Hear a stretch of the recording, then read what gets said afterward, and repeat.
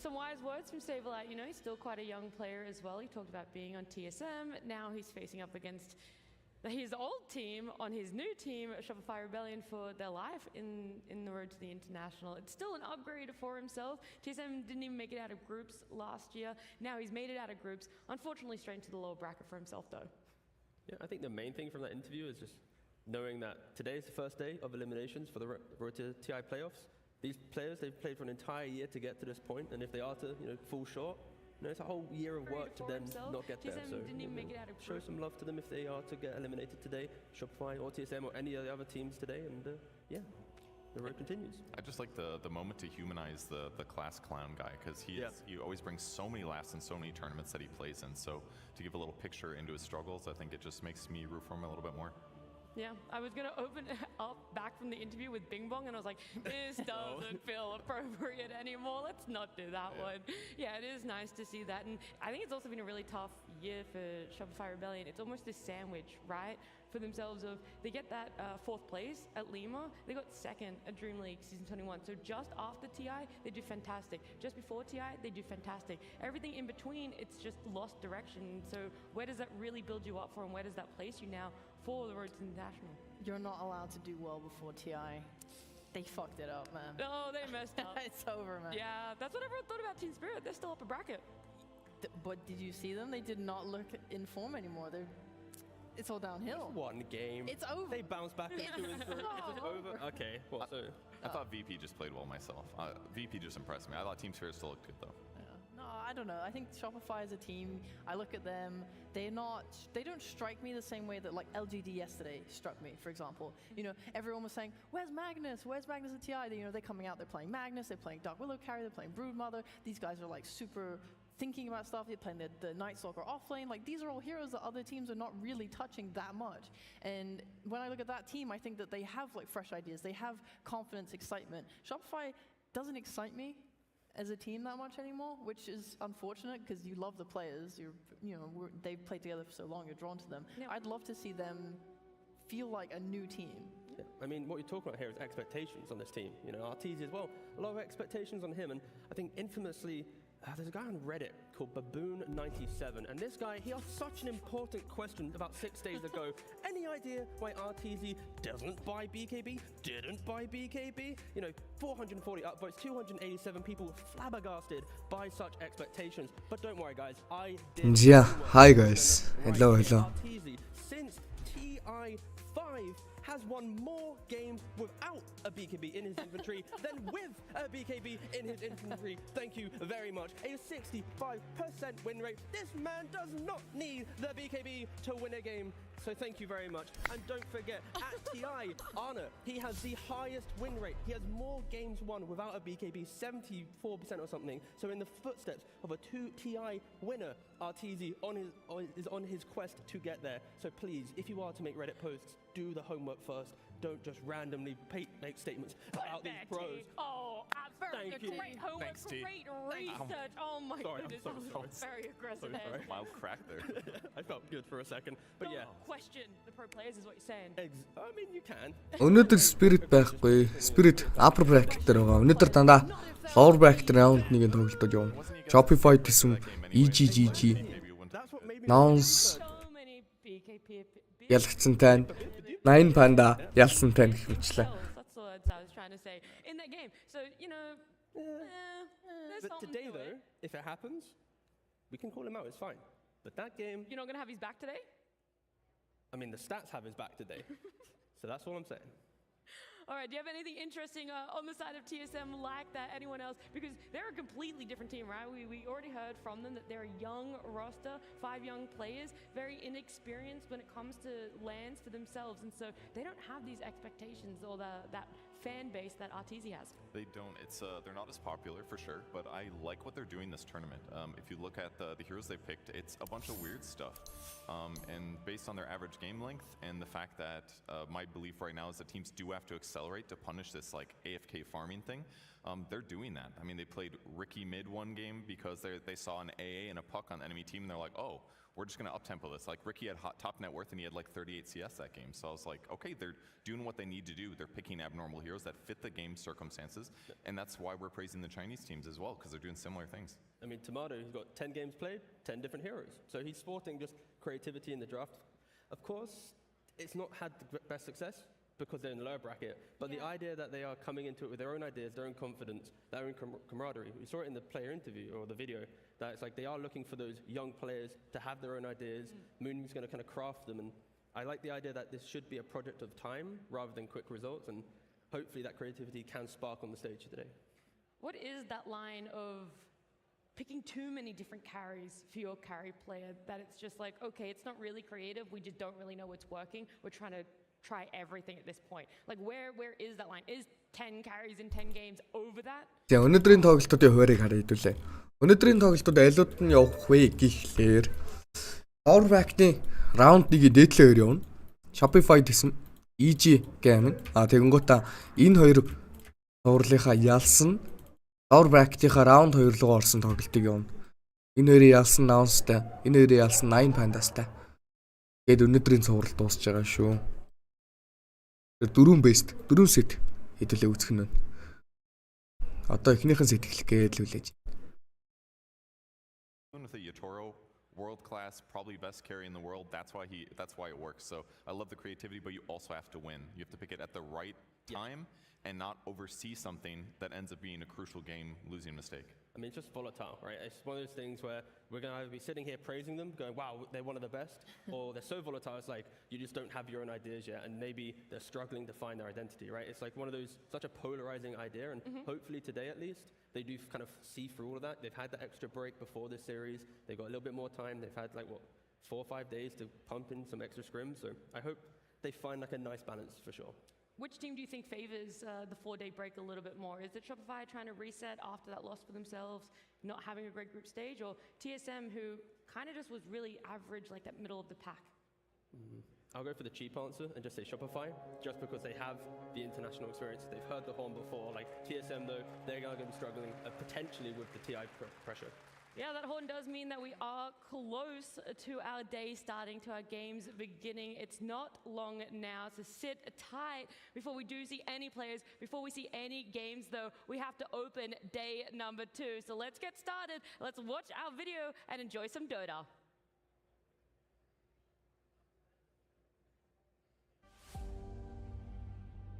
It is a beacon, sounding a call to greatness that echoes worldwide. A crucible, forging a single contender worthy of rising above the very best. And a celebration, gathering a community of millions to witness history unfold. It is the International, the final proving ground, where the world's finest Dota teams assemble to face each other in the ultimate test. Each challenger has earned this honor through hard-fought victories in matchups around the globe. The journey has tested some more than others, but the favorites and underdogs all know the road to the Aegis defies all prediction, and anyone can carve a new legacy here. The Aegis of Champions returns to Seattle, and with it the eyes of the world. 16 teams compete for ultimate glory. Only one can seize immortality. Who will emerge victorious? The battle begins.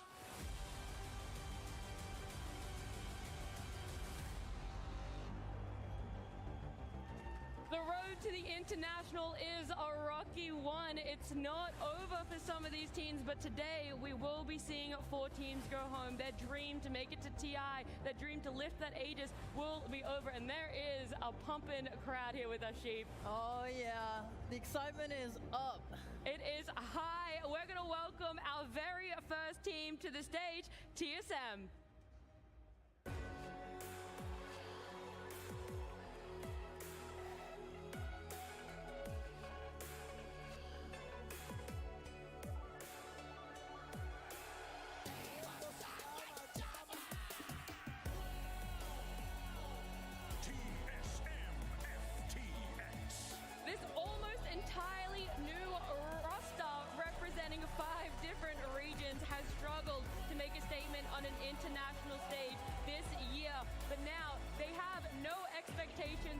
them, they can win it, they can progress further, and they're going to be coming up against some familiar foes in Shopify Rebellion.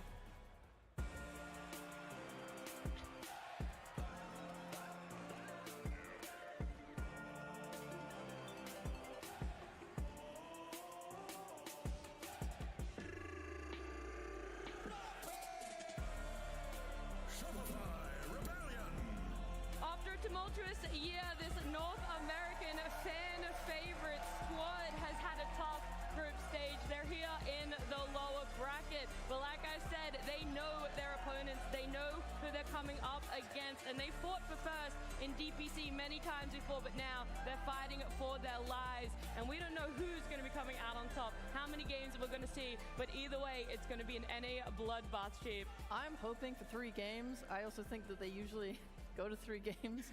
These teams are very back and forth with who wins, so I'm expecting a good series. Инзяк. Hi guys. За эхний цуврал эхлэхэд бэлэн болсон. Liquid болон Shopify. Hi. Hello, юу цаана. Орой минь. I mean, it's who can adapt, who can do well, who gains the advantage, momentum. I don't know.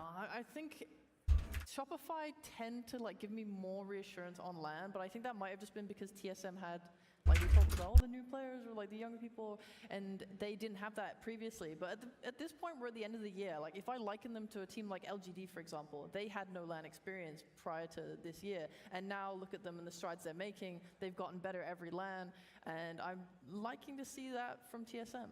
I think for one thing for me though is with the addition of Kasani, at the start of the year, that's when the Zoo meta was quite prevalent, and now as the patches progress, like we don't see Beastmaster too much, we don't see Lycan, we don't see Enigma, like he was that specialist, so he's kind of maybe that's also Хоёр багийн бол ерөнхийдөө Shopify Rebellion илүү баг.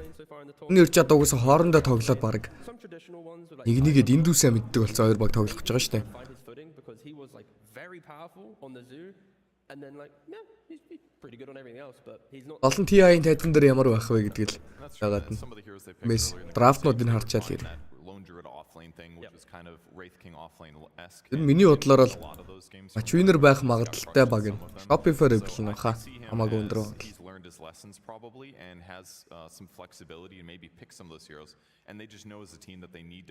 За, Facebook-ид мэн share хийсэнд баярлалаа. Thanks Kite.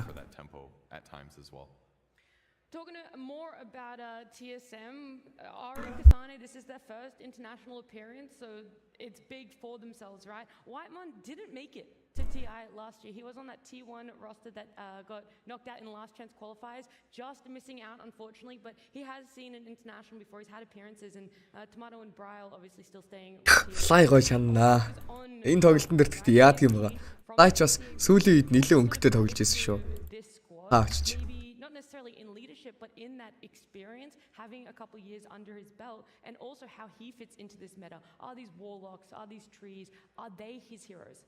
Yeah, I mean, Tree especially, he's very comfortable with that hero. I think his experience was great for the team. Like you guys said, there's a lot of newer players on the squad that have less LAN experience, but they've been together so long now, and they have had enough events that I feel like they have the pieces that they need to do well here today. Yeah. And also for Ari, like even though he hasn't maybe had Dota LAN experience, he was at the top of the game on Hon, so it's like he's had plenty of like high level competition before he transitioned into Dota, and like he's only been around like the competitive space for like maybe like a year or so, but he's instantly already at TI, right? So I think he's going to be in a good spot to not really feel victim to the arena, to the crowd.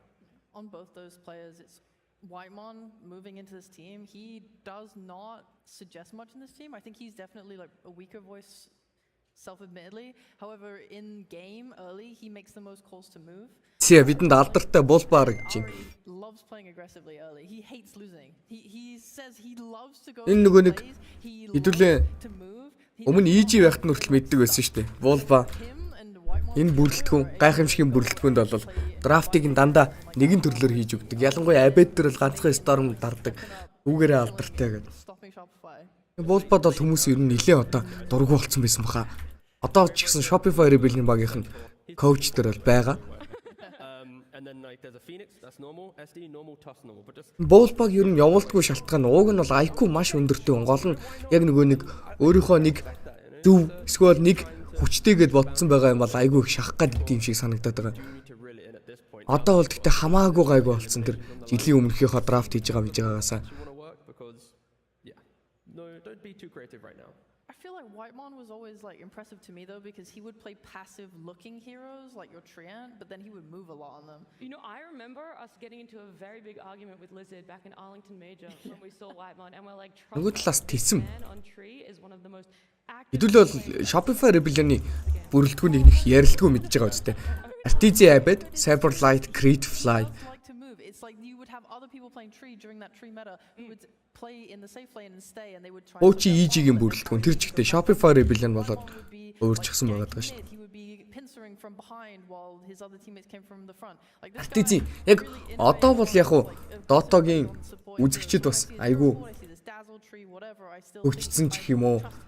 Yeah, and you talk about Түүхий дүүн дэмжихээ болцсон олон багуудыг ер нь бүх багуудыг аягүй сайн судалж үздэг болсон болохоор Artisan-гийн фэн бейс яг бас when you have the advantage, you're playing in одоо бол яг нөгөө топ 1 2 2 гэж яригдахаар биш байж магадгүй. Юу ч гэсэн хэсэгтээ өмнө жил ч гэхэд юм уу Twitch дээр стрийм асаахад шууд л рекордыг нэвддэг байсан тоглогч. progress the map. They just keep hitting creeps, keep farming up, and then they wait for a very big timing in the mid game. But they give a little Стил ер нь хамгийн их фэн бейстэй тоглогчд нэх буруутахгүй хөө. like if TSM can see Easy. that static Турбо баав. we could see Топыг тисмийг дийлэхгүй гэнэ. За. Yeah, that's the thing that worries me about for Shopify here, because they have been playing very, very meta heroes, and it really comes down to have they been prepping for this new strat in the last couple of days. Shopify Rebellion-д нэг асуудал байдаг юм а. Гэхдээ яг энэ жил тийм болохгүй байгаад нь юу болдог вэ гэхээр group stage дээр маш сайн тоглолтыг гүйцэтгээд плей-офф руугаа гарч ирэнгүүтээ гинтл маш муу тоглолтыг гүйцэтгээл төрүүлэл явчих гад байдаг. It's gonna be potentially ready to shift. Энэ жил гэхдээ group stage дээр тийм сайн байгаагүй. Плей-офф руугаа гарч ирэхдээ сайн тоглолтуудыг нуглаан дээр сайн тоглолтуудыг хийчихсэн. kind of thing. And if these mismatch, if this does mismatch and give TSM an advantage, I don't know if Shopify can pivot within the best of three.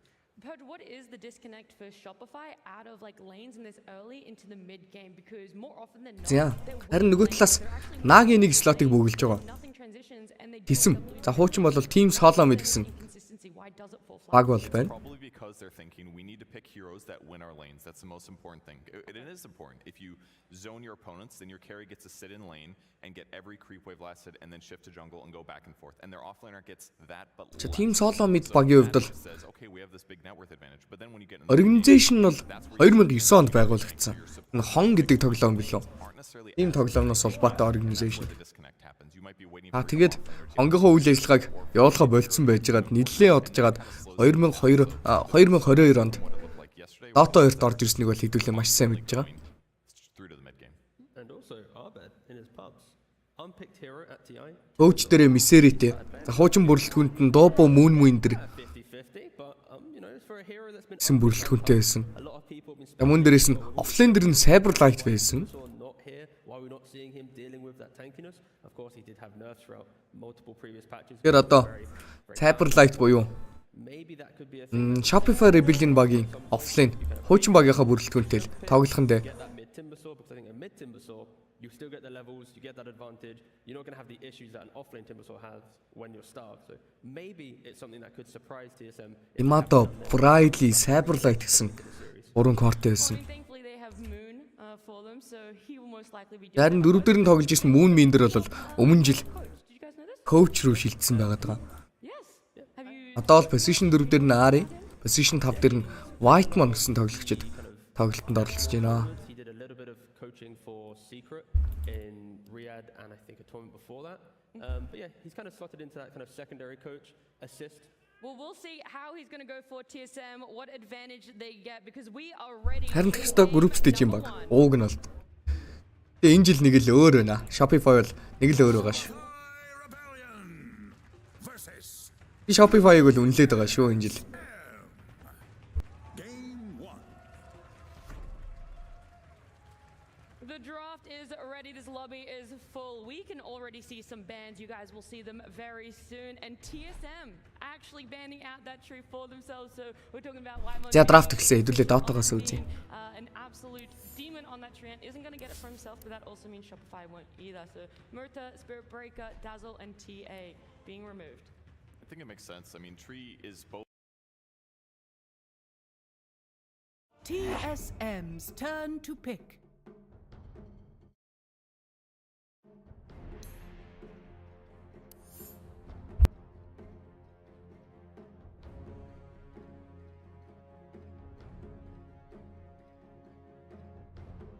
За, драфт эхэлсэн.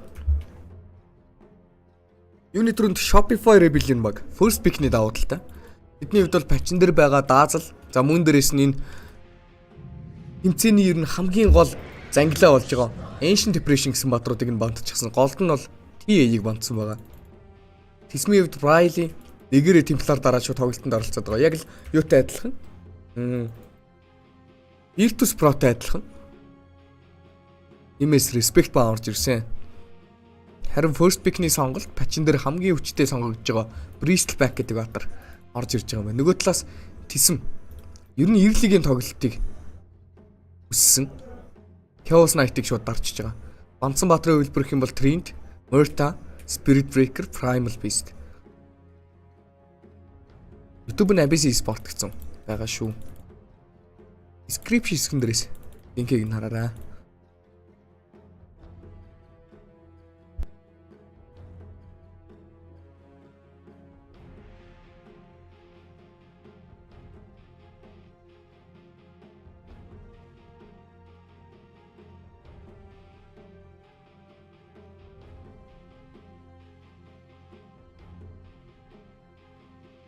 Зя дараагийн бангийн хувилбар эхэлсэн.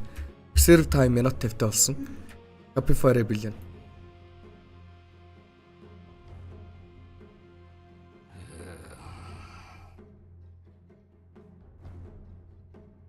Necrophos бандагч чинь. За энэ ер нь хэдүүлээ дахиад нэг эргцүүлээд бодох юм бол Ancient Depression, Necrophos, за мөн дээрээс нь энэ Темплар гэсэн баатрууд бол пачин дээр байгаагүй шүү дээ. TI эхлэхээс өмнө бол мажор ч юм уу өмнөх тэмцээний тоглолтууд дээр хинч тоодгүй байсан баатар. Ингээ TI үеэр тэмцээн дээр пач өөрчлөгдөнө гэдэг шиг тэмцээн дээр ингэж зогсоох боломжгүй баатрууд айгүй олон гарч ирдэг. Тиймээс тэднүүсийг нь бол суурилж банд чинь Shopify юм байна. Нөгөө талаас Тисмийн 5 дахь бангийн хувилбар.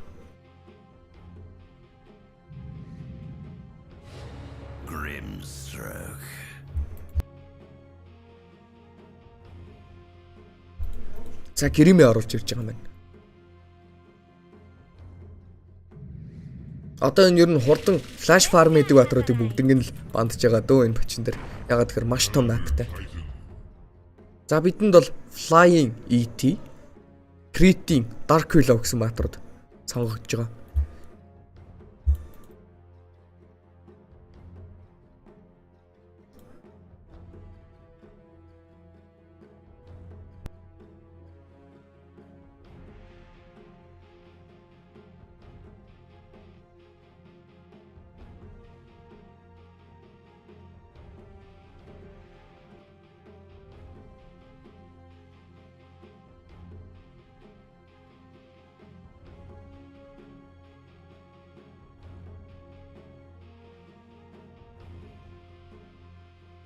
Би Nox руу адилхан л Facebook-ээр бичиж тэгээ ялгаа байх юм болоо да. Юудсан биччихээ дөө. Тийм. Ерөнхийдөө бол team solo mid одоо ч solo mid байха болцсон зүгээр Тисм гэдэг нэрээр явж байгаа. Тисмийнхэн Early game дээр нэлээд aggressive draft-ыг бол хийчихсэн байгаа даа. Chaos Knight-тэй Grimstroke-тэй. За энэ хоёр батар нь бол нэг лэний хоёр дуу харагдаж байна. Одоо дараагийн сонгох баатар юу вэ гэхээр Elder Titan-ы өөдөөс баатар сонгох хэрэгтэй болчлоо. Position 4 дээр. Энэ бол safe lane-ийн дуу. Elder Titan-ыг ямар баатрууд илүүрхдэг вэ гэхээр нэг бол buff-ийн арилгачдаг баатрууд. Нэг бол зүгээр л сайхан buff аваад ороод ирэхэд өөдөөс main fight хийж боломжтой. Жишээлбэл өмнө нь бол хэдүүлээ харж исэн Clockwork тийм үү. Enchantress гэх мэтлэн баатрууд бол шууд лэнийхэн давуу талыг авчдаг байгаа. Elder Titan-ы хувьд их олонтоо харагддаг болохоор манайхан эффектийг нь сайн бадрахгүй юм аа. За Dawnbreaker-тэй таск гэсэн бадраа орж ирж байна. Окей. Эффектийг нь гадарлахгүй гэж магадгүй. Training stage-тэй бол мэдээж Astral Spirit-ийнхаа тусламжтай damage болон move speed-ний давуу талыг авч өсөлтөгч багийнхаа мили батрууд дээр чиглэж тоглодог. За game дээр яадаг вэ гэхээр энэ баатар хамгийн чухал нөгөө base armor-ыг тэгэлдэг. Одоо энэ ажигийн батрууд level нэмэхээр цоор armor нь ихсчдэг штэ. Base armor нь ихсээл, base armor нь ихсээл үүдэг. Одоо itemar нэмэлт оруулж ирж байгаа армор биш, base armor гэх юм уу? Нөгөө арморыг нь 0 болгоо хийчихдэг. Тийм ч болохоор physical damage үзүүлдэг TB, Luna, Draw гэсэн баадрууд бол яг энэ ETT бол нэлээд гоё зөгцөж тоглодог байгаа даа. За Dawnbreaker task. Dawnbreaker, Spirit Breaker яг л нөгөө тал нь Global Presence-тэй wave гаргах потенциалтай хурдан item чинь хамгийн чухал нь lane-дээ бас support дээр connect хийх боломжтой. Одоо жишээлбэл task ET2 зодолтой зогсож яхад Dawnbreaker hammer шийдснээр шууд ороод ирчин. Нөгөө талаас task-ийн хувьд snowball-н дээрээсээ ET-ийн нөгөө buff-тай байгаа таймингийг нь доожилж болно. Орж ирэхэд нь tag team-тэй цохилтыг үүсгэх боломжтой. Task-ийн хувьд энэ патчин дээр 3 дугаар скил нь пассивор бол attack speed reduction өгдөг болсон. 1 левелтэй 20, 2 левелтэй 30, 3 левелтэй 40, 4 левелтэй 50 attack speed гасан. Энэ нь бол бас task дээр бол нэлээд том buff шүү. Орж ирсэн байгаад нь. За dismiss. Бамцсан батрууд. Shadow Demon. Ихснээ Nature гэсэн батруудыг бамцсан байна. Он сонирхолтой. Яагаад Shadow Demon банддаг лээ? Shopify-ийн хувьд бол ууг нь carry-га аваагүй байгаа. Яг хуу өчигдрийн тоглолтуудыг үзсэн Dark Willow carry тоглох гэж магадгүй гэж бодож байгаа юм болов. Үтсэн Shadow Demon гэдэг батрыг бол бамцсан л гаргаж байна. Нөгөө талаас Ricky болон Kn1Fe бандагдсан. Агуудын сүүлчийн пик ихэд бэлэн болж байгаа. Keeper of the light. За Keeper of the light. За яалтчгүй Dark Willow carry болчлоо шүү. Өөх. Гэрээсэлтэй котл. Dark Willow carry л гэж орж ирээд байгаа надаа. Энэ Keeper of the light авж байгаа хамгийн том шалтгаан нь chakra magic өгөөд Dark Willow-ийнхөө нөгөө нэг Shadow Realm гэсэн скиллийг нь уншуулах гадна.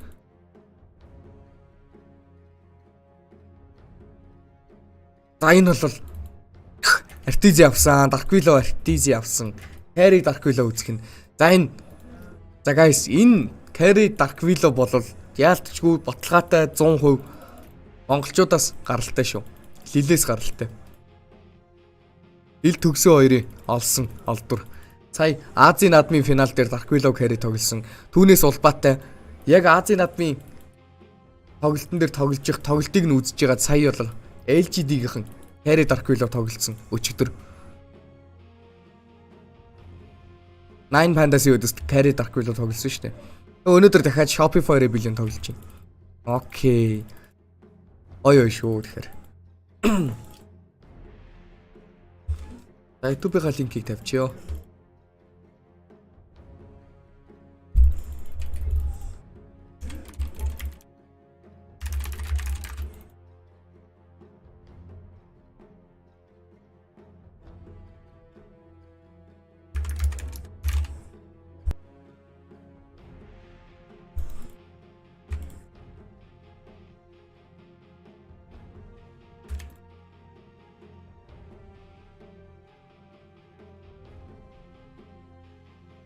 Ажиллах магадaltaй. Харж лээ. Комментиг чи хараад хариулангууд чи өөрөө сонсохгүй байх шүү шүү. Би бараг 2 юм уу 3 удаа хариулсан.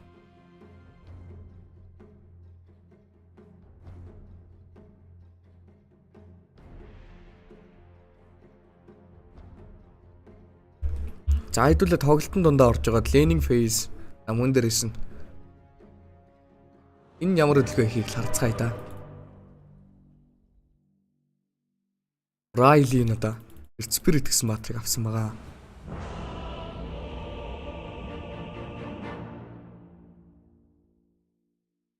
Spirit паки матчап ол дээр л тоглогдно.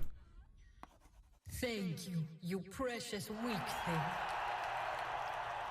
Музыкальная пауза. Вау-вау-вау-вау-вау-вау-вау-вау. Музыкальная пауза. Вау-вау-вау-вау-вау-вау-вау. ，OK，兄弟们，OK，兄弟们，全体目光向我看齐啊！OK，兄弟们。Cyberlight-ыг тэпэлж байна. Брайли. Өчн багийн хаандыг тэпэлж байгаа юм байна.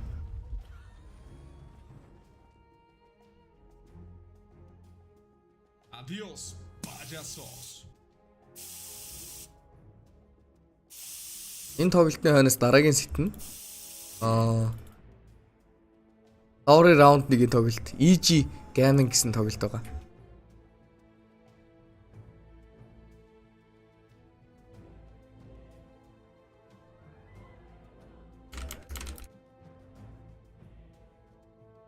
Hi Roy.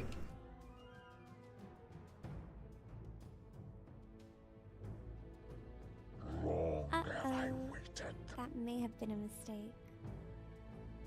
OK， 兄弟们，全体目光。OK， 兄弟们，全体。OK， 兄弟 ，OK， 兄弟们，全体目光向我看齐啊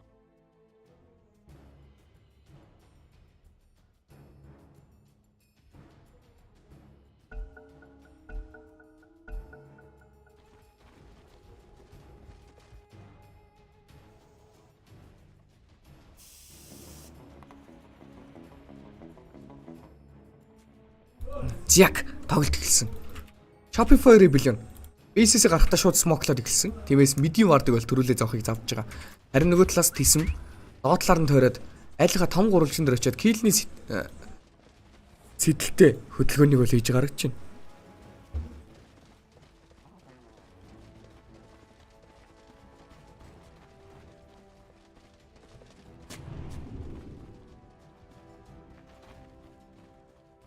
За, тоглолтууд guys энэ тэмцээний тухай айгүй их суугаад шиг байна. TI тоглолтууд бол 5 дахь хагассан бүтэнсэний орой. Монголд бол орой. Америкийн Seattle хотноо бол өдрийн цагаар явагдаж байгаа. 15 цагийн зөрүүтэй.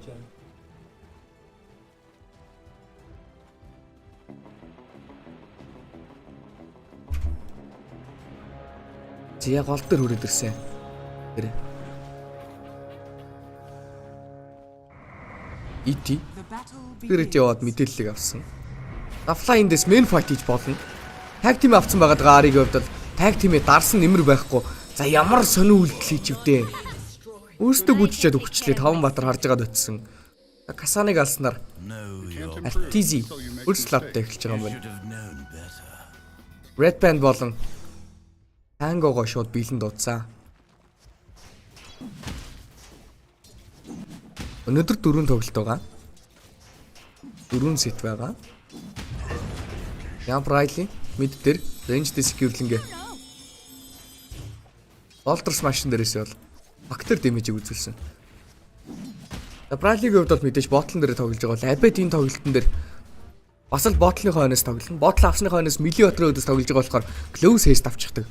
Тэгэл ойртохт нь сайхан attack speed-ийнхаа давуу талтай цохилтуудыг үүсгэхэд тоглолтыг бол үргэлжлүүлээ явчихнаа.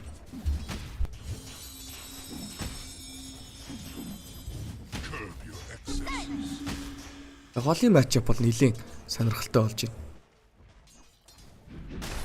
За зөрөө дээдлийн лэнийг үзцгээе. Хэдүүлээгийн үзэж чадахгүй байгаадсан Dark Willow carry лэning stage-ийг л харцгаая. Dark Willow хувьд бол Universal Water тиймээс core тоглох потенциалтай гэж үзээд байгаа. Bramble Maiden дээрээс барьж авсан Kasane body block хийгээд амжсан. Яарич энэ лэнийг цөөтгөнгээ алдлаа шүү сая бол. Эвчсэн дээдлийнхаа лэнд Shopify Rebellion баг ганцхан гарнаттай байсан. Гарнатаа л ашиглажлаа.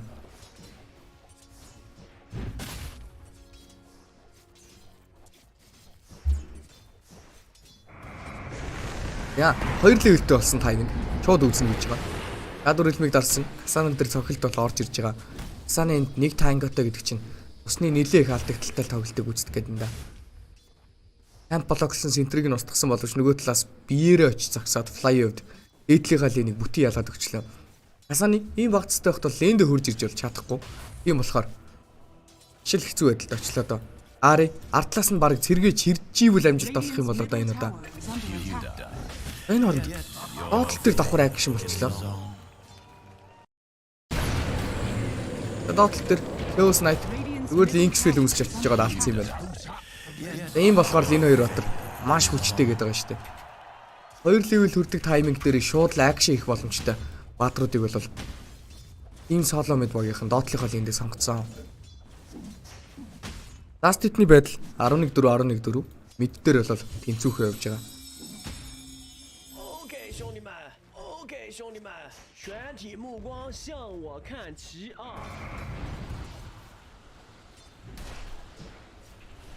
Дараагийн хувьд бол 2 level хүрэхгүй л байгаа. Уг нь таскийн хувьд 2-оос 3 level хүрдэг. Яг skill point нэмж авдаг тайминг дээр айгүй хүчтэй болдог батар. Тэгэл энэ нь бол нэлээд хэцүү эхэлчлээ.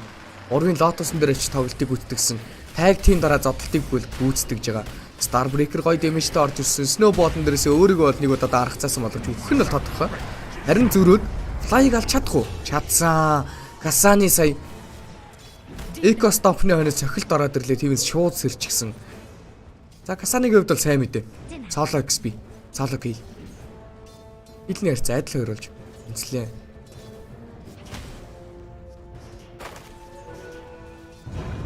Нагалт хурж орж ирсэн. Абити хувьд бол чулуугүй болохоор хүрхгүй гэсэн мэдээллийг авчиж байгаа.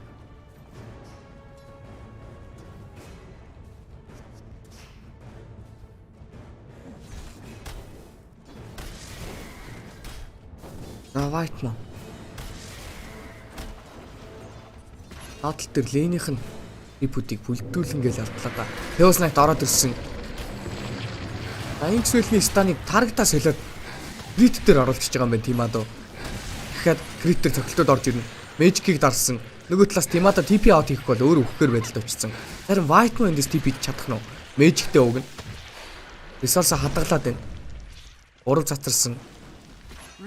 Cyberlight, White Money. Нилийн үнэтэй дахиаг нь бол алчлаа. Тэр 300 голтой дахиад байсан сая. Яа хэцүү байна да. Аль аль та. Маш агрессив лейнүүдийг бол авчихсан.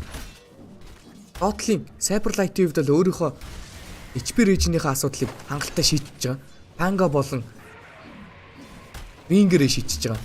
Тэр Cyberlight-ыг алахын тулд угаасаа Cyberlight-ийн орлогон дээр орж ирэх цусыг нь бол тал болох хэвээр. Талцтай байхад нь орж иж алж чадна. Талаас дээшээцтэй байхад нь бол алж чадахгүй. Харин ч бүр эсрэгээр байдал бишдэх юм бол өөрсдөө өгөх боломжтой. Аюултай лээ. За энэ лэнд энэ тоглолтод ерөнхийдөө бол хамгийн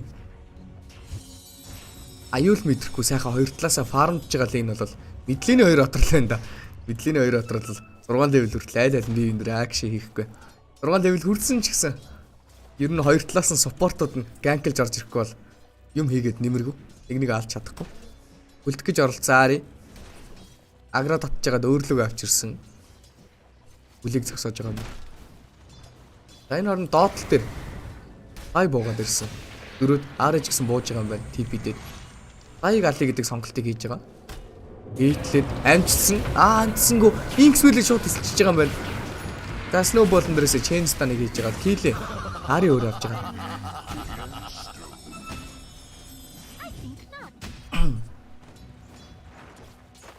За эхний геймийн ерөнхийдөө илүү багийн би Shopify-аар бэлэн гэж бодоод байгаа шүү. Нах нэг асуулт олоо асууж байгаа хүмүүст ярим нь бас комментэн дээр хариулж байгаа. Би 6-гийнхаа power үнийг Abed дотлаас хейстийг авсан. Энэ ер нь гол дээр шүү дээ. Earth Spirit бай, Storm Spirit бай, Void Spirit бай. Ер нь энэ спиритүүдийн сонголтод мэдлэн дээр тоглож байгаа тохиолдолд хоёр захыгаа лэн рүү гүйхтэй зөвхөн power үнээс хамааралтай гүйдэг. Эсвэл дайвуулж орж ирж байгаа батар дээр TP-дж акшн хийдэг. Тэр 6-гийн haste рүүнийг пак авсан болохоор пак төрүүлээд хөдөлгөөн байна гэсэн үг. Хил жамжиг хөдөл дээтэл дээр Касана дээр орж ирэх юм байна. Касана дээр хойлтой амжилттай дарагдсан. Дишн дээрээс Starbreaker-ыг хийж байгаа. Fly Eco-Stomp бороогүй ч гэсэн эндээс бол хийлээ дуусгах нь тодорхой болж байгаа баг. За пакийн хувьд Orban дээрээ буучлаа. Айлынхаа 7-гийн Wisdom руу бүр даврах юм болов гэсэн чинь үгүй байсан юм байна. Энийхээ creep-ийг авахыг бол илүүд үзэж байгаа. Ингээд киллний харьцаа 3-3. Нөгөө талаас Earth Spirit доошогоо чиглэлтэй хөдөлгөөн хийх гээд байна. Bounty руунийг аваад өөрийнхөө ботлыг бол refill-дэн. Тэгээ ботлоо backpack-ндаа хийцэн байсан болохоор гол зорилго нь бол доошогоо чиглэлтэй хөдөлгөөн. Энд гэхдээ Briley арай л өөрийгөө хүчилсэн хөдөлгөөн хийгээд байна да эндээс. Chaos Knight орж ирсэн Chaos Bolt-н дээрээсээ байлтыг гэж байгаа. Хүнээ нөхчихсэн байгаа даа blinding light орж ирсэн. Cyber light өвзгөө харуулж байгаа л цацраад байна. Тийм ээ энэ л арай хүчилсэн хөдөлгөөн. За Брайли ингэснээр бол мэдийнхээ матчапыг нэлээд дутуу болгочлоо. Энэ яг мэдүүдэд бас нэг ийм гимшил төрдөг юм шиг байгаа. Яг тоглолтын дунд. Яадаг гимшил вэ гэхээр пактишээ очиад алчлаа. Би тэгсэн чи юу хийж байгаа вэ гэд. Тэснэ за зүгээр хийж байгаа доотлолт нь алчий гэд. Энэ бол бүр маш ойлгомжтой бөгөөд өөрийнхөө геймийг ч гэсэн алж байгаа хөдөлгөөн. Нэгдүгээр типиг болчлоо, хоёрдугаарт манагаа нэлээ ихийг үрчлээ. Байбад эндээс шифтэлж байгаа эко стопн дээрээс Брайлер үн авчиж байгаа юм байна. Нэлээ хурдан дарсан сая бол. Энэ 6 минутны power үнээс хамааралтай өтөө шүү. Угаас power үнээс хамааралтай байгаа юм чинь спортууд нь ирж контестэлж өгөөгөө л одоо яах вэ тэгэл голдоо сайхан зогсож ийсэн дээрлээсэн баг та. Юу ч гэсэн нэг орлогыг бол доотлол дээр алюжин хийгээд амжсан. Дийлний харьцаа 3-3 болцсон явж байгаа.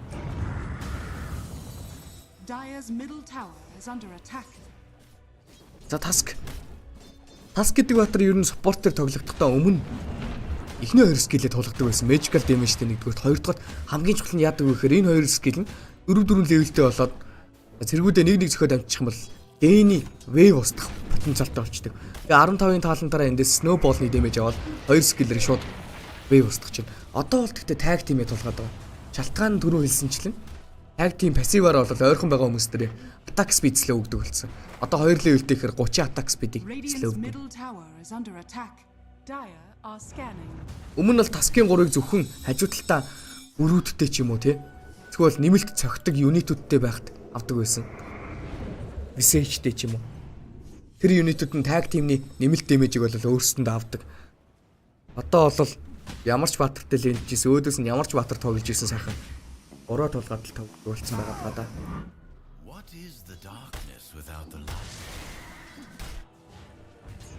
За мэд дээр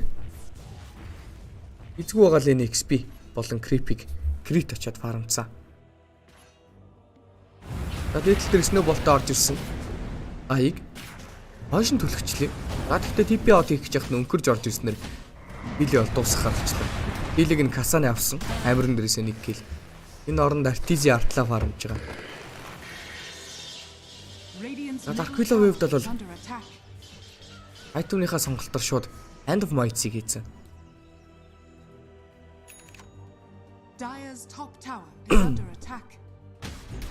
Might авснаар өөрийнхөө сайхан XP дээр анхаарсан тоглолтуудыг хийж байна. Мөн дээрээс нь Darkville Shadowrun дарсныхаа хойноос attack speed хэрэгтэй. Тиймээс attack speed-ийнхаа айтмыг ч гэсэн авчиж байгаа юм байна. Касаны дээр килний орлого маш гоё фир яг цагтаа орж ирсэн. За Terrorize-н дээрээс орж ирээ Baltics модалтай байсан боловч ямар гоё magnetize хийж вэ? Brily Inkswell-тэй орж ирээд Inkswell-ийнхаа стан дээрээс өнкрөөд гараад явцсан. Сая тэгтээ гарч явдаг нь зүв байсан юм бол бараг Artizi-г алчгаар л харагдаж ирсэн. Dawnbreaker амьд үлдсэн TP-дэд харьцсан байгаа тохиолдолд угаасаа 6-даад боогод ирнэ. Solar Guard нь бэлэн байсан. Solar Guard-н дээрээс сайхан акшн хийж болохоор л харагдажсэн да. Brily юу ч гэсэн өөрийнхөө биеийг бодоод хоошоо roll out хийгээд гараа авчихсан.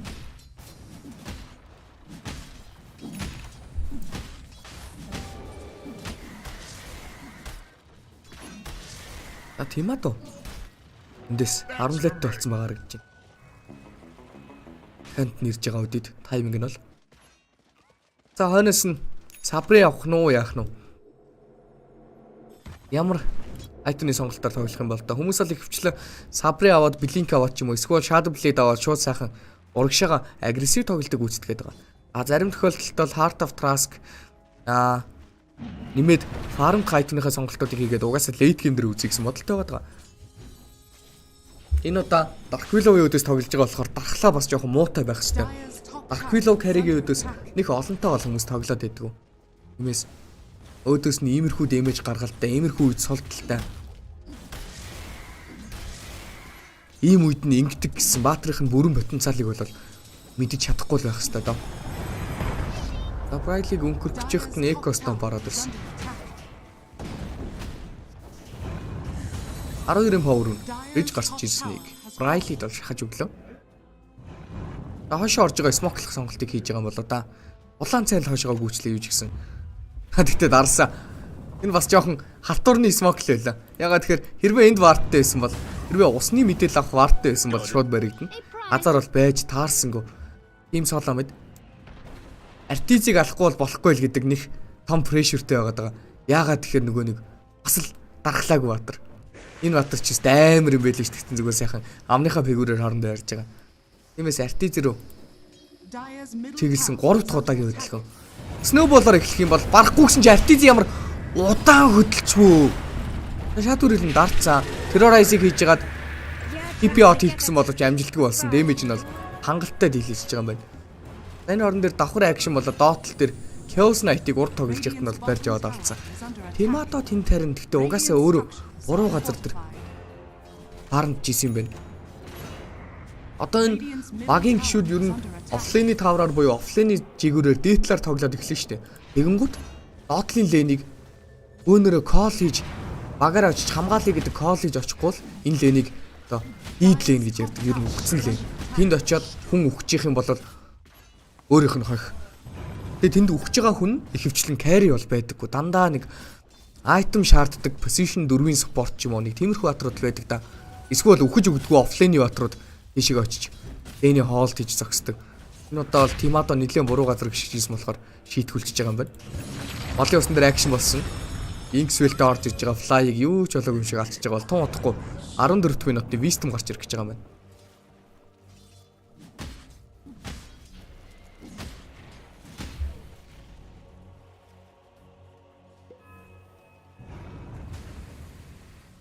Артиз сая гэхдээ сноубол хийгээд орж ирж ихт нь хоёроо дарж амжихгүй гэж юу. Өөр тийшэл харж исэн байх та. Тэрнээс эндээс сноубол хийгээд ийшээ орж ирж байгаа 0.8 секунд нь хоёроо дарж амжихгүй бол ер нь харж ихт нь яг харж байгаа дарж амжаагүй бол тэгээд одоо мэрэгжлийн тоглогч моглогч гэж яаж болохооргүй л үйлдэлтэй.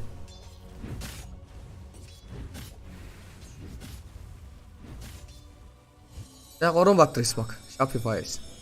Байтман өөдөөс нь таарсан. Цөөл байндан дээрээс Kn1Fe холбогдсон 2-ыг статцсан байгаа. 2 дээр Phantom Embrace маш гоё тоглолтыг үзүүлсэн. 2 Баатар дээр Briley-ийн Silence орж ирсэн. Бритиг алж байгаа боловч Briley өөрөө өөх боломжтой гэсэн Southern Guard ороод ирж байгаа юм байна.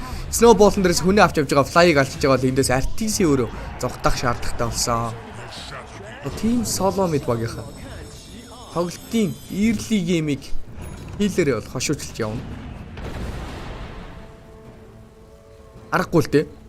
Ягаад гэхээр Kn1Fe гэдэг Баатар нь актив буюу байлт илдаа гэсэн байгаа Баатар.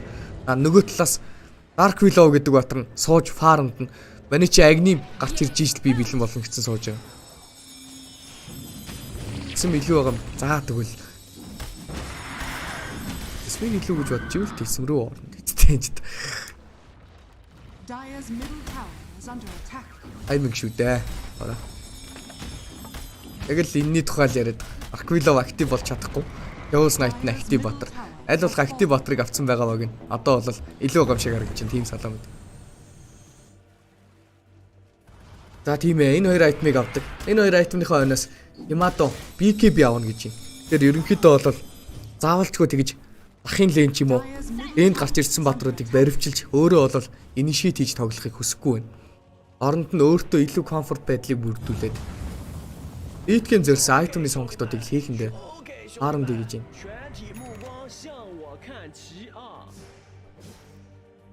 Dark Willow-ийн агним гарч ирэхэд дахиад 2100 гол дутуу.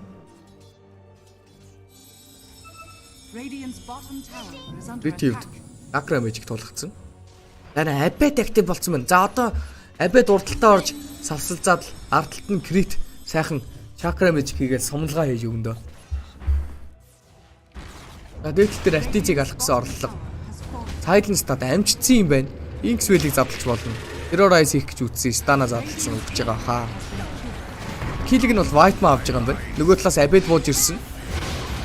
За артал дээр нь coverж бууж ирэхдээ бол орж ирсэн 2 Баатарыг хоёуланг нь алчлаа. Briley-гийн хувьд саяны үхэл бол хангалттай Ward үхэл болж байгаа. Яагаад тэгэхээр зорилгоо биелүүлчихсэн. 3 Баатар дуутчихсан. Ажгүй тоглолтыг гүйцэтгэлээ. Artis харин Briley-г очиод төвлөж байгаа юм чинь. Cyberlight агнит болсон. За хэдүүлээ ер нь нэг хүнийг анзаарахгүй байгаадс энэ хүн чинь бүр яг утгагүй сайн фармтай, утгагүй өндөр левелтэй явж байгаа юм Cyberlight. Утгагүй бол Hairball гэсэн шаардаа авчиж байгаа. Агним нь бэлэн болсон. Дэмэж гаргалт болол өстэй. Арайд эндүүл болсон байгаа юм да.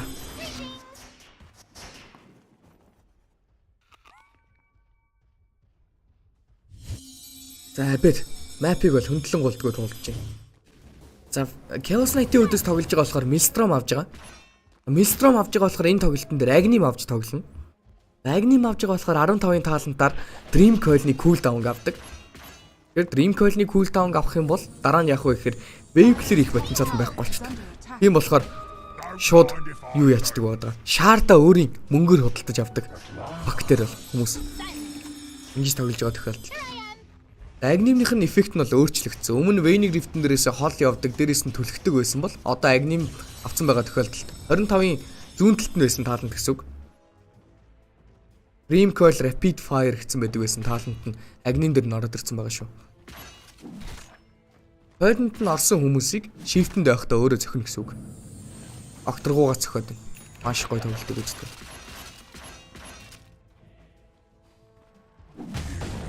Randes Briley ерөнхийдөө бол rotation хийж ягаад initiate хийдэг батар. Ганглах гэж гүйж ягаад нэлээд урт хугацааг бий хоосон болол хөрвөөцсөн.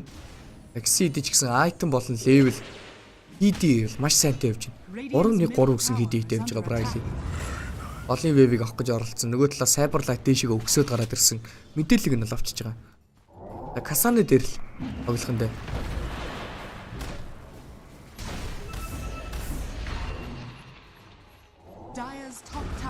Under attack. Гол дээр Riley дээр эхлүүлэх гээд байна.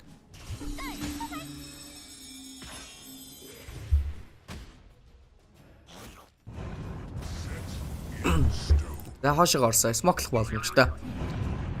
Тэний Riley-г нэг ганцхан минут чийлрүүлээд ууг нь Trask-ийг авахулчвал сайн л байгаа гэдэг. Энэ Trask гэдэг айтем чи. Энэ бачны бас инка алдаатай айтемуудын нэг шүү дээ. За Riley яг л Artiz-ийн мэдээллийг авчлаа. Artiz-ээр бол зүглээд байна да. Artiz-ийн хувьд бол ууг нь Agnim нь бэлэн болж байгаа. Маш гоё lane ward-ыг бол доочлаа. За Chaos Knight тийм ээ. BKB quick bind-а хийсэн байсан. Blink юм уу Shadow Blade авдаг. Энэ тоглолтын дээр бол Shadow Blade аавна. Шалтгаан нь юу вэ гэхээр Blink-т ч орсон ч гэсэн Aquila-ийн хувьд бол хоёроо дарчих боломжтой. Тиймээс хажуу талаас нь шууд стандж эхлэв. Дахиад нэг шалтгаан Bristol Back-ийг брэйклэх шаардлагатай. Энэ тоглолтын дээр Silver Age гэдэг айтем зайлшгүй авагдах шаардлагатай айтемны сонголт бол байгаад байгаа.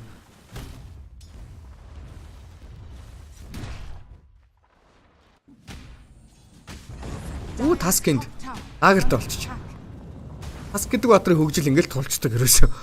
Энэ айтмыг авцсан байхад үүнээс хойш өөрийнхөө гарах импактыг хангалттай гаргах чинь. Тиймээс Blink-тэй болсон байгаа таск бидэнд харагдаж байна. Нэмээд өөртөө бол Lightstone-тай байгаагаараа утгагүй Solar Crash дараагийн айтмаар бол оруулж ирнэ гэдгийг бол илтгэж явах хэрэгтэй. Rapid ярьж ирсний дагуу.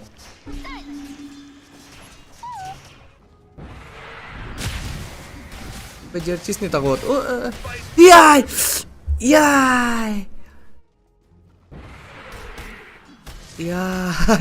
Үхээд өглөө.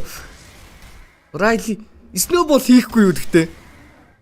Хойшоо зогтааж яхаар эсвэл Blink-тэй гарахгүй юу? Юу вэ Riley? Riley гинэ Ари. Яаж ийна ч тоо. Шард нь Riley дээр очив. Spirit-ийн шард. Хүний татаж авах боломжтой болж байгаа.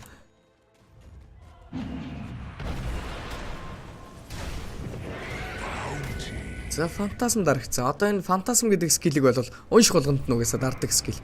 Farm speed-ээ нэмэх гэж дардаг. Энэ удаа бол Roshan Pit-тэй ойролцоо мэдээллийг авах гээд орж ирсэн. Ро авж байгаа гэсэн мэдээллийг авсан боловч очиж амжсангүй дээ. Abed Eats авцсан. Нөгөө талаас нь ард талаас нь орж иж тоглолтыг гүйцэтгээд байгаа. Artiz-ийг хоёрыг нь даруулахгүй алчиж байгаа юм байна. Нөгөө талаас Cyberlight эндээс унах боломжтой. За газар байсан айтмаа шиврээд авсан. Abed-ийн rain drop байсан юм байна. Ууг нь бол Lightstone дарсан. үзүүлж байгаа дэмэжээрээ цусаа нөх гэж оролцсон боловч амжилтгүй болсон. Зүрөд флайыг алж байгаа Тиматогийн трипл кил, Касаныгийн киллинг спри. Ямар зарлагтай Раша. Ямар бүтлгүй артизигийн тоглолтууд болоод нэ. За энэ артиз гэхдээ яг үнэндээ зүгээр л амны фигүрээр манчи өчигдөр Dark Willow carry үзсэн. Гоё юм байлээ. Надад өгч гэсэн явсан юм болов. Бүр бэлдсэн юм шиг бол огтхон ч харагдахгүй. Огтхон ч харагдахгүй. Бүр өөрөө тоглож үзээчгүй юм шиг харагдаж байна Dark Willow carry. Яагаад тэгэхээр эзэлж байгаа position бүр арай муу байна. Өөр дөр нь эхлэх юм бол энэ хоёроо дарахаараа өгдөхгүй гэж бодоод тах шиг байна. Бүү шүү дээ. Ядчихт айлт нь дандаа газар дарддаг скил хараа. Grimmy skill газар хүн дээр үйлчлэнэ. Stroke of Fate газар дарагдана. Dawnbreaker skillнүүд бүгд газар дарагдана. Task skillнүүд газар дарагдах боломжтой. Яагаад ингэж бие үзүүлж өгөх вэ? Найз хувьд.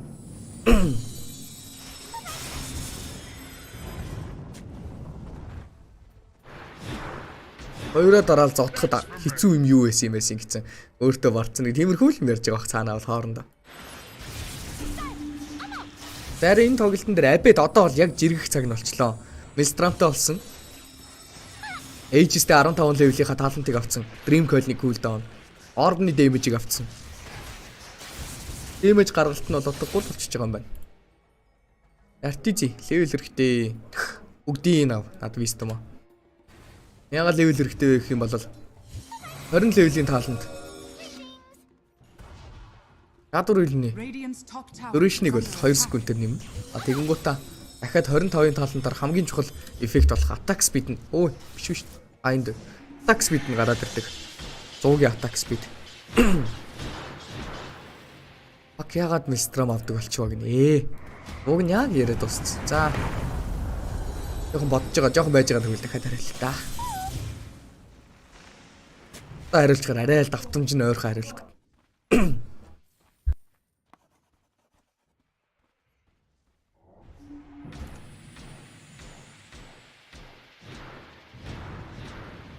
За fly дараагийн item force staff. Creative бол force staff. Glimmer cave.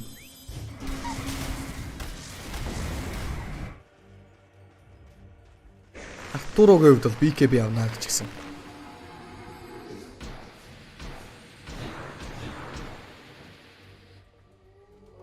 Жагуран Батрын смог. Shopify Rebellion-аас орж ирж байгаа. Таргетлсан үн нь бол map-ны нөгөө талд тоглодог Kasana гэдэг баатар. Kasana гэдэг тоглогч. Dawnbreaker гэдэг баатар. Смог задарсан, урагшаага гүйсэн Kasana модонд ямар гоё мэдээлэл аваа зогсч юм. Амжилттай доочлсон. Энэ Dawnbreaker тоглодог хүмүүс бүгдээр энэ айлынхаа map-ны хөдөлгөөнийг маш сайн мэдчих хэвээр. Dawnbreaker ч гэлтгүй ер нь map-ны нөгөө зах тоглодог хүмүүс. Spirit Breaker, Dawnbreaker, Spectre. Ашиг юу ч үгүй. Эндээс coil орж ирсэн. Ward-ны мэдээлэл дээрээс мэдээллийг авчлаа. Kasana-ыг алснаар Dotling Tower 2-ыг бол цохиж оролдоно. Нөгөө талаас Deadly Tower 2-ыг бол Chaos Knight зөрөөд Raiden дээрээс бол авах гэж оролдох хэвээр. Хоёр талдаа Forty дарагдсан.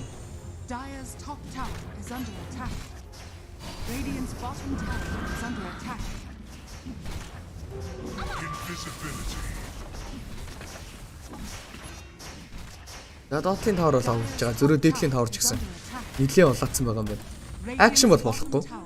За Dark Willow хувьд бол BKB-ийнхээ хойноос юу авах хэрэгтэй вэ гэхээр бас л Maelstrom авах хэрэгтэй. Яг л пак шиг. Ягаад энэ хүмүүс Maelstrom аваад байна гэхээр Chaos Knight гэдэг баатрын Phantasm дээр тоглолтыг бол гүйцэтгэх шаардлагатай байгаад байна. Энэ үед Maelstrom аваад Maelstrom дээрээс байнга цохиж чадахгүй болохоор Proc-ыг оруулахад хэцүү шүү дээ, тийм ээ. 30% chance-тай энэ чинь. Тиймээс Dream Coil хийгээд Agnim-тэй Dream Coil-ын дээрээс Shift-эндээ орцсон багт. Окторгуугаас цохилтыг гүйцэтгэх юм одоо Shift-эндээ орцсон багтаа л цохиод ийн гэсэн үг шүү дээ. Dream Coil-д орцсон байгаа тарагдуудыг. Тиймээс Maelstrom авцсан байгаа даа.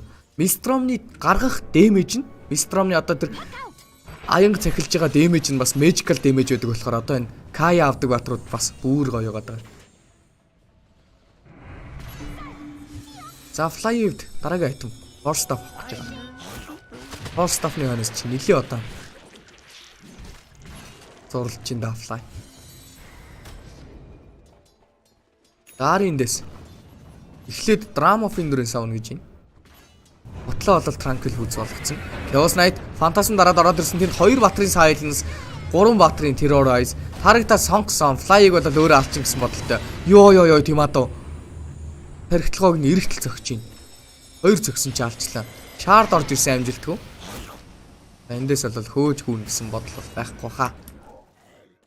Дээдл дээр 3 батар хардсан. Тиймээс Касаны бол доотлыг урагшин тулгаадах боломжтой.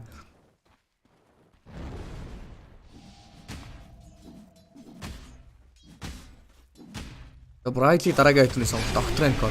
Хойлон дээрээсээ бариад авсандаа Chaos Knight татаж авчирж байгаа. Яа. Inkswell-ийн станыг яг гоё давхцуулчлаа. Inkswell-ийн стан Reality Rift-эн дээрээс орж ирээд хойноос нь Chain станыг хийж ягаад цэвэрхэн нэг киллийг хийсэн бол артл дээр нь War's Punch нэг хүнээ сетапа бэлдсэн. За котлыг алаад тэсэм өөрсөндөө бол ашигтай үйлдэл хийцэн. Тэсэм одоо өөртөл ялаад л явж байгаа гэж байна. Илүү харагдаад байна. Яагаад тэгэхээр Artizi-гийн импакт гарч ирэхгүй байгаа юм. Үүе, найз Artizi. BKB-г авахаа болчих. Энэ Artizi угаасаа BKB-ийн дургу, ясны дургу хүн байгаад байгаа. Хүмүүс өчигдрийн тоглолт, өчигдрийн тоглолт, өчигдрийн чийж одоо group stage-ийн тоглолт мөн дээрээс нь нуглааны тоглолтууд дээр зөндөө олоод ярьж байгаа. Яагаад BKB, Artizi BKB авдаг хүн бэ гэдэг асуултыг хүн болгон байнга л тавьдаг. Одоо зөвхөн энэ тэмцээн дээр тавиад байгаа юм биш.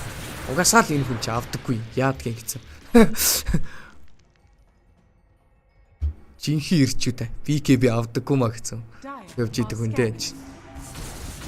Юу ч гэсэн Mjolnir авж байгаа нь бол айтемнийхэн сонголт нь бол мэдээж авах ёстой айтем. Ярьж байсанчлан attack speed хэрэгтэй Mjolnir-ын дотор байгаа Hyper Stone бол 60 attack speed-ийг өгж байна. А дээрэс нь Chaos Knight-ийн өдөөс бол counter item болж байна. Гэтэ BKB бол төрүүлж авах хэрэгтэй байсан баха энэ тоглолтын дээр. Одоо тэгэхээр BKB автлаа дахиад farm-т нь л гэсэн үг дээ. Дахиад нэг 4 минут Shopify rebuild-ын багийнхан Mr. Carry Artizi-га актив болтол нь бол 5-4 тарчлах нь дээ.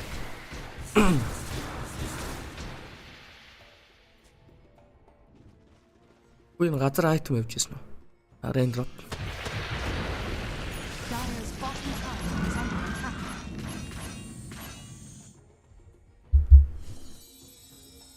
Radiant's middle tower is under attack.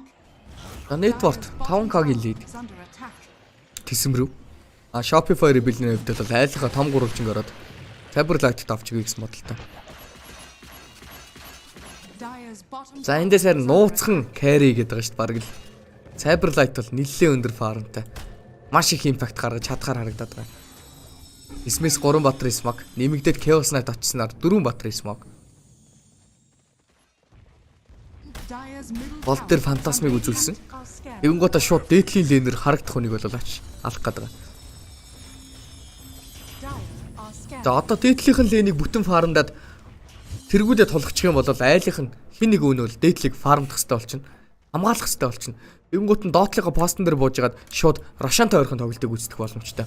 Нөгөө талаас Shopify Rebel-ийн баг ийм үйлдэл хийхээс нь сэргийлээд аль эртнээс бол доотлын тэр Рошан битний хажуу талаар виш аавна гэсэн зорилготой бол хөдөлгөөнийг хийцэн байгаа даа. Райлитэй таарсан, койлыг хийсэн, өнгөрөөд игэлцэн байхад нь койлтчлаа. Тимээс одоо акшн ордоггүй. Та бүхэнд Spirit аваад байгаа шалтгаануудыг хэлсэн. Spirit авж байгаа олон шалтгаануудын нэг нь өнгөрөөд эхэлсэн байгаа тохиолдолдоо яг л пакийн shift шиг акторгоор орчдөг. Юм орохгүй. Өөр дөр нь бол ямар ч эффект байхгүй. Тимээс өнгөрч эхэлж байгаа нэг 0.2 өнө 3 секунд л байгаа. 0.4 ч юм уу. Тэр секундэд л юм хийх хэрэгтэй. Тайминг сая таарсан байна. Энд Fermenter авж байгаа. Йоо пакийг алгуулчихор найлаа шүү дээ. Artizi шаардыг авч байгаа юм байна.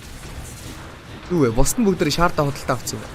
Олигархууд тийм биш дээ. ET-гээс бусд нь бүгд худалдаад авчиж.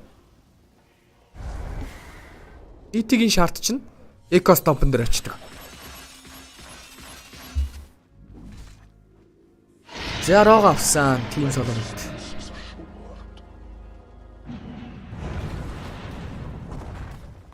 Юу ярих чийс байхгүй ч. Spirit авч байгаа шалтгаанууд нэг нь ингээд алга болдог болчлаа. Тэ ахтар 3 ордог болчлаа. Дахиад нэг шалтгаан нь юу вэ гэхээр энэ Stone Remnant буюу чулууныхын charge нь шууд 11 chargeтай эхэлдэг болсон. Өмнө нь бол 6 chargeтай байсан шүү дээ. Өмнө shard авч иж олон болдог байсан тийм ээ. Тэгэнгүүтээ чулуу тавьсан газартаа wish авдаг болдог байсан shard авч иж. Одоо бол анханасаа төрөгдөөл 11 чулуутай төрдөг болсон. Бол нэг 4 Spirit тоглож явах хэцүү байсан шүү дээ. Бурхан минь. Shard автлаа. Чулуугүй. Жохон байж байгаа л бүлэгдэх скилтэй ш. За маань чин чулуугүй шүү, волин шүү гэл. Манайхан волиороо би чулуугүй гэл.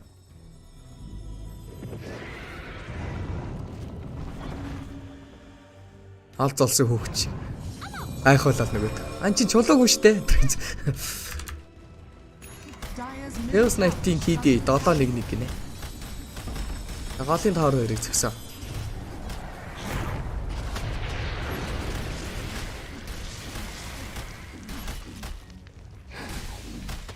Энэ пачин дээр ер нь мили батрууд айгуус их орж ирж байгаа штэ. Орж ирж байгаа шалтгаан нь Rask гэдэг айтем. Heroes Knight авч энэ ер нь carry дээр авч байгаа. Бүхэн дээр авч байгаа. Мили мэдлэнүүд бүгд авна. Rask авал Ledmil авал энэ отор бол үнэхээр л яг амар том импакттай отор болчихсон. За тийм аа дөө. Голын таврыг авснаар бол Rask нь бэлэн болж байгаа. Мөн дээрээс нь 6 тавар авж байгаа. Игснэр бол айлхныгаа хашаанд нь хийх боломжтой болсон. Artizi яваа. За BKB-г авчичё. За. Одоо бол арай дэнтэх байх юм ч та. Одоо тэгвэл smoke-лж байлдаж болох. Орж ирэх юм бол байлдана. За Artizi power харцгаая. Зодсон. Artizi slow болон дээрээс аваад явчлаа хүмүүс. Айлхаа гүнзгий рүү дагуулад явчлаа. Зөв үү? Буруу штэ анда. Буруу очиж эмээ тушаачлаа. Нуухыг нь авах гэж байгаа нүдийг нь сохлно гэдэг шиг бүр сонголтгүй газар руу явуулаад дагуулад авчихлаа. Artizi тоглолтод орж ирж эхэлсэн. Kn1Fe Rebellion багийнхан одооноос эхлээд carry-тэй болж байгаа юм байна.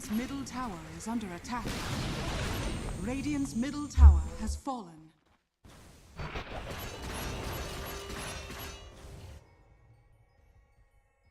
Artizi-гийн хувьд бол дараагийн айтмын сонголтоор инкин гинэ. Лат орон дээрээс л нэлээх трейд мэдрээд байна. Tormentor авч байгаа хөгцөн. Энэ ямар олон хүн Tormentor авч байгаа түхэд нэ. Харин яаж байгаа хөгч вэ?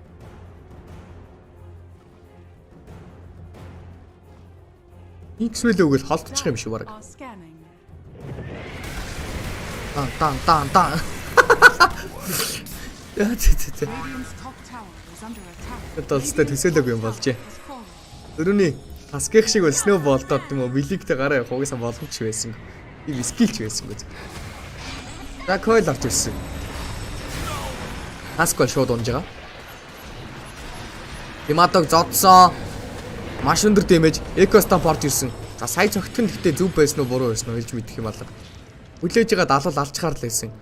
Гэхдээ алсан ч гэсэн эйцтэй баатар. Угаасаа минутын дараа эйц нь бол expired болох гэж байгааг харж байгаа юм.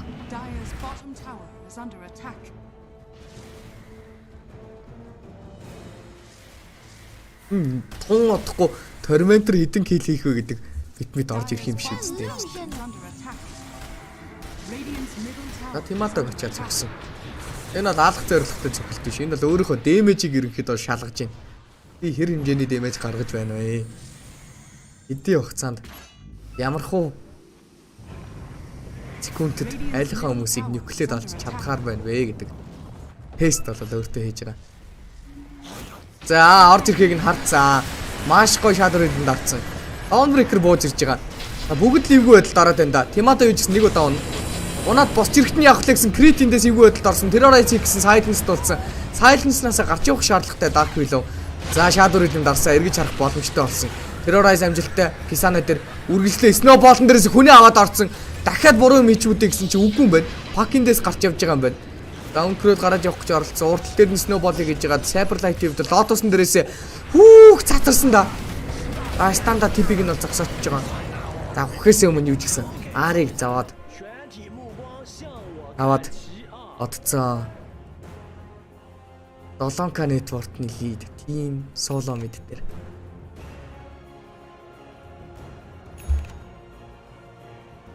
Яа, Артур гэхдээ линк авдаг нь зөв юм болоо да.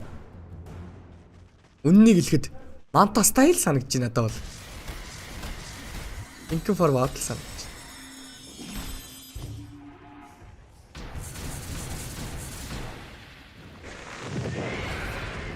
Фантазм дарсан. Ерөнхий үүдийг нь тогших нэ. Power 3-ыг нь тогшоор эхэлсэн.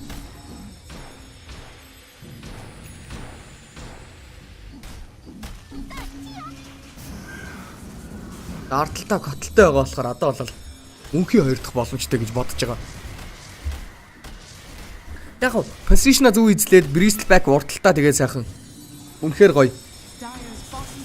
Байрал эзлээд тоглох юм бол болно л доо. Коталтай.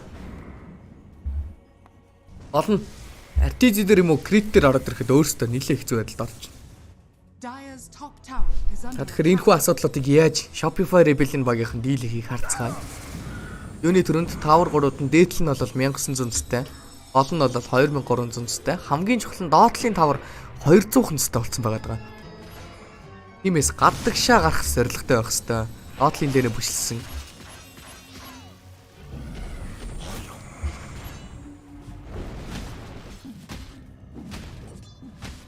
Райли дараагийн ойтны сонголтоор Shiva's Guard сайтмиг өөртөө л авч байгаа юм байна.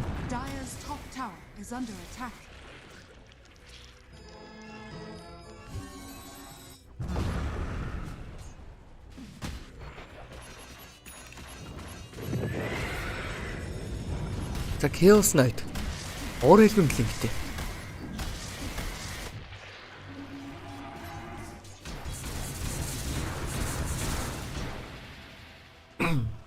Барквило доотлыг гаргацсан.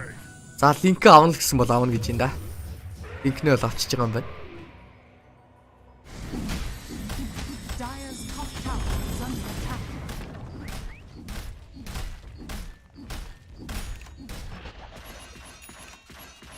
Энэ дотор л attack speed-ний item байхгүй, stats-ны item бол байгаа. Ultimate orb, universal water. Damage бол нэмж байгаа юм байна. Энэхдээ Dark Willow-ийн ерөнхийдөө гаргаж байгаа damage нь өөрийнх нь damage их байхаас илүүтэйгээр 2-р skill нь хэр удаж ин тэр чинээгээр damage max damage гаргалттай болоод байгаа. Тиймээс ерөнхийдөө бол хүмүүс ихэвчлэн attack speed-н дээрээ л толгоорладаг. Тэгэхээр бол дотроо ultimate orb-тай нэх их ач холбогдол нөлөө үзүүлэхгүй л гэж орж ирж байна да.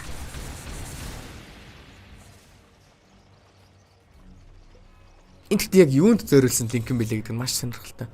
X гарч ирэх болоогүй. Гарч ирсэн ч гэсэн ер нь хязгаараагүй юун дотор орчихно. Orchid-д зориулсан линк нь л гэж бодоод байна да би. Orchid юм уу? Өөр юм байхгүй шин. Манта бараг хамаагүй дээр байсан юм болов гэж бодож ийн хувьдаа. Тэгтээ би юугаа мэдэх. Тийзи мэдж байгаа хаа. Дөрвөн батрын смок.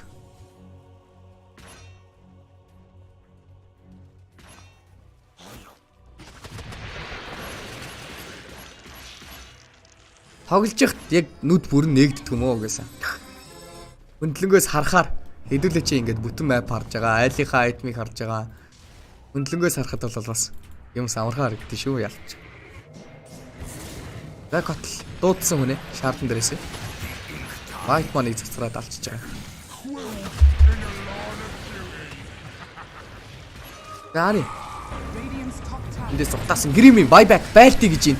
За орж ирсэндээ Solar Garden-т орж ирж байгаа шууд ET-г алаад амжицсан. Нөгөө талаас Coil дээрээс Zod гэсэн бодолтой байсан боловч ардтал дээр нь Spirit бүр саагуулаад байна. Spirit өнгөрөөд гарсан. Хойноос нь хөөх өстэй.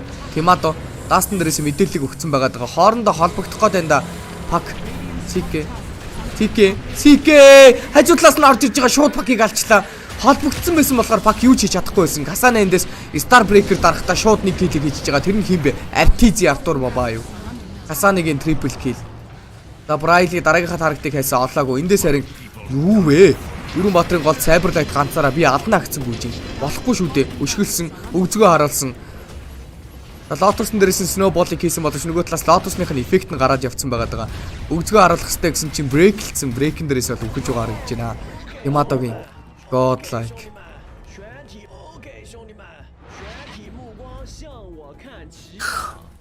Газар жим хөвтчихсэн да энд. Энэ байна. Ногоон өнгийн талбайн дээр хөвтсөн болохоор харахгүй л шиг байна. Даашаа үрж ирээ дахиад бол жим шүүрээ авчлаа. За тэр ч яах вэ? Тэр ч яах вэ? Тимээ сайхан хамт шүгдэг шүү. Артизи бүр юу ч хийж чадахгүй гэхэд наа.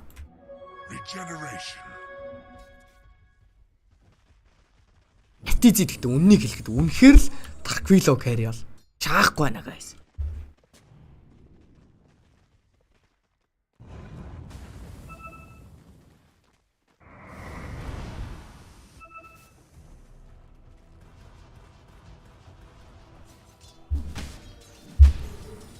За тоглолтын киллний харьцаа 24-16.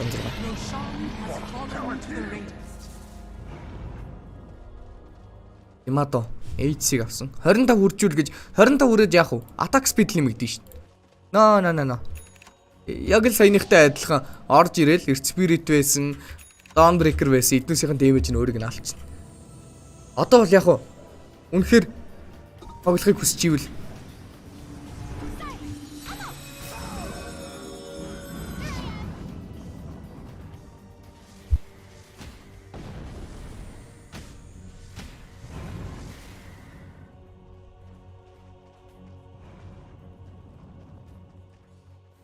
за, Tormentor цохиж эхэлсэн. Эй, таск ёо энэ ч одоо. Ари андаа энэ ч нэг алдаага хоёр давтаж болохгүй. Тий. Тэвлэхгүй яг. Ёо. Тэс хөгжилтэй хүмүүс шүү дээ.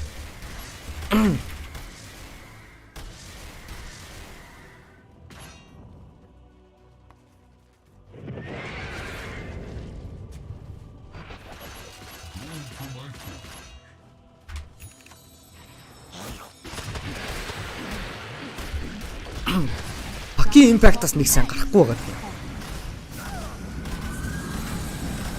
Өөс найтер анхаарсан байгаа. Тэр бэклайнтай хинж зууралтахгүй байгаа. Got it.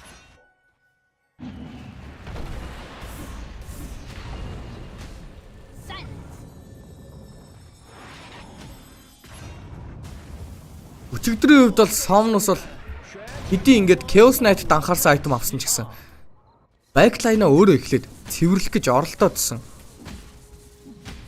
Яг нь энэ гейм өчигдрийн геймийн нэг ялгаа нь юу вэ гэхээр энэ гейм дээр пак трейд мэдрэх юм та.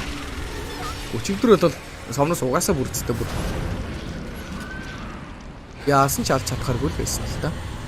Dabrile-ийн дэс өнхөртөн л урдуур нь ороод байгаа. Фантасмик дарс экостом амжилттай. Цацарсан шилдийг нь бол байхгүй болж байгаа.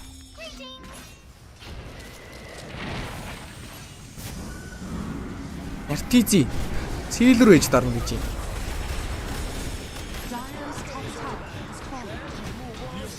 Ёо. Тоглож үзээгүй баатраараа тоглолцсон юм чи. Ямар муухай харагддаг юм бэ тий. Юун цээл рүү ээж вэ? Нэр юм уу?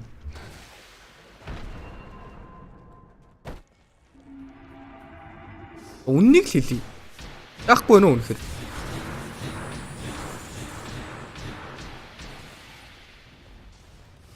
Татур илмнийхаа дүрэшинг ихсгцэн тохиолдолд зүгээр л Mask of Madness авчдаг хүмүүс бол. Тэгээд BKB-гээ дарцсан байхад ч гэсэн одоо энэ magical damage орж байгаа шүү дээ. 50% нь орж байгаа шүү дээ. Яг тэрнийхээ lifestyle-ыг өөрийнхөө Madness-н дээрээс авчна. Нэмээд attack speed авчна.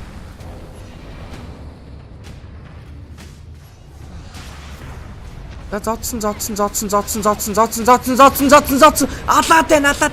Болох гээд энэ шүү артизи болох гээд энэ шүү. Гичээгэрээ гэдэг шиг. Нөгөө талаас хоёр батар онцсон байгаа.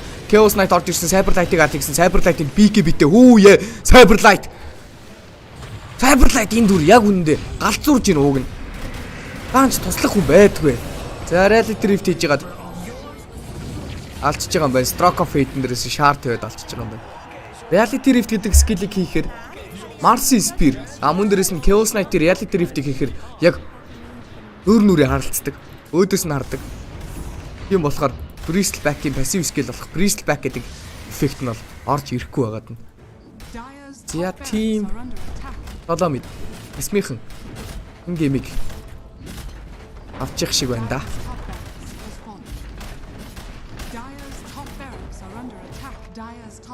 Эсмийнхээ авж байгаа гэхээс илүүтэйгээр артизийн энэ геймийг бол авчих шиг байна уу? Эсэм талдаа авч.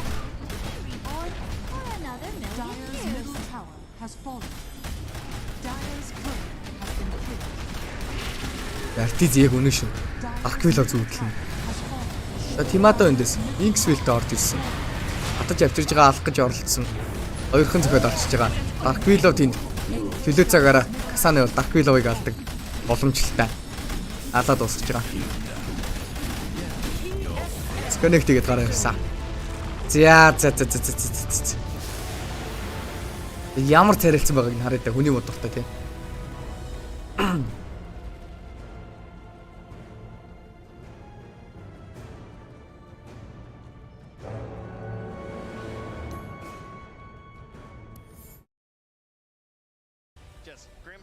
CK.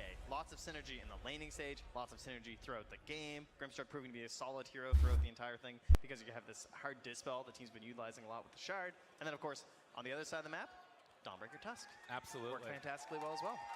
A really impressive showing. The crowd giving a little bit of love here. Got to give highlights there to Tomato. Guy went in 12, 1, and 6 at 32,000 damage, one of the highest in the game, and just never looked back. A really impressive showing from him. And for Shopify now, need to come up with some answers for what they want to do in game number 2. I got to say, CK looks scary, man. This hero's crazy.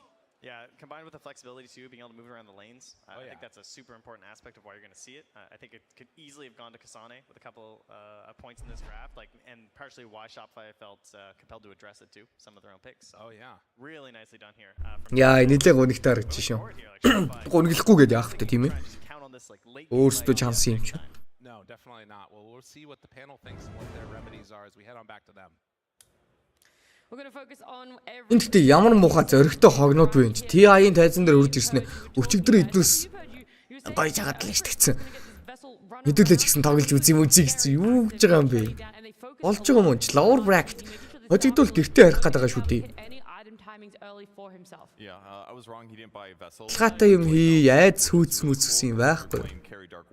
You're just like, go ahead, hit me. You have 2,000 HP and you're invisible. So yeah, it was basically pressure. They sometimes lost 2 heroes to kill RTZ, but he kind of needs to like farm constantly to keep net worth even with CK.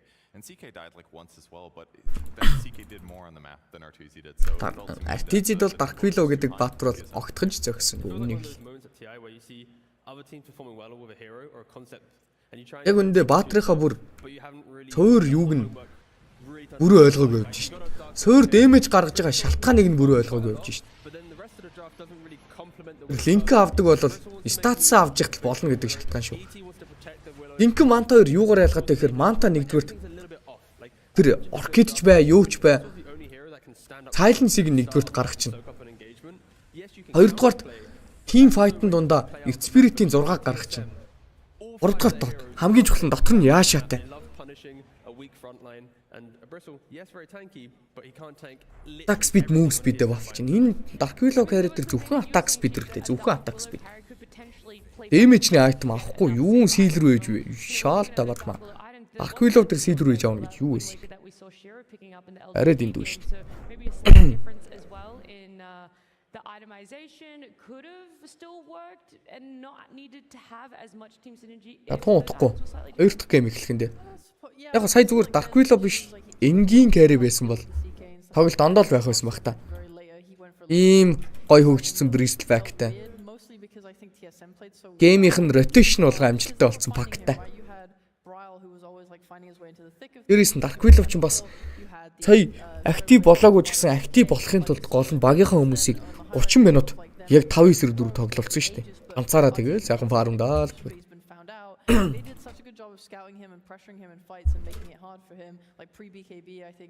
Өчигдөр зүгээр үзэл үзсэн юм хийж байгаа нь л юм байна. Арай дэндүү юм гэхдээ. Үгүй яах вэ? Нэг талаасаа зөрөгтэй гоё л юм. Зөрөг ихтгэхэр тэнэгэл болно шүү дээ. Яал тэмнийг бол. Яах вэ хэдүүлээ? Туудахгүй хоёр дахь гэмээрээ. Тэгээд болцоо. Тэр болтол. Цуухан байвал асуугаад, ярих юм байвал яриад л сууж ий та. Willow is not like this weak hero that only has to farm. Yep. Yeah, and I mean that Bristle as well, like you're saying, when they're focusing so much on RTZ, did have farm. Unfortunately, it wasn't enough. Bristle wasn't able to carry the game towards the end. TSM doing so much for themselves. They knew their win condition. They executed it pretty much perfectly. Were able to capitalize on every timing they had for themselves. But we're going to have a little bit of a breakup here. We're not going to talk about TSM Shopify Rebellion. Instead, we're going to have a chat with Tsunami.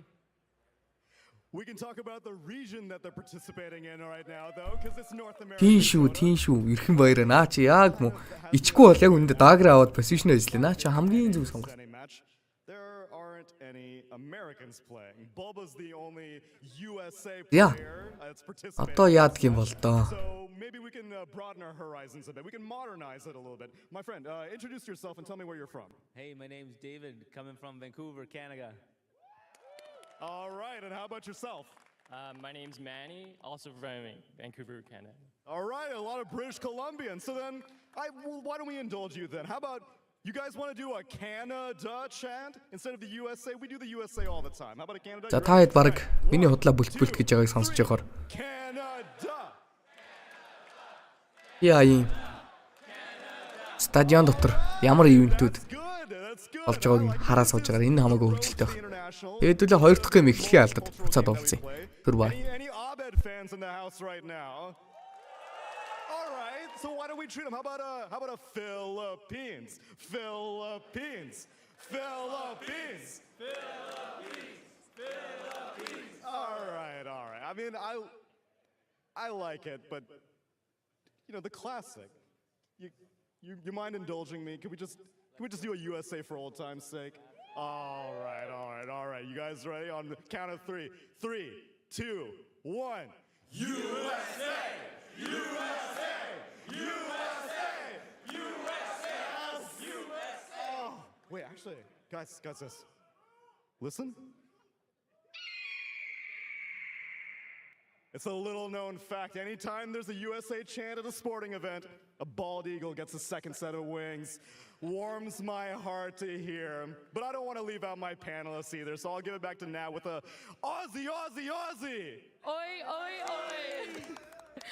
Tsunami, he's so cultured, he knows. I don't know if I heard any other Australians in the crowd, but you better have been doing that one with me there. A very Australian calling. That's how you can find us in any crowd. That makes sense. I didn't know. 3 of you. You actually didn't know? All 3 of us. I think there is. No, there's 4 of us. No, there's more. There's 6 of us. Oh, okay. I just assumed it was you plus 2. No, there are more. There are more in the crowd. In the room or? No, in this specific convention center. This specific room. I You know guys there know is. each other, huh? Oh yeah, it's a real small, tight-knit community. But we could look towards Game 2 for this series because there's a lot going on. It's an elimination one, okay? We're in the lower bracket, backs against the walls. Do you feel that Shopify have that mentality to be able to bounce back, Purge? I mean, they switched up their draft. They tried something new. That was encouraging to me. But I think Dark Willow is a little farm heavy.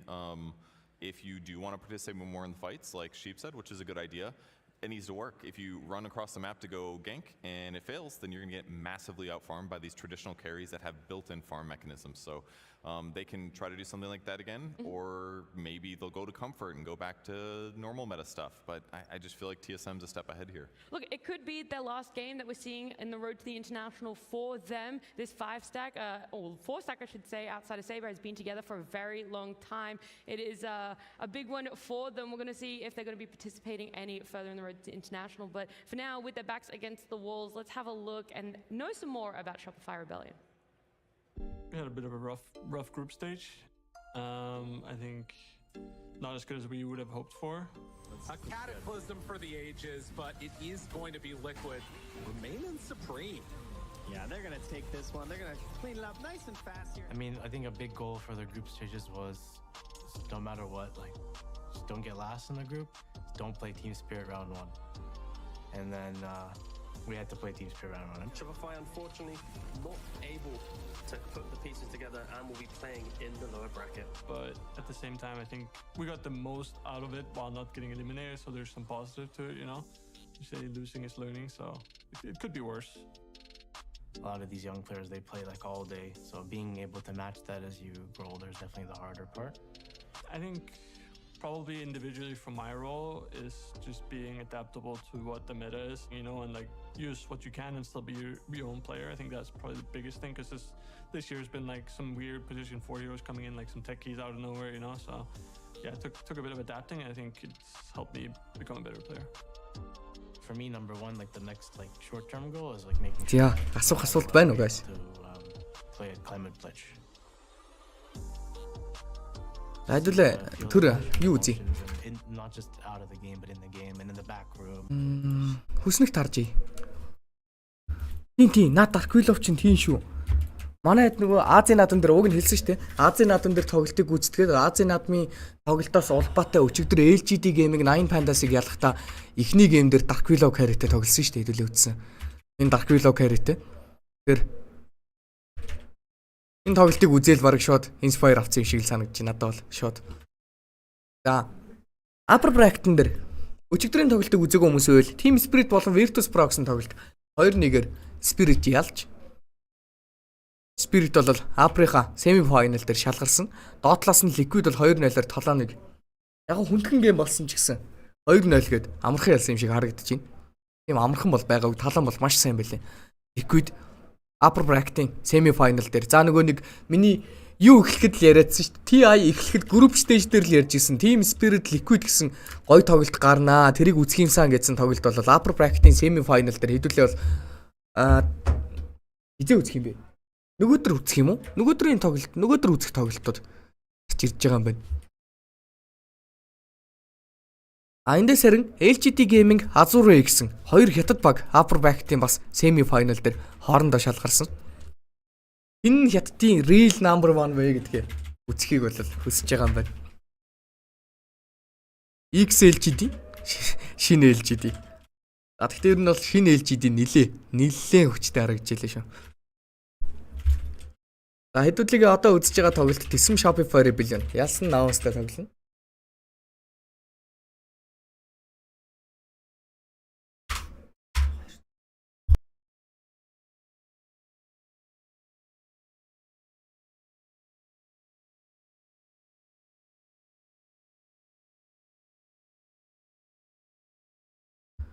Яа харин доотлол дээр нь одоо энэ цувралын дараа үзэх тоглолт EG болон Gaming Gladiators гэсэн тоглолт байгаа. Энэ хоёрын ялсан бол 9 Pandas-тай тоглоно. Өнөөдөр бол энэ дөрвөн тоглолтыг тоглоно. EG Gaming гэчээд энэ хоёрын ялсан Nouns-тай тоглолцсон 9 Pandas-тай тоглосон гэсэн дөрвөн тоглолтыг бол үзэхээр байгаа. Маргааш болохоор Cage Stars Bitboom, Pandra болон Entity тэгээ энэхүү багуудын ялсан таланттай болон Virtus Pro гэсэн тоглолтууд бол маргаашийн дурлаар хэдүүлээ үзнэ.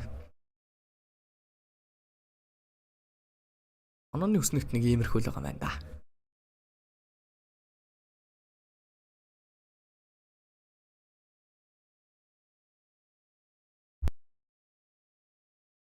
Getting eliminated. Like when you think about Shopify, they are like the kings of consistency, where it's like the meme, of course, like, oh, Boba picks our bed Storm Spirit, right? But like that type of concepts have allowed them to always be at the top because they pick the best. You have to counter it. If you don't, you just Dark-Willow бичлэг харснаа би. Ер нь тэгдэж штэ иймэрхүү хүмүүс ч. Try a bit of that. Let's copy that. It's like we're not seeing their own homework bleed into the stage, right? So hopefully in this next game from them, they have just like тоглогчид ерөнхийдөө бол хоёрхан юм дээр суурилсан тоглогчид байгаа. Нэг нь EQ based, нөгөөх нь IQ based. Нэг нь бол бодоод план гаргаж тоглодог, нөгөөх нь зүгээр л эмоцоор. Эмоцоор тоглодог хүмүүс ч одоо тэгэл ичлэг үзэл юу вэ? Dark-Willow тоглож чадахгүй хэм байдаг ингээ. Руу дарсан бах уу? Тэгэл нилээн том сургамж авсан байлгүй дээ. Манай яг л дахиад нөгөө нэг баяр жаргал биелэх үү? Яг л тэгдэг шүү дээ.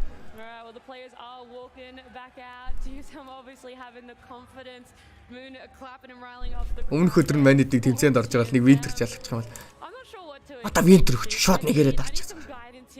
Дуггүй ватер байлээ. Ялагдах боломжгүй гэсэн дүү. Зэ хоёр дахь драфт эхлэх гэж байна. Хоёр дахь геймний драфт. You gotta keep fighting. You gotta get stronger. You gotta get hype. You gotta bring out your classics. I don't know. I think TSM are way more fun with their drafts and playstyle right now. And Shopify, They didn't seem confident in that strat. Yeah, we had our video earlier from Shopify. I think it's only fair that we have one for TSM as well in their road to the international. One tail snaking. Tomato gone. Whitemon looking next. Geomagnetic grip hits onto both of them. They'll even throw a blood grenade. They get the count of Ari. Starbreaker was landing there and taking out this Tuscan. It's a full team. Баяр жаргал хэлмэнтэй таарсан. Амжилт гэх бах та. Сайхан гараад байна. That's when you learn the most. So after that, we started giving it back to other teams. Talon losing 3. Talon about to lose a 4th member of their team with Q. Can't even kill Ari. Every time you expect us to win, we will probably lose. And every time you expect us to lose, we'll probably make a win. So that's how our group stage went 4-4. I think Dota is really a team game now. If you ask other players, they think something similar where individual play is kinda losing value over the years. Not that you need to have it, but like it doesn't define games anymore. So I could have played the best, but we probably still lose. And if I play the best and I get mad towards my teammates because I play the best and they didn't, then that's only gonna create a snowball towards getting last place. It really is off pressure. I really learned to like turn the pressure into just like be thankful for like playing Dota and like all that. So I'm just happy to be another TI, you know. So like when I'm an old man, I'll be like, oh, you went to 3 TIs, and you know, I look back and be like, oh yeah, I tried really hard. So like I really enjoy the process.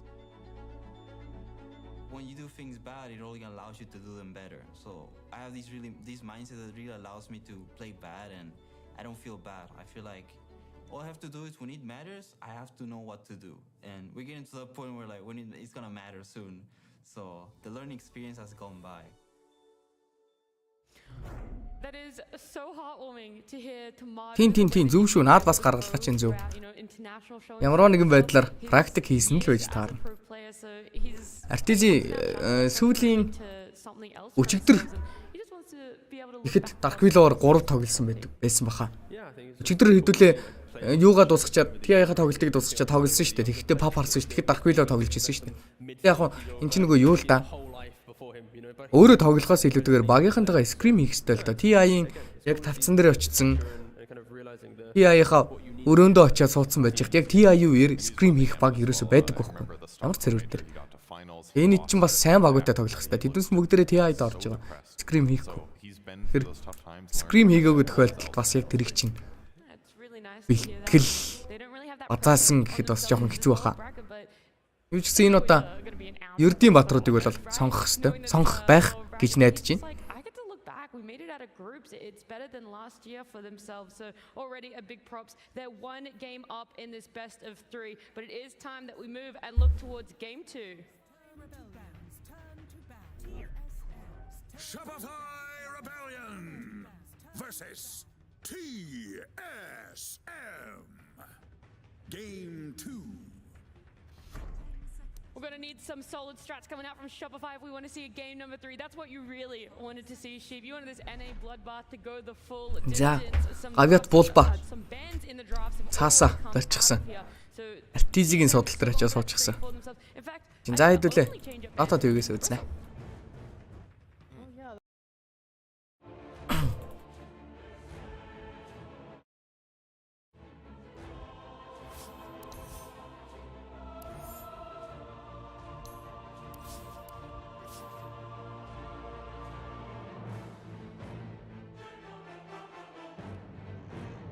TSM's turn to pick. Shopify Rebellion's turn. Shadow Demon. Shopify Rebellion's turn to Брафт гэлсэн. Энэ удаа first pick-ний давуу тал Shopify дээр тэгэхэд байгаа юм байна. Dazzle, Templar, Chaos Knight гэсэн батрыг нь бандж байгаа энэ удаа. Ханаас нь Spectre бандсан байгаа бол Team Solomon, Print, Murta, Spirit Breaker болон Beast Pack гэсэн батруудыг бандсан байна. 5 seconds remaining. Shopify-ээс орж ирсэн ихний pick. Primal Beast.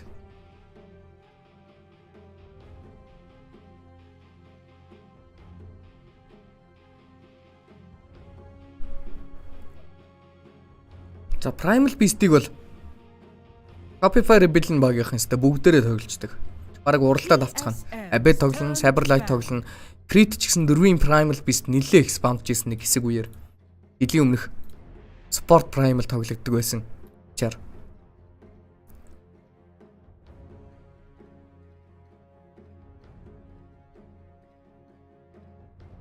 Seconds remaining. Нөгөө талаас Dismiss Shadow-ийн мань орж ирсэн. White Money Special гэхэд буруудахгүй те. White Mon ер нь энэ White Mon гэдэг нөхөр ер нь Kn1Fe даралт маш сайтай тоглож байгаа даа.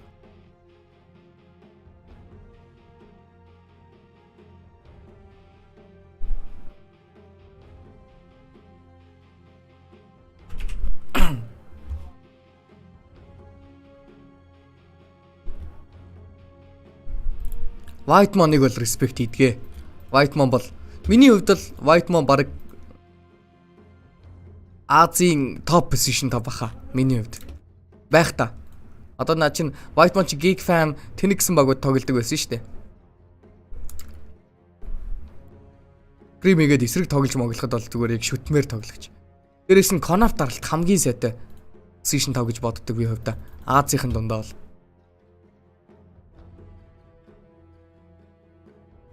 TSM's turn to pick. Miss White Money Classic Season 5-ын тоглолт орж ирэх нь Shadow Demon. За хойноос нь бол ямар батар авах юм бол даарцгаая. Shopify Rebellion's turn. Magnus батар авсан. Тэсм. За Тэсмийн Magnus ч аюултай да. Энэ Тэсмийн Magnus ер нь бүгд тоглолцдог бас. Riley тоглолч нь. Yamada тоглолч нь, Kasane тоглолч нь. Энэ баатар нь өөрөө бас Universal батар болохоор Carry Magnus тоглох бас потенциалтай. Маш хурдан flash farmтай. Carry Magnus тоглох юм бол одоо мэдээж өөртөө юм powerтай шүү дээ. Тэр яг л Spinтэй адилхан ийм Fury-ний эффектийг зүгээр л сайхан скиллнээсээ гаргаад авчиж байгаа. Shopify Rebellion-аас орж ирсэн 2 дахь пикний үлбэр Phoenix.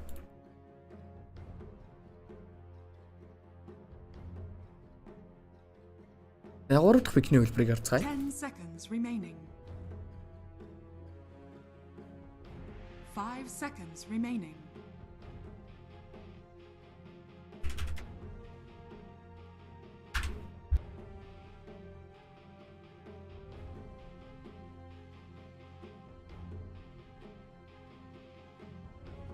TSM's turn to pick. Sky Wrath Mage. За Shopify-аас орж ирсэн 3 дахь пикний үлбэр Sky Wrath Mage. За Sky авсан ч гэсэн Primal Beast одоо офлайн уу, мэдлэн үү гэсэн сонголт нь бол эргэлзээ бол байсаар байгаа. Ямар ч ялгаа байхгүй. Юу ч гэсэн Sky Phoenix гэсэн баатрууд урдталт нь ороод initiate хийгээд өгөх Primal Beast гэсэн баатартай ард талаас нь бол тоглоход нэлээ тухтай гейм болох гээд байна.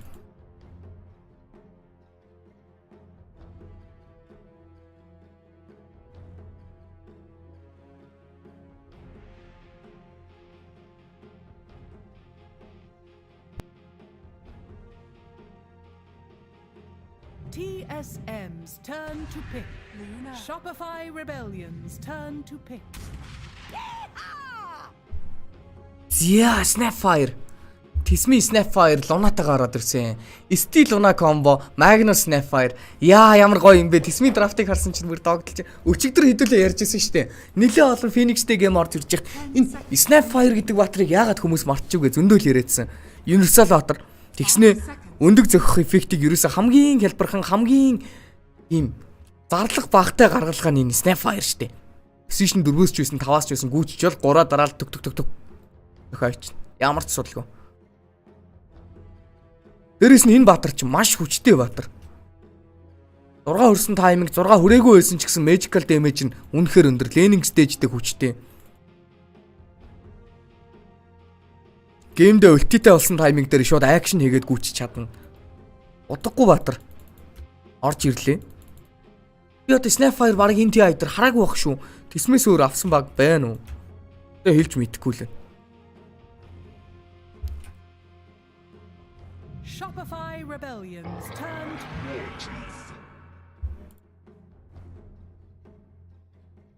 Нөгөө талаас Centaur орж ирсэн. Нунаг нь хардсан. Хажуудалтаа Sky-тай. TSM's turn to ban. Тиймээс Centaur гэсэн матер орж ирж байгаа юм байна.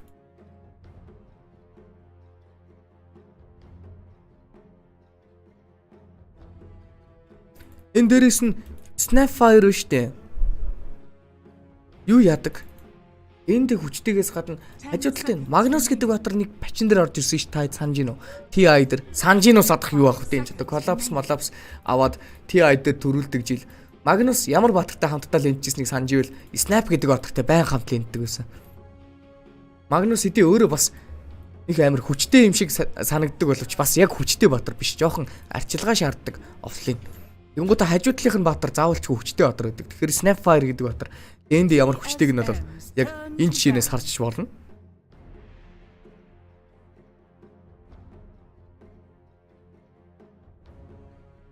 За багуудын бангийн үйлдвэрүүдийг харцгаая. Тисмээс бол мэдээж RTZ-ийн TB-г бол respect бан хийж байна. Нэгдүгээрт respect бан, хоёрдугаарт Лунагийн өдөөс match up илүү байдаг. Өөрийг нь reflection дарж байгаад өөрийнх нь тэр өндөр айтмаар, өөрийнх нь тэр өндөр хөгжлөөр өөрийг нь болон багийнх нь хүмүүсийг Moon Leaves гэсэн дамждаг эффектийг оруулаад зөгчдөг. Тиймээс гоё байдаг. TB-г нь бандлаа. Хойноос нь Faces Void бандагдсан. 10 seconds remaining. Харин нөгөө талаас Beastmaster бандагдж байна.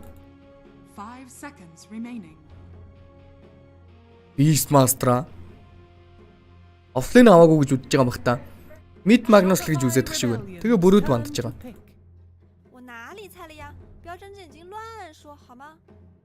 Надад бол off Magnus харагдаад байгаа. Яг флексдэх боломжтой. За Shopify-аас орж ирэх сүүлчийн пикний хөлбөр. Одоо бол Артур Бабаевийн пик орж ирэх хэвээр. 5 seconds remaining. Дөрвийн снапын султлыг ашиглах хэрэгтэй баха. Attack range ойрхонтой болохоор шууд өрсөлдөгч багийнхаа офлайнтэй харьцдаг батар авчвал айгүй тухтай байдаг. Snapfire-д бол universal ч гэсэн attack range ойрхонтой.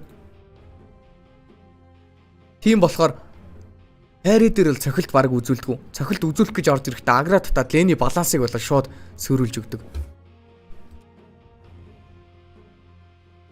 TSM's turn to pick. За тийм ээ, энэ баатар орж ирж болно. Snapfire-тэй Мили баатар лэнд нь. Мили баатарыг лэнд нь зогсоох потенциалыг нь байхгүй болгодог баатар Morphling. Morphling гэдэг баатар өөрөө гол нь лэндээ зогсдог баатар. Маск авч ягаад. Тиймээс Мили баатарын өдөөс маш гоё байдаг. Өөдөөс нь лайкн дарчлаа. Касаныгийн лайкн гоё ч гэсэн Morphling-ийн өдөөс яадгийн бол доо. Онцгийн санагдахгүй байгаад байдаг. За харцгаая. За энэ маш мэддэг механик явчлаа шүү. За нэг тоглолтын дунд та хэд яг нууцыг ярьж өгье. Snapfire like-ны нууцыг.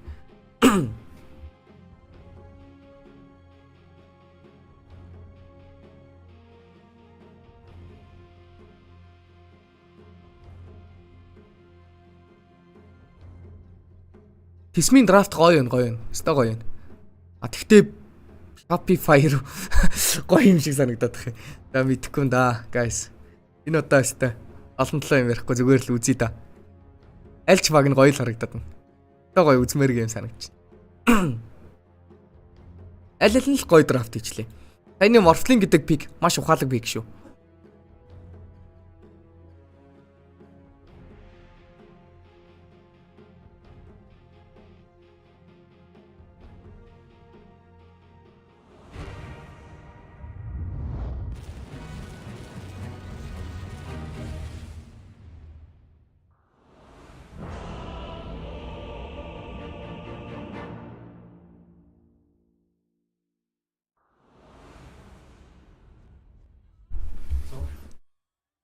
Яг тоглолтод орцгоё. За энэ Snapfire Lycan гэдэг хоёр баатрын яг нууцын туудахгүй та хэдэд лен дээр нь очиж байгаа зааж өгье. Энийг нөгөө нэг битэд Азийн сонгон шалгаруулах тэмцээн дээр айгүй их ашигладаг байсан юм. Lycan тоглолтын дээр яагаад авагдсан гэхээр Morphe өдөөс авагдж байгаа шүү дээ. Дутуу матчапынхаа өдөөс авагдж байгаа шүү дээ. Яагаад авагдсан бэ гэхээр яг хоо гендэ нэгдүгээрт гоё. Энэ Sky Phoenix Central өстө ойлоод өгнө. А лэндэ яаж учрыг олох вэ гэхээр энэ маш гоё. Та байж байгаараа смокн дээрээс мөргөлдөх гэдэг юм. 5 смок орж ирсэн.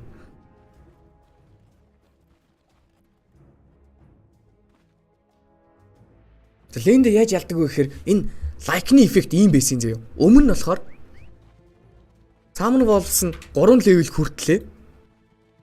Юу яадаг нөгөө нэг 3 левел хүрээд 2 левелтэй болчихоор алга болоод эхэлчихдэг штеп. Тэгтэл нь үүччихэд хойдлаас нь цэргийн чирээ тоглодог байсан байхгүй лайкын тоглож байгаа хүмүүс. Лэнэ барахгүй болохоор цэргийн чирдэг байсан. Одоо болохоор яадаг вэ гэхээр лайкных нь чонн сайжирсан. Яг тэр чонн сайжирдаг жил таандраа TI авраг авсан штеп. Нууц нь юу байсан гэхээр лайкантай снайп дардаг байсан. Урсагийн өдөөс хүртэл матч ап илүү гараад ирдэг. Зарим тэрийг хийх нүггүй харцгаая. Лайки снайпын бэлтгэл хэр сайн байсныг харъя. Энэ ерөөсөө баатраараа агра татаад чанараа болохоор саппортер нь тоглолтыг гүйцэтгэждэг. Тэгээд энэ чонтой хамт тоглодог хоёрхан баатар байдгийн. Дотоод ерөөсөө чонтой хамтдаа тоглолт гүйцэтгэх боломжтой. Нэг нь Green Stroke, Inkswell өмсгöd хажуу талд нь гаргаад ирнэ. Нөгөөх нь Snapfire. Hookieдэд чанаа өдөртчихнэ. Тэгэхээр нэг чонныхоо шэрийг айраад өгдөг. Үргэлж урж явж байгаа чонныхоо шэрийг бол айраад өгдөг. Ууг нь бол энэ хоёр яаж зохицох юм бол харъя да. 33 болохоор яадаг байсан юм.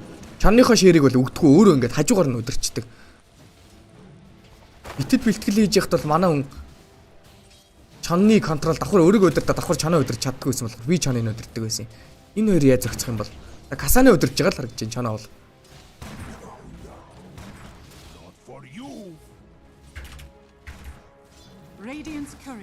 Snapfire одоохондоо бол flight-тэй main fight хийгээд байгаа. Fire spirit байхгүй. Хоёрдугаар skill нь байхгүй байгаа тохиолдолд Phoenix-ийн хувьд бол яаж ч утсан спортын цохил трейдэн дээр бол дутуу гарч ирнэ. Universal Water. Өндөрөөс нь Scatter Blast нь attack speed болон move speed слэвтэй. Гүйччихэд Core-ыг нь зогсон.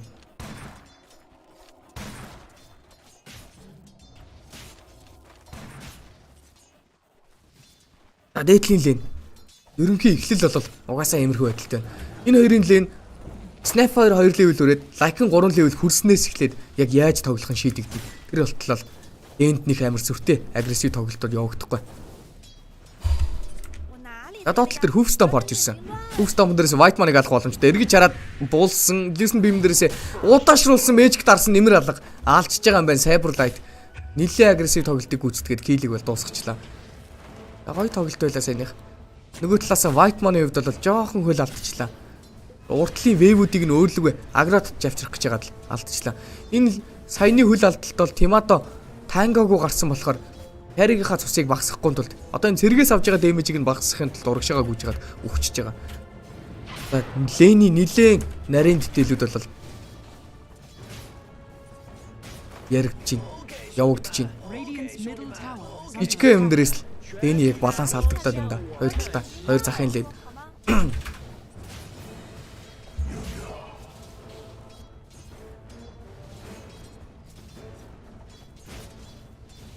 Dyer's courier has been killed. Dyer's courier has been killed. OK， 兄弟们，全体目光向我看齐啊！ За луна 12 мэйжтэй. Мид дээр бол Riley. Мили Батрын өдөөс шүү дээ. Тэгэхээр Shockwave дээрээс Skewer back хийх боломжтой. Хил жамжааг байтал хийж эхлэе. Гэхдээ алж болж чадахгүй. Resource-ны зүрх гаргахыг бол завдж байгаа. Эцэг Lotus авцсан. Йоо ямар аюултай үйлдэл вэ?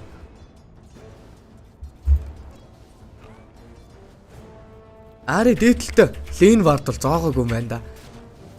Mafia өдөөс тоглож ихт нэг хулгаан вард аль нэг талтан зоож байгаад нэг Scatter Blast чөргүүлчих хэрэгтэй бүр амар кайфтай байдгийн дааг нь. Ялангуяа энэ том талт байтай болсон дээр доороос нь өссөн үед гарч ирдэг болсон үед бол модон дотор гитэж байгаа зүгээр. Модон дотор нэг 30 секунд зогсоход л ер нь мортлыг өгөхөд өгөө өөрөө. Scatter Blast ой яари яа зүрх минь хийхгүй нэ. За хоёр хам. Viral Infuse-ийг авсан байна. Оо no. За тэгэхээр дээдэл дээр Касаны дээр өөр дээр нь ороод ирнэ. Яа, за дээдлийн лэнийг үзхийг бол хүсгээ болчлаа. Энэ лэн шууд артизид бол шууд ялалт болчихж байгаа. Энэ миний зохиосон юм биш шүү. Тандрагийн зохиосон юм. Цаамны болцсынхоо левелийг нэмжиж тэр лейн дээр заавалжгүй хоолт хийдэг. Ихсэнгүү сая пассив авчлаа. Тиймээс дээдлийн лейн бол эсэмд ямар ч хайр байхгүй одоо. Морфлын энэ лэн дээр 2 айтем аваад л асуудалгүй. Харин өөрөөсөө орж ирэх юм бол өөрөөсөө өөхнө. Хилж амжиг хөдөл Касаны эвгүй байдалд орсон. Морфлин гэдэг баатрын харин давуу тал нь юу вэ гэхээр лэндээ одоо жишээлбэл Red Band аваад Power Trades аваад Mask авчих юм бол лэндээ ерөөсөө зогсдог баатруудын өөдөөс нь зогсчдаг. Тэгэхээр энэ баатрууд Vanguard авсан ч тэр Armlet авах гээд Iron Will авсан ч тэр эсвэл хүүдний эффектийг оруулж ирсэн ч гэсэн рингтэй байсан ч гэсэн ер нь бол Morphos бол трейд мэдрээд энэсээ ер нь заавалчгүй зүхтаах шаардлагатай болчдөг.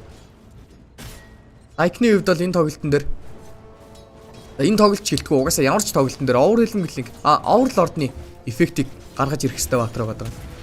Аади урдталт гүйсэн. Артизигийн хувьд бол Эклийн лэнийг пушилж ягаад ардталтаа бол өөрөө Kn1Fe нэмэлт фармыг бол авъя гэсэн бодолтой явж байгаа. За доотлол дээр бол Cyberlight Vanguard-тай болсноор энэ лэн бол шууд сүрчж байгаа. Cyberlight-ыг алах ямар ч боломж байхгүй. Харин нөгөө талаас энэ хоёр баатар хоёулаа рейнжд болохоор ойртох юм бол Conclusive shot-н дээрээс шууд өгөх боломжтой. Аюулыг мэдэрч байгаа. Phoenix Morphling-ыг хайсан. Гэхдээ Morphling-ийн хувьд Mask дуудах болоогүй гаргаж байна. Касаны 23 ласт хиттэй байгаа ч гэсэн 16-нд энэ хайтай байгаа гэж юу вэ? Яаж ийм их вэ? Ог. За 6 дахь минутны power-ын дээдэл дээр shield rune-тэй. Үүнийг нь бол Braille өөртөө авсан.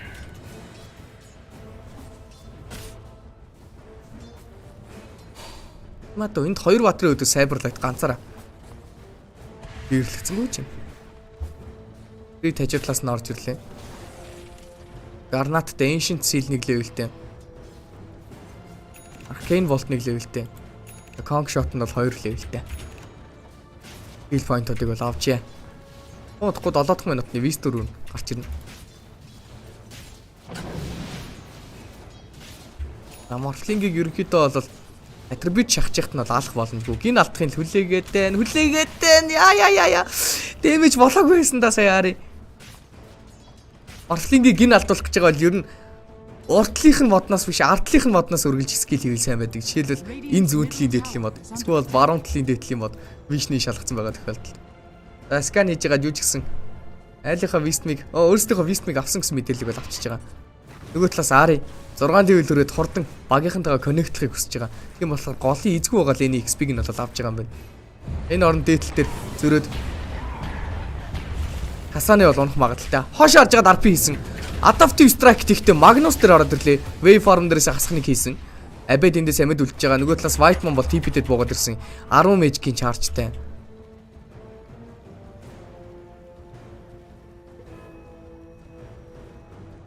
За network-ыг харцгаая. Network-ийн 1-р Centaur, 2-р Magnus, 3-р Morphling, 4-р Primal Beast, 5-р Lycan тэгээд Morphling гэсэн байдалтай явж байна. За байран солигдчихлаа. Ер нь бол нэлээд ойролцоо network тарагдж байна. За Cyberlight нэлээд сайн фармтай байгаа. Тиймээс эхлээд Facebook заваад хойноос нь Blink авах нь уу яах нь уу?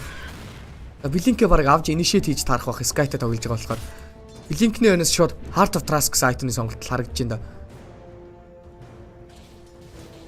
Эдмэлч бараг шаардлагагүй. Trask Blade-мэл нэмээд shard тэгэл энэ цэнтаа орч бүр яг л байгалийн гамшиг болох гэж харагдаж байна. Касаны Overlord-ны тайминг дундаж цагаар бол нэг 15 дээр гарч ирдэг. Яг иймэрхүү байгаа. Like. Дээдл дээр Primal Beast орж ирээд мөрөгт нь бол болоод амтсан. Тиймээс Abed бол буцаад гараа авчиж байгаа. Энэ гэхдээ Overlord-ны дундаж гарч ирдэг цагийг нэлээ урагшлуулсан байлээ. 33 гэдэг алдаатай өнөөс олж. Дандаа 13 12 дээр гаргаж ирдэг. Beastmaster, Lycan гэдэг батрууд дээр.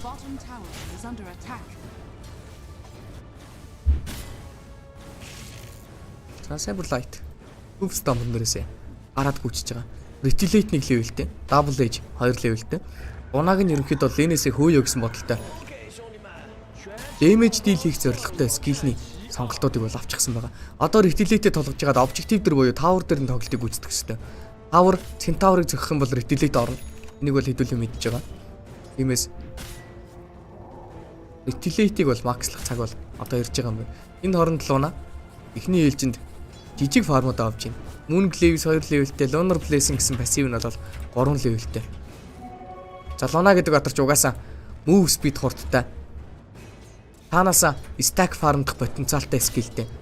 Яг л бүр farm-да гэсэн шиг батар байгаа. Доор Центавр арай давраад байна гэдэг колыг өгч ин доо. RP хашаа харуулж RP-ц Mortimer Kiss орж ирсэн. Нөгөө талаас яа суурин дээр нь скил төстэй байсан. Гайман. Йоо, Saberlight-ыг алж чадсангүй тэсэм сая. What вэ сая нэрнгээсээ. За Kn1Fe-ийн нэг хэцүү юм нь юу вэ гэхээр үг скил нь газар дарагддаг скил. Scare back хийж байна. Kn1Fe-ийн damage-ийг disrespect хийж байгаа юм бах та. Тэгвэл нийлэн л энийг үйлдэлээ. Ancient Cylinderээс зөрөөд Riley-г алах боломжтой miscommunication болцсон сая.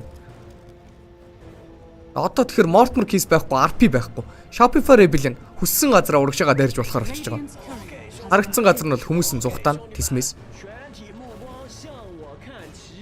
Энд яагаад тэнийг үйлдэлгүй гэхээр Vanguard-тай, Facebook-тэй армор нь 10 армортой болцсон байгаа баатар. Энэ баатрыг тавраар цохиулахаас илүүтэйгээр тэр Mortimer Kiss-ний дэмэж бол хамаагүй өндөр үр нөлөөтэй дэмэж үзүүлэх байсан да. За хоёр хүлээгдэх скил байхгүй. Тиймээс Dotling тавар бол хүчээр унна. Харин зөрүү дээтэл дээр Dominator-ны эффект гаргацсан байгаа гэж байна. Artiz-ийн хувьд бол Waveform дээр тэр Siege-тэй лэнийх нь цэргүүдийг нь бол яаж хийж байгаа устгах гэсэн бодолтой. Primal Beast бууж ирж байгаа. Гуталгүй тоглодог Lycan. Тиймээс rotation хүлээж авах тал дээр бол жоохон султалтай байдаг. Орж ирсэн, дэвсэллээ. Мэдээж Fire Snap Cookie дээрээс Scatter Blast-ийг игээд алах гэж оролцсон амжилтгүй болцсон. Одоо өөрөө бол үхэн Ари. Зя. Инкснэр Kn1Fe гэдэг баатар шууд л геймнээс хасагдж байгаа. Энэ Kn1Fe-ийн хувьд яг яаж ч геймнээс хасагдсан ичгүй бол нэг дагер аваад нуугдчихна л та. Тэгээд өндөг зөхөж болно. Сайн мэдээ нь бол. Муу мэдээ нь бол энэ Kn1Fe ууг нь геймдээ шууд pipe оруулж ирэх хэрэгтэй байсан. Яагаад тэгэхээр офлайных нь баатар Lycan гэдэг баатар шууд physical damage-ин дээр суурилсан айтемуудыг авдаг. AC авдаг. Overlord-ныхаа араас. Мис pipe мэдийн баатар айтем бол ерөөсөө авдаггүй. Яг ийм тохиолдолд position 4-өөс нь бол aura-ны айтем орж ирдэг дээ. Хүний болсон маш гоё save. Mortimer Kiss орж ирсэн. Ийм л өндөр дэмэжтэй скиллтэй өгнө. Загт RP хийх гэж оролцсон. Холдсон байгаад байгаа. Stampede дээрээс hoof stomp хийж байгаа. Нөгөө талаас conk shot дээрээс цохилтыг үзүүлж байгаа fly нэг kill 5-0 гэсэн киллний харьцаатай.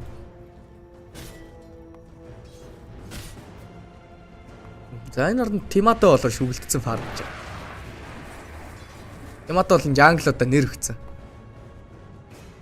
Нөгөө хэдийг нэрлэлчихсэн задж байгаа.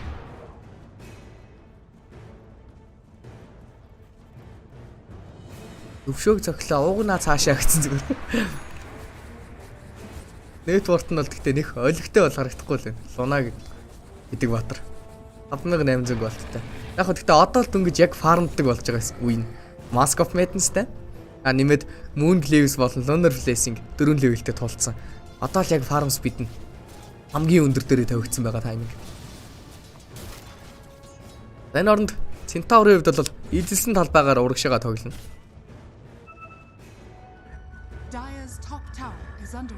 Magnus Blinka гэнэ. За Magnus Blinka бол RP-н дээр нь тоглолтыг гүйцэтгэх гэж байгаа. Яа, Magnus action хиймээр байдаг. Snap-ийн ultimate-ийг хүлээж тарах гэдэг. Дунаа бол байлтахгүй. Тэгэнгუთ Lycan-ийн хувьд бол Overlord-тэй болтлоо. Бараг л action хийж чадахгүй бас. Primal Beast орж ирж байгаа шууд хасахныг хийж байгаа. За, чон дарагдсан. Тарагдлах хүн шууд Sky байх хэвээр. Эргэж хараад Dominator-тай зэргийг устгацсан. Устгацсан бол өхгүй гэж бодож байгаа. Гэхдээ өнхөж магадгүй. Stampede дараад хөөцөлцсөн. Хүүе. Town Jerry шиг юм болоод эндээс. Ancient Seal орж ирсэн, Conk Shot-н дээрээс удаашруулсан. Төр зүрийн stand дээрээс Hoof Stomp Blink-тэй connect-лж байгаа болохоор Kasane эндээс өгч тарж байгаа. Хийлийг нь абед авсан. За энэ хооронд Artiz өгөхөд гисэн. Ёй. Яаж? Attribute шилжүүлсэн байхад нь харанхуугаас Lucent Beam игээд Lucent Beam-ний mini stand дээр RP орж ирснээр Artiz өгч байгаа юм байна. Яг хийхний харьцаа 1-7 болсон. Багийн анхны кил артизид орж ирсэн. Киллийг нь харин Тимато авч байгаа юм байна. Shockwave дээрээс Scare back хийсэн. Өөрөө өөхөх магадaltaй гэсэн чинь Cyberlight дээр Demonic Parch орж ирлээ. Типицэн Баатрыг нь стантсан Баатрыг нь сэгсэрсэн Баатар дээр өндөг задлана. Өндгөн дээрээс хүнээ болж аврах гэж оролдож байгаа. Mortimer Kiss-ний эффект орж ирсэн Mystic Flare дээрээс бол авж жагаад хасхныг хийгээд амжсан. Kill-ийг нь crit авж байгаа. Fire Snap Cook-ийн дээрээс Ari орж ирсэн. Scatter Blast 3 дээр энэ удаа маш гоё орж ирлээ. За гэхдээ Magic-ийг дарж байгаа Facebook-тэй гараа явчих боломжтой гэсэн Abet-ийг бол Blink-ийн дээрээс Bridal орж ирээд цогчж байгаа юм байна. Shockwave 2 level-тэй damage-ийг үзүүлсэн Artiz дээр. За гэхдээ дагаад алж чадах юм бол байхгүй. Айлынхаа 3 Баатрыг унтсан байгаа дээр одоо л нэг таавар зөх боломж олдож байна. 4 Баатар нийлээ таавар зөх гэсэн. Хорти дараглаа. За ингээд голын тааврыг авч чадахгүй болчихж байгаа. Артизи ухаалаг үйлдэлээгээд цэргүүдийг нь бол чирээд аваад явцсан сая.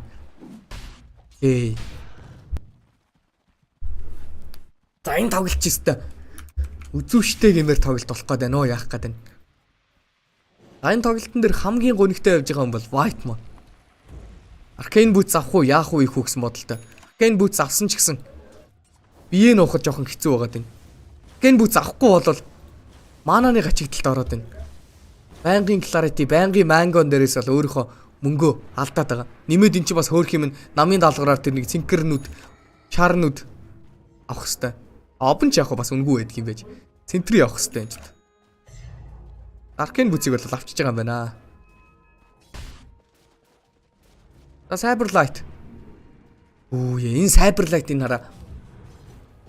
Энэ ерөөсө хувийн кэрээр хөдгөө. Яг офлайны жинхэнэ үргэлтэй. Жинхэнэ үрэг. Офлайн гэдэг батрууд чинь ер нь офлайн рол дээр тоглодог хүмүүс өөрийгөө бас яг ч нэг ийм амар би чинь гейм хожих core гэсэн бодол нь бол бас жоохон багассан байдаг юм шиг байна. Ягаад тэгэхээр map-ны хамгийн аюултай хэсэгт фармддаг. Авж байгаа айтнууд нь өмнө нь бол бүр байнга юм байдаг гэсэн шүү дээ. Blink авж байгаа шалтгаан юу юм? Төрүүлж орж эхлүүлнэ. Өнөөс нь Vanguard аваад тэрийгэ Crimson болгож байгаа шалтгаан юу юм? Багийнхаа carry дээр сайхан physical damage-ний absorb үзүүлэх гэж байна. Нэмээд pipe авдаг ч юм уу нэг тиймэрхүү тоглолтыг бол байнга гүйцэтгэдэг байсан. Breath Pact гэдэг айтмыг гаргадаг байсан. Одоо л жоохон хоржуу тоглоод байгаагаас. Энэ тоглолтын дээр pipe юм уу аваад хэрэг байх үлээ. Crimson Guard аваад нөгөө талд нь Shadow Demon гэдэг батар байгаа. Таргетлсан үнэ бол 6-т чинь. Demonic Fortune дээрээс орж ирж байгаа бүх buff-ыг нь бол байнгын устгана. Тиймээс яг бас хэрэгтэй билүүгүй илүүгээ бодохоор сайн хэлж мэдэхгүй л байгаа. Яг хөө Crimson авах юм бол дотроо пассиваар юу авдаг? Iron Wheel дээрээс өөртөө бол нэмэлт armor бол цуглуулж авах боломжтой. Дараагийн айтны сонголтоор Юлиг авна гэсэн бодолтой явж байгаа бол нөгөө талаас Тисмээс 3 Нисмак орж ирлээ. Arcane Rune-тэй RP бэлэн юм хийл та гэсэн байдалтай л явж байна. Таргет голохгүй. Kn1Fe физ олсонгүй. За Sabrete завхлтыг гүйцэтгэж байгаа. За Fire Snap Cook-ийн дээрээс нэмээд Scatter Blast-ыг оруулж ирээд Ari-г нэг kill олж байгаа.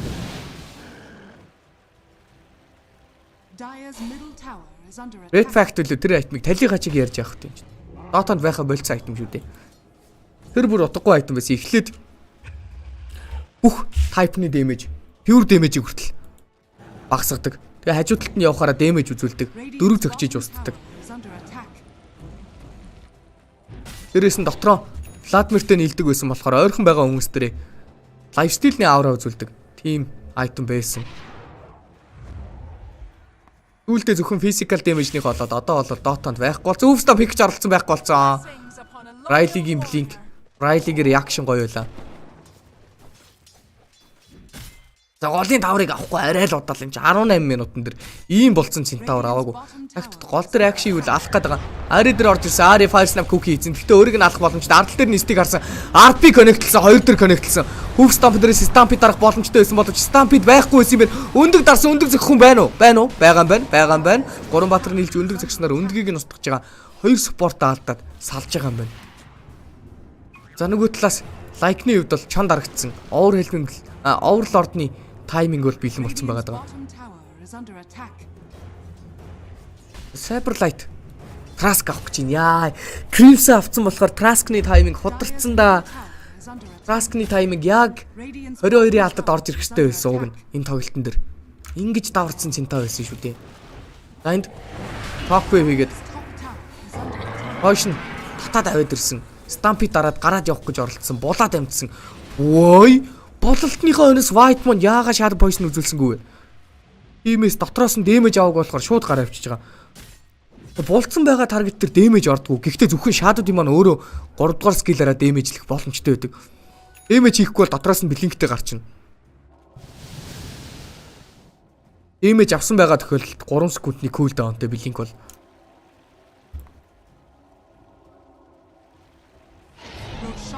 Яа. Хүний алдаагүй гэсэн бодолтой том гурвалжин дээр фармда суужих хооронд нь Тимато дээрээс AC-г аваад хөдөлж эхэлсэн. Тиматогийн хувьд бол AC авдаг нь гэхдээ зөв юм болоо да. Юу ч гэсэн Луна гэдэг баатар бэлэн босныхоо дараа AC авч обжектив зохиж эхэлдэг. Энэ голд булаад авчирсан Брайлыг алах гэж оролцсон. Fire Snap Cookie дээрээс Double Edge нэмээд Sky-ийн Arcane Bolt орж ирсэн боловч damage нь хангалттай байж чадсангүй. Айл аль нь бивийг нэг алж чадаагүй гэсэн чи юу вэ? ST дээр хувирцсан, өөрийг нь болцсон. За Лунаг болдог бол гоё. Энэ яа, Стана хийгээд амтсан боловч өөрөө эйгүү хөдөлт ороод энэ Cyberlight Mantas Titan дээрээс Listen Beam гээд алчин. Primal Beast орж ирсэн худлаа хийгээд байна. Худлаа коммитлээд байна. Shopify Rebellion. Objective авч иж тоглох хэвээр. Саяных бол бүр өстэй буруу яалтчгүй буруу.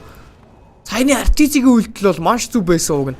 Shadow Demon-ыг хуйлж авч байгаа Лунаг гаргаж байгаа хамгийн том шалтгаан дэр Tower 1-ийг нь авъя гэсэн зорилготой хөдөлгөөн байсан боловч багийн андууд тэнд зарин дээр давс гэдэг шиг гүүж ороод юу хийгээд ороод өгцгээч вэ? Рэйжтэй Луна дээр орж яг юу хийх гээд байгаа. Өө мэд. Нөгөө талаас Луна ээжтэй болсон. Яагаад юм бас бөө мэд. Танаас нь юу ирж байгаа? Critical damage-ний item ирж байна. Энэ Луна гэдэг баатар энэ network сайн хийдэг болохоор айлынхаа core-оос нэг item илүү гарч ирдэг. Нэг item илүү гарч ирдэг тайминг дээр байлтахад давуу талтай болсон BKB гэдэг item. За эсвэл бол physical damage-тэй батрууд байвал butterfly оруулж ирээд butterfly-ны тайминг. За эсвэл satanic оруулж ирээд энэ objective зөгтөг болсон хойно л энэ item-ыг AIDS-ийг бол өөртөө авдаг. Нилээ эрт AIDS авсан байгаа харагдах юм. Гол нь AIDS-тэй байсан ч гэсэн одоо tower зөгхөхөөс бол айц хүйцтэй шүү дээ. Үхээд гарч ирэхэд нь шууд алдчих болно. Өндөг тааруулчих юм бол энэ чи юу ч хийж чадахгүй гэхэд өгөх баатар. Айлга 20-ын Tormentor-ыг бол авч байгаа. Shard нь Whitemon дээр орж ирсэн. Demonic Cleanse гэдэг эффект орж ирдэг Whitemon дээр. Энэхүү эффект нь бол basic display-ийг багийнхаа өндөр үзүүлэх боломжтой. Жишээлбэл Sky Ancient Seal-нээс бол гаргаад байна гэсэн үг. Phoenix-ийн 2-оос гаргаад байна гэсэн үг. Яг л Demonic Purge айлын өндөр яаж үйлчлдэг яг тэрнтэйгээ адилхан өөрийнхөө өндөр нэмэлт Demonic Cleanse гэсэн бафны эффекттэй болчихж байгаа.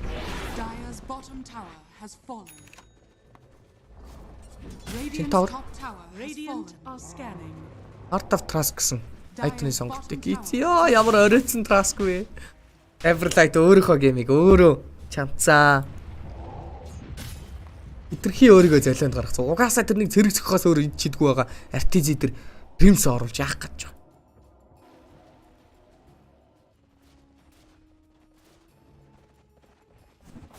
Энэ ген дээр ер нь тэр Shadow Demon байхад Crimson-ээр яах гэж байна. Эртхэн Traska гаргаж ирээд л урталтаа Raid Boss болцсон байсан бол. Cyberlight-ийн хувьд бол энээс илүү гоё эхлэх гэж байхгүй байхаас шүү дээ. Lunaгийн хувьд л ST-гийн хувьд л юм чи. Тэгээ голын Tower 2-ыг Our Lord-ны тайминг дээр авчиж байгаа. Харлуутай болсон. Энэ харлуу нь бас яг л Water шигээ цэрэг устгах чинь Firebolt-тай.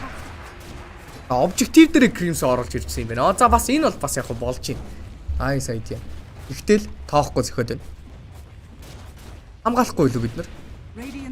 Аваад арна.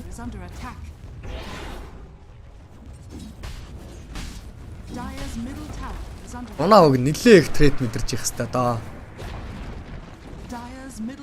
Лунагийн айтнууд ганц ч defensive item байхгүй. Дандаа offensive item. Алан хядна гэсэн зорилготой айтнууд л байгаад байгаа. Амьд үлдэнэ аварна гэсэн бодолтой айтм нэг ч байхгүй. TP out хийчихсэн Artizi Stampede дарагдлаа. Mana байхгүй байгаа. TP байхгүй юм чи эндээс угаасаа үхэн. Эзэгээр.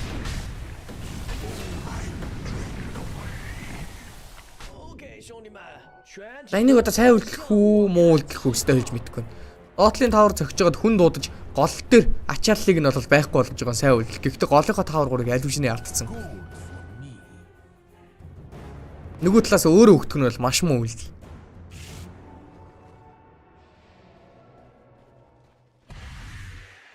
Cyberlight дээр demonic farge орж ирсэн. Kn1Fe яасан бэ анда.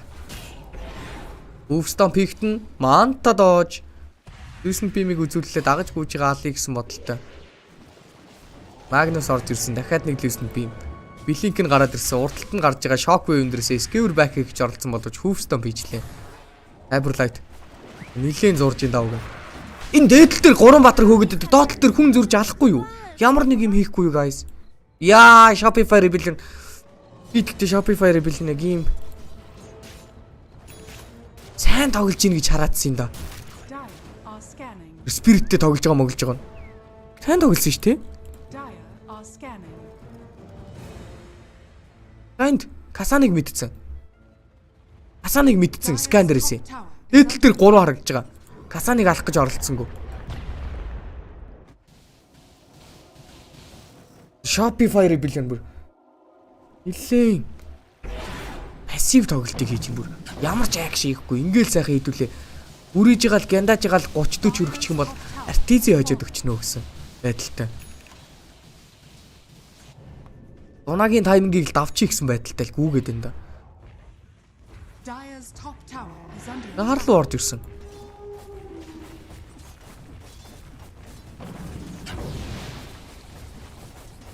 Артлаас нь тойрох гэж байгаа. Magnus BKB-гээ дарсан. Riley Гэрэн дээрээс хошоо гарч байгаа бол дээдлийнхэн таварыг дахиад бас чихлаа. Өвстон пик орж ирсэн, Cyberlight худлаа болсон, мөргөж орж ирсэн. Абедийн хувьд бол BKB байхгүй, өндөг дарагдсан. Өндөгнийхөө ажилд тоглолтыг хийж байгаа. Өвстон пижихт Manta style дооч хийсэн амжилттай болсонгүй. Нөгөө талаас өндгийг нь орж ирээд зодсон. Өндгөө хамгаалж чадсангүй. RP орж ирсэн хоёр дээр нөгөө талаас нь Pulverize хийсэн боловч Mystic Flare-ын дээрээс connect хийж чадсангүй. RTG унсан, Cyberlight унсан. Урав дээр нэг дагалтна гэдэг шиг тэнд Абед яваад өгсөн. Шууд трон зөхөх боломжтой. Йоо, нэрээ тэсэм 2-0 чиж байгаа мó. Хүүх. Оо заа.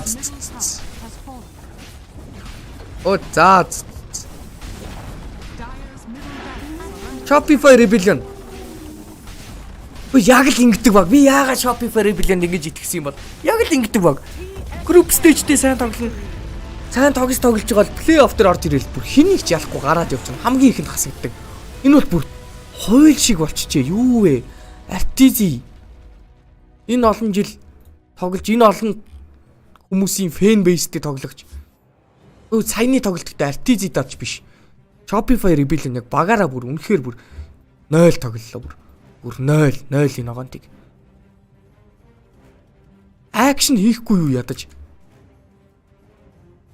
Бүр TI-д угаасаа байх ёсгүй баг гэдэг нь бол харагдлаа сая болж яваад өгсөн.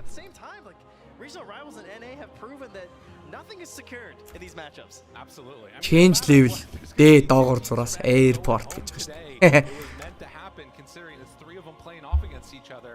But TSM moving on, looking incredibly solid. Again, a flawless game coming out from Tomato. The love. Дараагийн тоглолт наашл.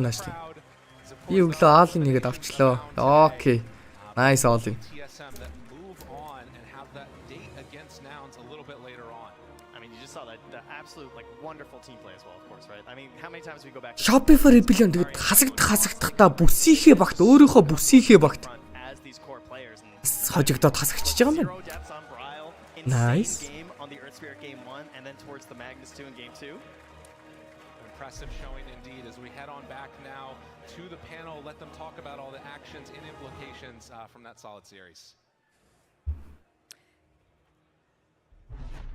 It was a beautiful display from TSM. Unfortunately, Shopify Rebellion going to be our first team eliminated in the playoffs. This NA bloodbath, it didn't go to the 3 games, Sheep, but it was still an amazing game too. I mean, TSM, they were just applying the pressure. They were keeping it on. It took one solid team fight from them, and they just went straight for the Ancients, straight for the win. I mean, before we get into the TSM praise, of which they deserve very much. Okay, all right. I thought the style of the game looked good for Shopify. It was really nicely played from them. They had the 6 6-minute smoke from mid on the primal to top, killed that Lycan to try and stop some of his pressure. Lycan was trying to take the tier 1 up top again. They bring in the TP primal, they kill him again. I'm like thinking that they were making such nice moves, as well as like bringing heroes to the right things. Like 12 minutes in, there's a rune. Let's bring the Centaur mid, fight with him, get some more kills. Like they were constantly staving off the moves that TSM wanted to make, and then it all just kind of fell apart. Yeah, I absolutely adore the TSM support during this game. Ari and Whitemon, the way that they played their heroes, you got destruction saves, cookie saves, for like all the highlights you're going to see in these clips. It's like, so here, Tomato, he gets saved on top. In the mid fights earlier than this, again, just clutch saves.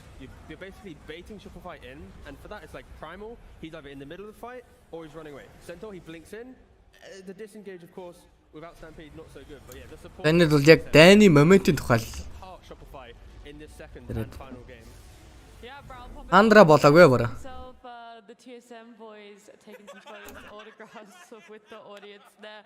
Okay. Oh, it's Will. I was like, who is that man? There's a fisherman next to him too. This is a fisherman, yeah. Oh no, I don't know that person. No one knows that person. That's an ancient relic standing beside him. It is tough to see Shopify go, but you're right. All DG-г ингэж бүрэн дуслаг. Харин тэгж явах шиг байна уу? This great open up for themselves. TSM though able to hit their timings perfectly purged. They knew when they were able to apply this pressure and this Luna coming online and being able to have those active fights, have an active role, and have a pressure on the objectives. Yeah, they really did hit their timings. And there's another cool thing about Luna now, the new shard, it reduces the damage you take, so it helps you so much. Normally Luna's like one of those ranged, kind of squishy, vulnerable heroes. When they get on top of you, it's a bad За одоо болохоор EG Gaming Gladiators гэсэн баг хоорондоо тоглох гэж байгаа шүү. Huge amount of reflection. Well, not reflection. You just start attacking them with your old glaive thingies. It's great against these primal beasts, these centaurs that get on top of you. Энэ ямар хүмүүс вэ гинэ? Энэ талаас нь зүүн талаас эхлүүл тэр ногоо хувцастай нь. Тэгэл хараадах. Nati гэдэг хүн байгаа. Host. Өмнө жилээс илүү өмнөх жилээс host хийж эхэлж байгаа. Гэхдээ TI доллар анх харагдчих шиг байна. Миний харж байгаа. Yes, I do now. Thank you. Talking of excited. Ярилцлага сонсъё доо guys. You looked excited just now. That was a hype win. Yep, we're here playing the NADPC for the last time. Okay.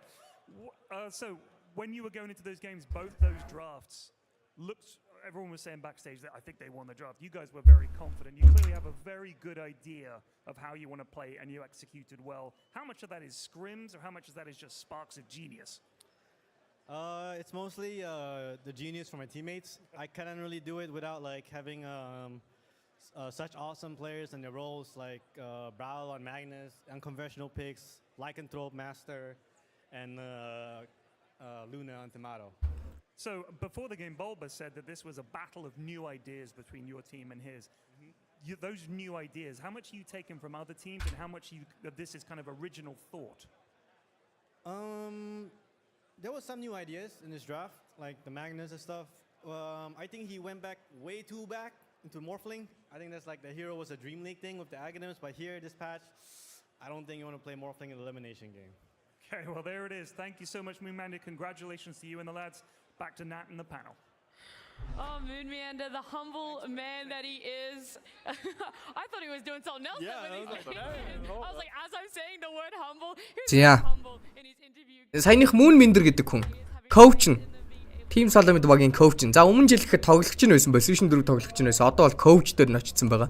Moonmander. Ерөнхийдөө бол багийн план хар зураг мөн дээрээс нь бусад багуудын аналистик маш сайн хийдэг хүн байгаа даа. Юу болсон бэ гэсэн чинь үнэхээр ерөнхийдөө бол багцлаа хэлэхэд үнэхээр баяртай байна. Бид нар энэ чинь нэг DPC-д юунд ялагдсан шүү дээ. Нагийнхаа DPC-д ялагдаад Shopify Rebellion-д 2-0 болоод тэгээ major явж чадаагүй 3-т орсон. Тэгээ Shopify Rebellion болон Nouns гэсэн багууд Bali major руу явж исэн санагдаж байна. Тэгэхээр DPC-гийнхаа хариуг авлаа гэсэн юм ярьж байна. Яа тэгээд энэ хэдийг асуугаад энэ зүүн талаасаа Discost Natia гэдэг хүн. Энэ зүүн талаасаа хоёр дахь нь тэр нөгөө нэг эмэгтэй нь болохоор Sheepstick гэдэг хүн. Энэ болохоор Parge гэдэг хүн байгаа даа. Sheepstick-ийг бол мэдж байгаа шүү дээ. Бас л талант болоод нэлээд удаж байгаа. Эмэгтэй талантуудын нэг. Дотогийн цөөхөн эмэгтэй талантуудын нэг. Parge-ийн хувьд бол нөгөө нэг Дотогийн хөгжилд маш их хувь нэмэр оруулсан хүн байгаа даа. Өөрөө ч гэсэн бас хэсэг тоглогч байх гэж оролдож ирсэн удаатай.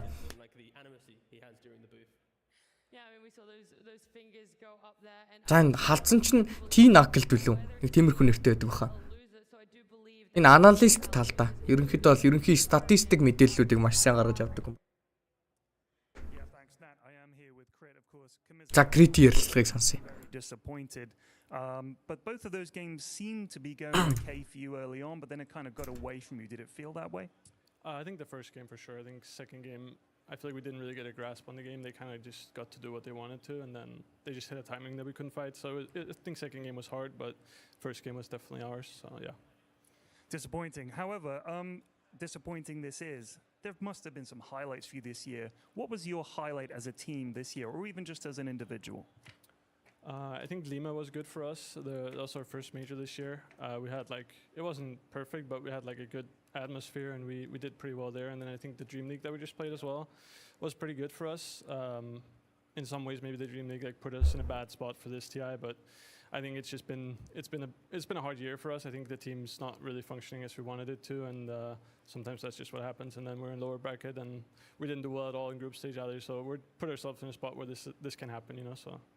Well, that's very tough, but I know you guys have a lot of fans around the world. Is there anything you'd like to say to them for their support throughout the year? Yeah, I mean, huge thanks to all of you, especially the people here in the arena as well. It's always us that's cheered for the loudest, and we really appreciate that. So it never falters, so we love you guys a lot. Thank you, Crit, and better luck next time. Back to you guys. Thank you so much, Period. Нэг иймэрхүү юм ярьж. Их ойлгохтой юм ярьсангүй. Тимчдэг хүмүүстээ баярлалаа. Тим сайн байсангүй. Тэгэл нэг тиймэрхүү нэг яг л ярьдаг юм л ярьж байна. Ялгцсан үн ярьдаг юм.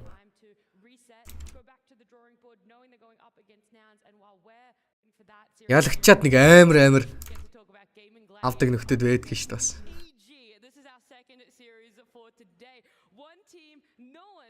Яана энэ Crit RTZ 2 одоо баг юу яах вэ? Бараг зодог тайлж магадгүй санагдаад байна. Яана.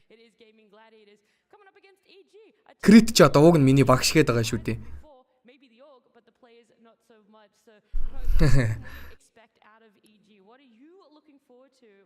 Жиулээ Gossip Games билүү? Game Leap билүү? Тэрний хичээлийг заадаг шүү дээ. Session 4 хичээлийг. Чи EG-д байсан уу энэ гэхээр нэлээд дээр заадаг байсан.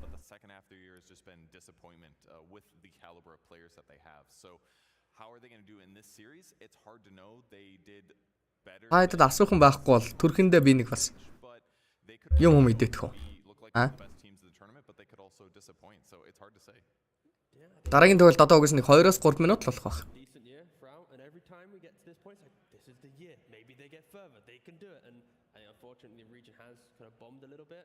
За тиймээс энэнийг сонсож байгаарай guys. Against Gaming, of course, 3-time major winner. It's going to be a tough battle, but it's hard. It's do you want Gaming, who have done so well? Do you want South America to stay in the tournament? It's going to be quite a difficult one for the fans, I feel. Do you have anything you want to add, Sheep? Maybe a star player in your eyes on that? Bro, I love EG. I'm a huge fan. Oh, okay. Yeah, no, I love them. I love Matthew. I think he's an amazing leader. I think when you see regions like Southeast Asia and South America, leadership is something that they've always struggled and lacked, and they comment on that, right? And it's you have Jabs kind of stepping up in C. Here you have Matthew, who's really good and has prided himself on his communication and ability to bring the ideas together of his team and figure out their strats. I think it's interesting when you hear about this team and how they function and the problems they've had in the past. For example, they were, I believe, when they brought in the new players, things didn't quite fit because you had players that were quite greedy or wanted to play. Like Whisper quite enjoys farming, right? But they had to really recenter their targets. They're like, okay, sometimes you can lead as a core. However, we want Pakaz to be our win condition, and they really had to kind of bring that idea back to that and how their playstyle matched it. So they have very much evolved as a team in terms of internal communication and their actual gameplay. I think they're super fun. I like the hero pools they bring out. They're fresh, you got that bounty hunter Matthew. I mean, my man makes games very fun when he's playing those Invis heroes. For me, I just love this team. I love that you love this team. I also enjoy all the information you gave. So I have a treat for you, a little special reward sheet. Ain't no way. And for all the other EG fans out there, we have a video on that we can see more about this team, more of their journey as well.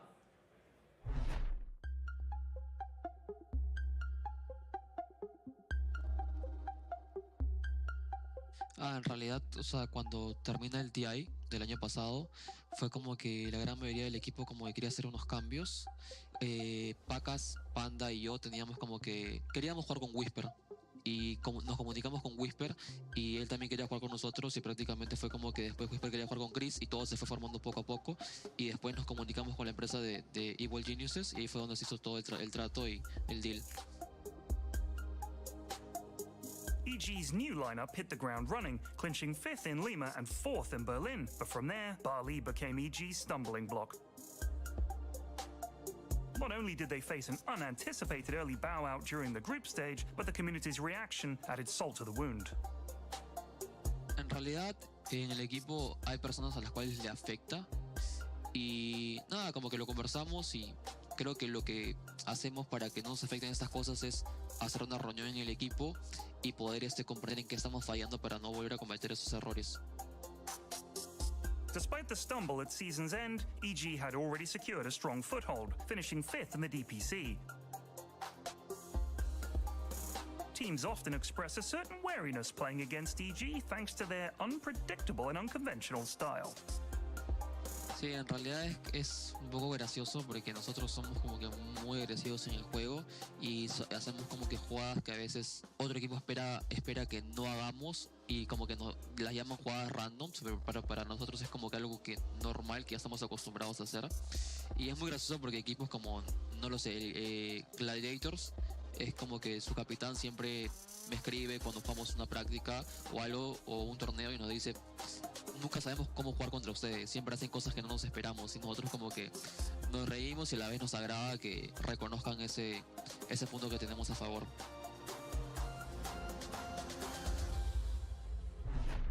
Do you feel you know EG a little bit better now, Purge? Yeah, for sure. I mean, they do have elements of that unpredictable play style. Doesn't always get you wins, and I still don't have as much, like, I love the team. I don't have as much passion for their gameplay right now as Sheep does. But they definitely will be a formidable opponent for the Gladiators.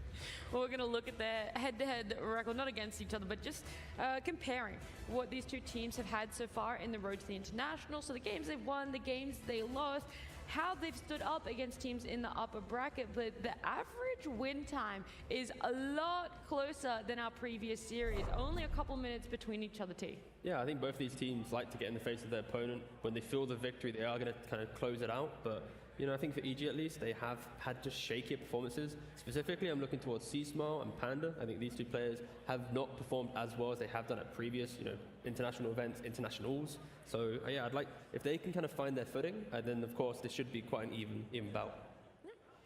I was going to ask you a question, and I'm not going to because you're taking. Oh, while you're taking your sip, Sheep, I will ask you to talk a little bit more about Game and Gladiators, and if you have just as much passion about that roster as you do for EG. I hate that team. Okay, I hope perfect. they fail. Honestly, I'm sick of them. Oh, you want them out right now? Too many first places. I think it's time to share the love. Okay. They've had a lot of issues, I feel like, recently since the big patch came out. That's kind of their biggest stumbling block.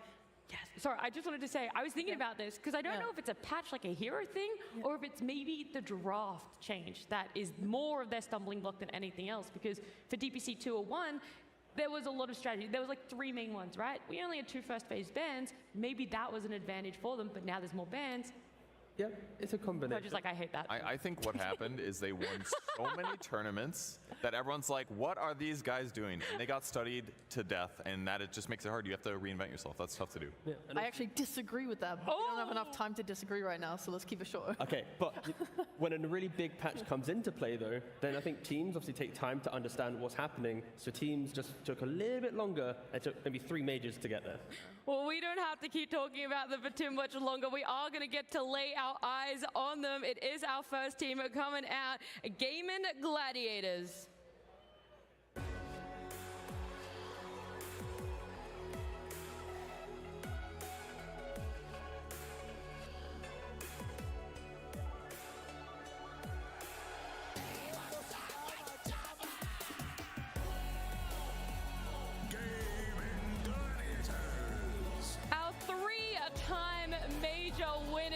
Boys have had an impeccable year, victory after victory. They weren't sharing it around, but they are going to be sharing this stage. They're in in the lower bracket, a position none of us thought they would be in this early, and it's time that they begin their run. It's going to be up against Evil Geniuses.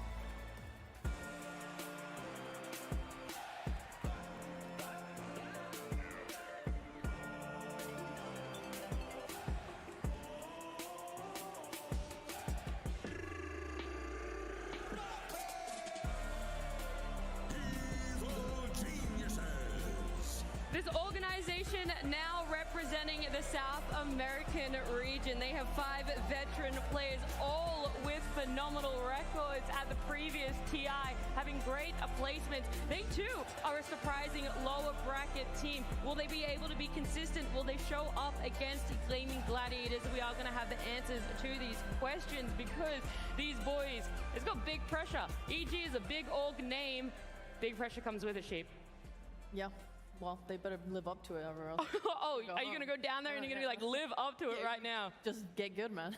I mean, the last time EG beat Gaming was at the Lima Major. So since then, it's just been draws, losses the entire time. So if there ever was a time to actually beat them, I mean, it probably is right now. Yeah. Oh, wait, hold on. Now I can disagree. We have time. Oh, actually, we don't have time. Oh, my because God. it felt like we didn't give enough time to Gaming Gladiators. So we want to have a look back at their pathway. We want to have a look at a video and some information on them, and then you can disagree. Sure. I sort of led to join gaming because I'd only really played in NA teams in the past, and we never really did very well. I kind of wanted to give playing like one last shot to prove myself. I had a lot of doubts about whether or not I was a good player, whether or not I was a choker, or whether or not I had what it takes to play, like, you know, and beat the best players if I could win a tournament, things like that. They asked me, and I was like, yeah, I would like to take this opportunity to try to prove myself one more time. Proving himself one last time paid off. Gaming Gladiators dominated, winning every major. Remarkably, they didn't drop a single main stage match all year until Riyadh. Needless to say, they confidently secured their spot for the International. You build the muscles of playing against the best players, and you sort of shirk some of that fear and that, like, you know, scariness of like the top players. You get rid of that. You feel way more that you can actually win the tournament. I think in past teams, you sort of, you know, try to cope it up and believe that, hey, I'm really good and we have a chance, we can win the tournament. But deep down, you sort of don't believe you can. Playing through the DPC in Europe, deep down, I believe we could. Like, it wasn't like a bit, it wasn't like some, you know, shell I was putting on. It was like, we can actually win the tournament. With every series we won and every like game that we gained confidence, it was like becoming more of a reality. Like, it's not just that we can, it's maybe we will. The day after you've won a tournament, you're just another chump who needs to prove himself. Like, if you lose the next qualifier, you bomb out of the next major, you don't win the next major, suddenly it was a fluke, you're a chump, you're a joke, you know, you're yesterday's lunch. And so I think going into every tournament after Lima, Berlin, Bali, you know, the Dream Leagues, everyone felt like we were fighting for our life, and that we could get eliminated in groups if we weren't careful. That's how it felt for me. I used to get incredibly, insanely stressed in the past before games, and this year I've managed to quell that to a large degree, because it used to be playing games was just miserable, honestly. Playing officials was not fun at all, because I was just like racked with anxiety the entire time, and beforehand it was agony. The years of going through that, I slowly fixed bits and pieces and learned different things about this stuff, and I think a lot of those things helped me to find a much better routine for me this year, to allow me to like be more consistent and not be so, you know, in my own head. Years of anxiety, but now he has 3 majors, 3 wins for himself. Quinn, he couldn't do it alone though. Obviously, the 5 stack there. Quinn ярьслах. Quinn биш юм шиг л ярьж байна. And Celery as well for Gaming Gladiators. People put them as their favorites to win TI. I know many people out there are big fans, big supporters of them. Do you want me to not talk about gaming so you can argue with Purge? I mean, that was talking about gaming. I meant me not talking about gaming. Oh, yeah, thank you. It's Yeah, guys. Дараагийн цуврал эхлэх гэж байна. Манай Facebook дээр үзэж байгаа хүмүүс байгаа тий? Facebook-ийнхэн байна уу? YouTube-ийнхэн байна уу? Алив бүгд дээр байна уу? Нэг цаахаа ирцээ өчөж байна маа гэд. Манаа дараад. When you play against gaming, I think you could study them and you're still going to know what's going to happen. But like even Nisha said, they're just hard to answer, and their approach was to make them uncomfortable in like the draft. So when you like the draft, гэж юм за. Байгаа бол сайн байна. YouTube-ийнхэн маань комент өгчээрэй. Facebook-ийнхэн маань нэг сайхан share хийжээрэй. Тэгээд guys, FTZ-ийн гонглж байгаа фэнүүд байна уу? Маш гонхтой байна таад. Артизгийн фэн байна уу энэ донд? A lot of people hate playing against their safe lane who just trade super efficiently. They don't like over prioritize farming. They know when to take those trades. Артиз ч одоо түн бом фэнтэй юм шүү дээ. Make the game super hard. Yeah, I have like vivid flashbacks of Celery playing Undying every game in DPC. He was bored out of his mind, but my goodness, did they have a stable safe lane? Like they're willing to play whatever it is as many times over. So Дуруугийн фэнүүд байна уу? Байна гэж нь бас. Артизгийн фэнүүд их л гонигтай байгаа бох. Тиймээс та хэд маань маргааш орой. Өнөөдөр ч оройчих шиг боллоо тий. Маргааш орой манай Avi Sports Pub дээр хүрэлцэн ирж. Гонига өргээгээрээ. I mean, I have a big belly too, but no, he just walked up and he just good 5-10 seconds. Is that what he came? Iji ойрнолоо. Зөө. So I've given him all the energy, and if they lose, it's my fault. But what can you do? What can you do? I take full credit right now. Is there any data so far about the luckiness of your ball? Yeah. This is the first time it's happened. So if they win, teams, you're gonna start charging? Evil Geniuses. Шинжлэгдсэн Evil Geniuses. Тань чи өнөөдөр баг 2 EG тоглоод нөө хуучин EG-ийн сайвал бол хажигдаад тасагчлаа. Шинжлэгдсэн Evil Genius одоо бол тоглоход бэлэн болж байна. Дөрөв тоглогч нь Перу. Нэг тоглогч нь Болив улсаас гаралтай. Виспер ч Болив. Коуч нь бас Перу. There's times where Prakash looks like guaranteed best top 3 carry of the world type stuff. Other times where they're just not clicking as well. За хуучны бол Tundra Week-н Identify them. They do have their comfort heroes for sure. Prakash always plays a very hard carry, but гэдэг багаас гаралтай. Баг байна да. Tundra Week-н Beast Coast 2-оос бол цуглуулж авсан бүрэлдэхүүн. Kn1Fe Evil Genius. Нөгөө талаас Gammon Gladiator тоглоход бэлэн болж байна. my viewpoint is that they have at times they've looked at top 6 team in the world for a long period of time enough where I got confidence in that, and then when they just start losing games, playing sloppy stuff that I didn't see in the months prior, it just felt like a big enough shift that I just have to label it as inconsistent. It's like their gameplay. Go EG 2-0 winner, GG 2-0, EG 2-0. Хөөх, EG GG 2 дээр гэхдээ нэлээд хувааж байгаа юм биш тий. Окей. Наарэ. You sometimes just see them do everything right in a team fight, and then I've seen some games like this tournament even where you're doing like bad bench swaps and stuff. I know Panda has like had some issues with like nerves in the past. I think mostly they moved past it and got more confidence, but it gets still like you can still have those moments. За хэдүүлээ энэ оронд илгэж ирчих хар жоохон бүрэлдэхүүний тухай ярилцчихлээ. За дурак хөвцсөн. Дурак хөвтдөг ер нь. Энэ дурак чинь тэмцээнд орж явах та. Тэмцээний өмнө заавалч хүнийг хөвтдөг эсвэл унтдаг зуршилтай угаас. But he has played the furthest extremes possible. Like Nyx Assassin, we don't really see at all, but he's tried playing it. He's played Bounty Hunter that we haven't really seen as well. He's played some Dawnfall that was kind of popular back in the day, but not so more. Back in the day, like one patch ago, right? It's old. Dota ages you very quickly. But like he is playing so much that I think Эйсийн талаар ярина гэж байх уу? Би одоо яг тоглолтын өмнө ингээд хүмүүсийн тухай яриа. Тоглолтын дунд угаасаа ярьж чадахгүй байгаа байхгүй юу? Тоглолтын өмнө тэгэхээр хүмүүсийн тухай гэлтгүй бүгднгийнхэн тухай нэг яриад явчих гэж бодоод байгаа. one game you have a Sky, one game you have one game you have a Dawn, like everything's very different from the hero that often kind of connects the early game. So I have a reason why they may be doing that. I think it's because they pick Matthew's hero later in the drafts usually. Аль багаас нь эхлэх үү? За гамингаас эхлэх үү? Гамингийн ч уган дээр ярьж ирсэн да. Хизээ үлээ өрчтөр үлээ. Нилээх ярьж ирсэн.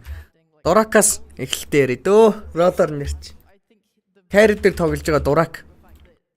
Цор ганц хүн гэдэг байгаа шүү дээ. Орос улсаас гаралтай мөртлөө Казахстаны хаан гэдэг багаас өөрийгөө таниулсан цор ганц хүн. Хаан гэдэг багаас дандаа Казахстан тоглогчид гарч ирдэг. Ганцхан Орос гарч ирсэн. Тэр нь бол дурак. Нөхөр Казахстан сурдаг байж их та тоглоод. Тэгээ Казахстанд нь бол Дотогийн 2 хан баг байдаг. Хүнийх нь нэгт нь ороод өөрийгөө бол таниулсан. Түүнээс хойшоо Team Spirit, Gambit, Tickles гэсэн баг байдаг. За Tickles чи ерөнхийдөө бол Gaming Gladiators. Win Strike гэсэн баг байдаг бол дамжчихсан байгаа даа. 2001 оных дурак. Тэр нь хүмүүст бол өмнөх багуудтай байхдаа хэро пулны асуудлаас болоод айгүй их багуудад чигддэг байсан. Энд тэнд нөгөө нэг стандыг хийдэг байсан ч гэсэн хэро пулны асуудлаас болоод айгүй их чигддэг байсан баг. Баг гинэ тоглогч. Зарим мид дээр нь тоглож байгаа Kn1Fe. Хүний хувьд бол одоо төрсөн нутагтаа тоглож байна. Америк гаралтай. 99 оны тоглогч. За наа бүстэй бол олон багуудаас тоглолтыг гүйцэтгэж исэн.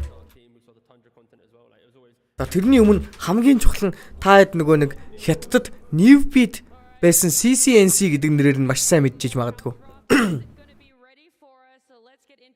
Kn1Fe тоглож исэн Forward Gaming, Pain, Optic гэсэн багууд тоглож исэн. Хятад багуудыг бас дамжиж исэн удаатай.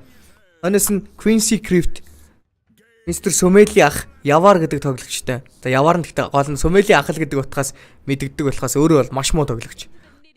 Яваартай нэг баг байсан тоглогч. За драфт эхэлчихэж байгаа юм байна. Дотоогоос үзье хэдүүлээ.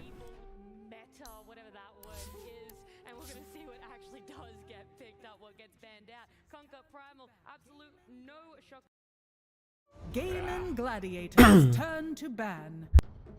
Evil geniuses turn to ban. За Яваартай нэг баг тоглож исэн тоглогчтой. 10 seconds Evil geniuses turn to ban. Gaming gladiators turn to ban. Та сандживэл Яваартай нэг баг тоглоод Quincy-д байж ихт нь Somel орж ирсэн шүү дээ stand нар. Тэгээд офлайн тоглосон байдаг. Somel орж ирээд офлайн тоглож ийн гэхээр ерөнхийдөө бол хүмүүс угаасаа л потенциалыг нь маш сайн мэддэг байсан. Харин тэрийг нь гаргаж ирж ашиглаж чадсан анхны баг нь Gaming Gladiators.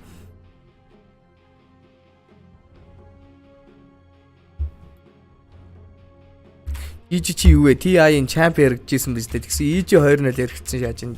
EG ер нь яац юм бэ гэн. Энэ юу яагаад байгаа? Угаасаа TI-ийн өмнөх бүх тэмцээнүүдийг түүсэн багууд гинтл гарч ирээд сонир болчихдгоо шүү дээ. Содлагчдаг гэдэг юм болов. Тэгэл тэгжил ойлгоод байгаа шүү дээ. Яагаад чи угаасаа л тэгдэг шүү дээ. TI-ийн өмнө амар л байж байгаа л бүх жилийн TI-ийн өмнө амар байсан багууд гинтл байхгүй болчихдог. Тэгсэн драфт эхэлсэн. Драфтыг нээж байгаа батх нь бол Bristol back юм байна. Нөгөө талаас EG-ийн нээлтийг харъя. 5 seconds remaining. За Ace ахста тийм. Юуны Gaming-ийн offline Ace. Даналсаас гаралтай. Сая орж ирэхдээ бол хамгийн урталт нь явж исэн шар үстэй. Шар тоглогч байсан. Тэр Ace.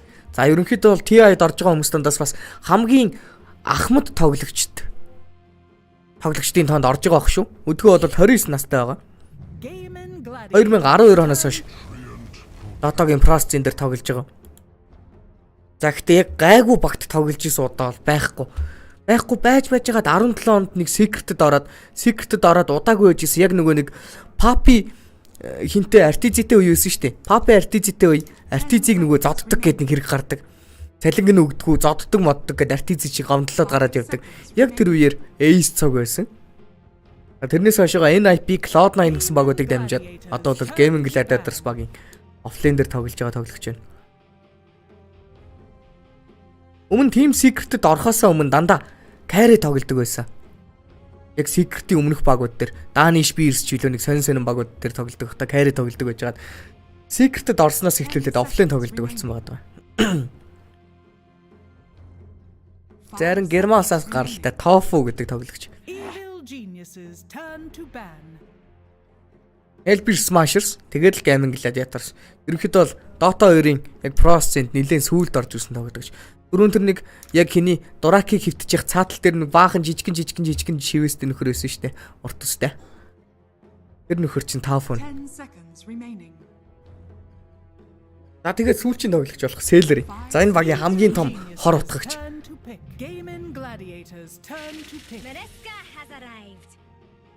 Өмнө нь бол Gaming Gladiators-ийн өмнө Viking GG гэсэн багт байсан. Гүнба Gaming ч илүү нэг бохны зурагтай багтаас тоглодог байсан. Одоо бол Gaming-ийн бүрэлдэхүүнд орцсон сууж байгаа. EG-гээс орж ирсэн 2 пик. Trent, Darkvillo гинэ. 10 seconds remaining. 2 батар орж ирж байгаа юм байна. 5 seconds remaining.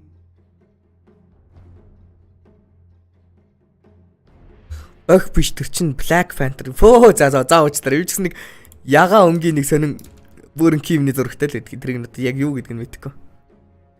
Carry дээр ямар батар дарагдж байна. Заастаа янз янзын юмнууд л дарагдж байна.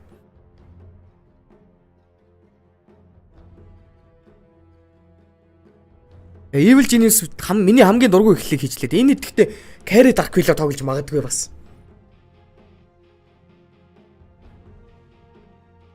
Драфт нэгтээ би бол бүр хизээч ингэж нээх зэрэг хүрдэггүй. Бүр яг тийрэд идгийн дараа хожигчвал бүр яг зүүдэлж хана. Драфт нэгтээ 2 спортоо харуулж байгаа 2 захын лейн бүр яг GG болчихдог байхгүй. Тэгэхээр Darkvillo 4 биш баха баг. Би бол тэгж найдаж байна.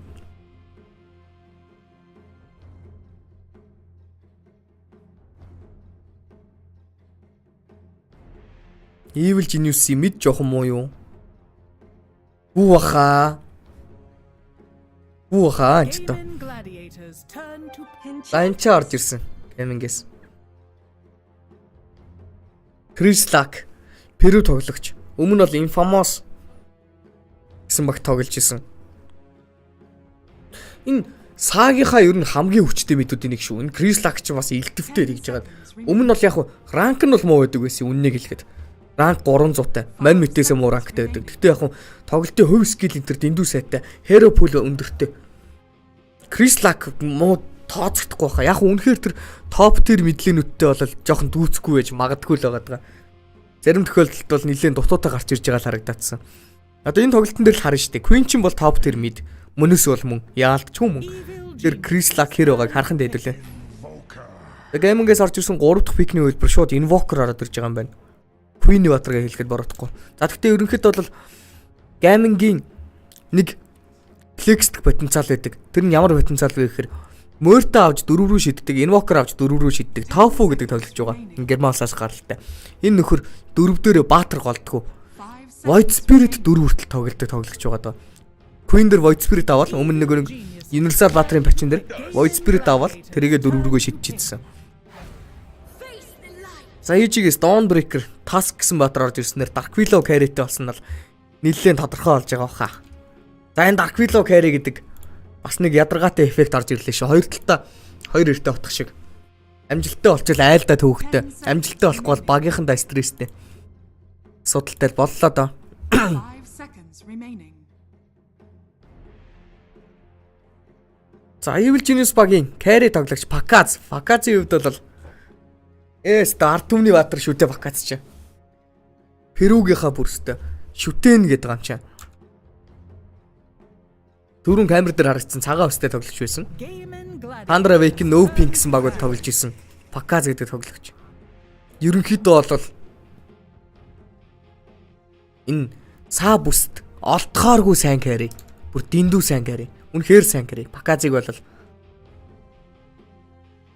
respect guys. Pakaz бол үнэхээр мундаг тоглогч. Whisper Patch Felice гинэ. Whisper гэдэг тоглож байгаа. EG багийн офлайн. Одоо бол Dawnbreaker гэдэг баатар дээр тоглоно.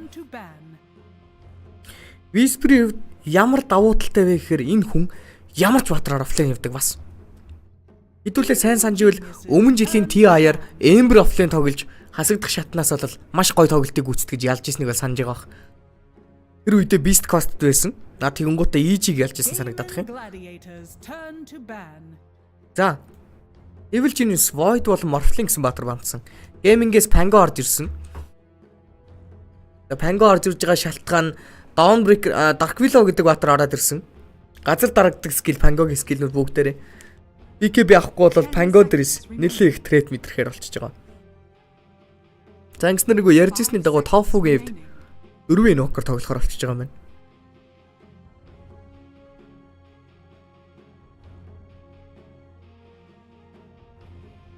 Одоо EG-гээ 2 support үлдсэн үү? EG-гээ 2 support-ыг харин хүмүүс муу гэдэг. EG-гээ 2 support-ыг бол муу гэж ярьдаг хүмүүс. Matthew бол муу. Яг үннийг хэлээ муу. Гэхдээ Мили батраараа сайн. Рейнжд батраар маш муу. Тим ч болохоор EG гэдэг баг. Одоо та ер нь EG-г тоглохоор миний үгийг санаж байгаад анзаараад байгаарай. EG тоглох юм бол дөрвийнх нь батар нь дандаа мили батар байдаг. Ер нь дандаа Tiny Task өшөө юу ч байдгийг. Ер нь бол дандаа мили батар байдаг. Геймингээс орж ирсэн сүүлчийн пик. Weaver гинэ. Өөх. Нөгөө талаас EG-гийн сүүлчийн пик. Earth Shaker. Pangoгийн өдөөс Shaker гэсэн матчапт харуулж байгаа юм байна.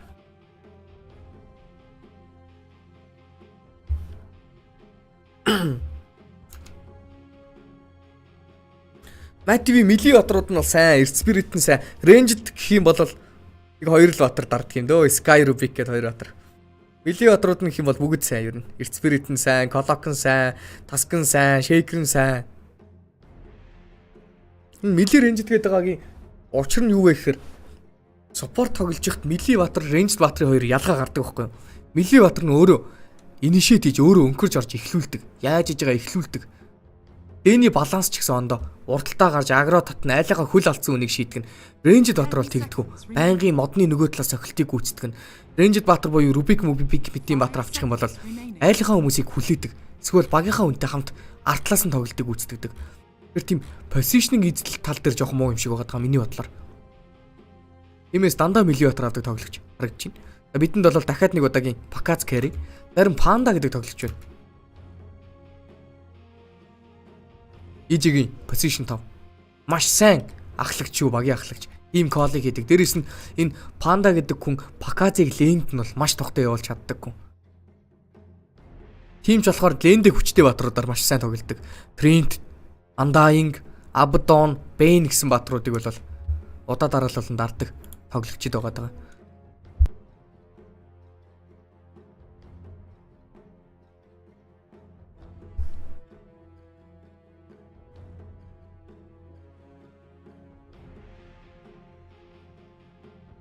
За Дураки Weaver. Sailor-гийн инча. Sea Smile, Earth Shaker аваад Queen-ийг бол мэддэн. Ерөнхийд бол матч ап илүүтэй батар авчиж байгаа. Одоо тэгэхээр тоглож яаж үргэлжлэнэ вэ? Тэрийг л харна да. Энэ тоглолт тэгэхээр ер нь бүтэн Sea Smile буюу хуучин нэрээрээ Chris Luck гэдэг тоглогчоос хамааралтай болох гэдэг.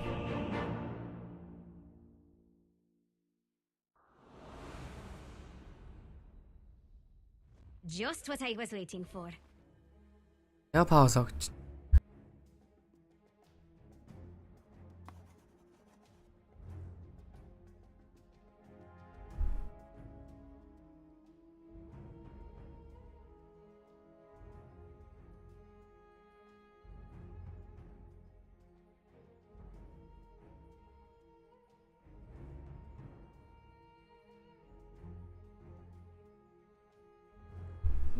Үний орж ирэх бах реди гэж энэ ч та нэлийн прешертэй байгаа юм бах та. Тише мальчик.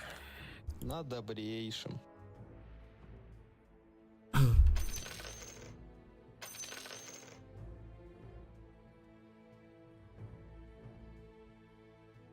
This is a good opportunity to learn. Пик геймингийн хөдөлгөөн хийхэд бол нэлээд гоё юм байна. Ахын лендер хүмүүс барьж авахд гоё. Weaver carry-тэй. Mobility маш өндөртэй. Өдөө брэстлийнхаа артлаар хүмүүс нь бол гүйлдээ тоглоход гоё гейм. Dawn Breaker-тэй гейм байхад ийм гүйлд тоглож байгаа захын лендер тоглож байгаа хүмүүсийн үдээс тоглоход амар хэцүү байдаг. Dawn Breaker-тэй тоглож байгаа. А нөгөө талаасаа мид дээр Shaker нь Pangog бүр амар золоод гараад ирэхгүй бол жоохон хэцүү л.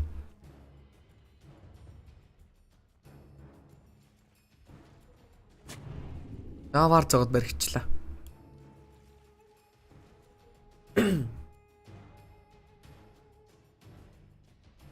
Нөгөө талын вард бол ингэ зогцсон.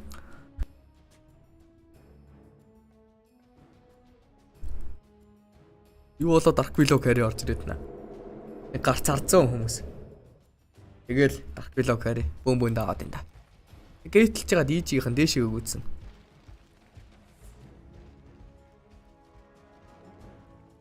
За дээдэл дээр бол хүн байхгүй байгаа.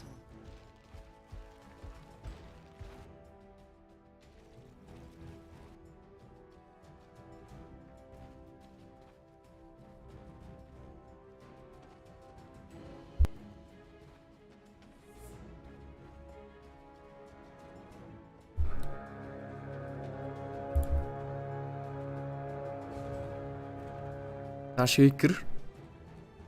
Ховор өндөр дээдл дээр нь л контрол орж ирэх гэж байгаа. Дуракийг алах боломжтой эснөө болцсон. Мэдээллийг авч байгаа. Shaker-ийн хувьд бол Fisher авахаас зайлсхийгээд нь. Дурак гараа явчлаа. Гейминг 4 бантын авах боломжтой гэсэн чинь дээдлийнх нь Баказ ч авчиж байгаа юм байна. Баказ TP-дэд харж байгаа. Сайд гэхдээ Viewer-ыг алахгүй юу? Энэ нэг левелтэй Shikuchi-ний голдон гардаг зайн бүр амар удаан байдаг шүү дээ. 11 секунд байдаг. 2 левелтэй 9, 3 левелтэй 7 секундний зайтай болдог. Shikuchi. Нэг Shikuchi хийгээд гарч ирэхдээ нь шууд өөр дөр нь дарчих болохоор хугацаа гэсэн үг. Shikuchi хийсэн. Мэдээж Viewer-ийн өдөөс лендж байгаа үед бол шууд Magic дуудах хэвээр. Magic-ийг бол артлаасаа дуудчих хэвээр гэсэн чи Tango дуудчих юм. Whisper range-тэй secure-лсэн.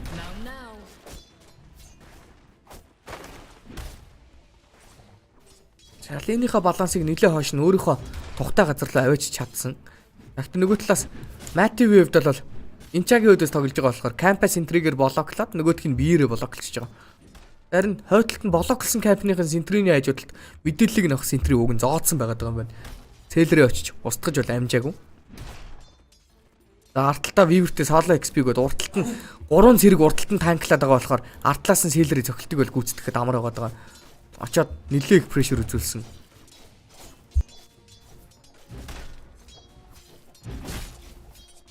Matthew бол 2 левелтэй болтлоо. Хүн алах потенциал бол байхгүй. Matthew ч гэлтгүй Whisper ч гэсэн 2 левелтэй болтлоо.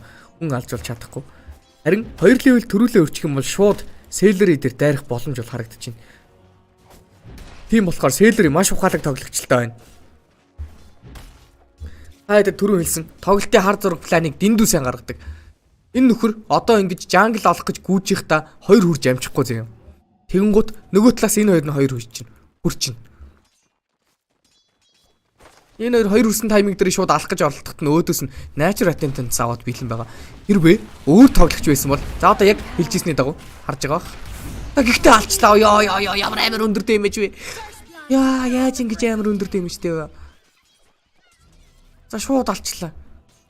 Гэсэн ч гэсэн дэмэжийг нь даасангүй. Өөр тоглогч байсан бол уг нь импетусээ шууд нэг левелтэй аваад эхэлсэн байх байсан. Сая бол саяны үйлдэлийг гадралж ийсэн да Celery тэгсэн мөртлөө үхээд өглөө. Эндээс Ghost Jungle оруулж авах боломжтой болсон байгаа харагдаж байна. Өөрсдлөө дуурснаар бол киллний харьцаа 1-0 болчихсон. Matthew ингээд мили батар авахаар айлынхаа хүний хөл алдалтыг бүр дэндүү сайн мэдэрдэг юм аа. Range батар авахаараа л бүр яг хүн биш болчтой болохоос Matthew гэдэг тоглогч уг мундаг шүү.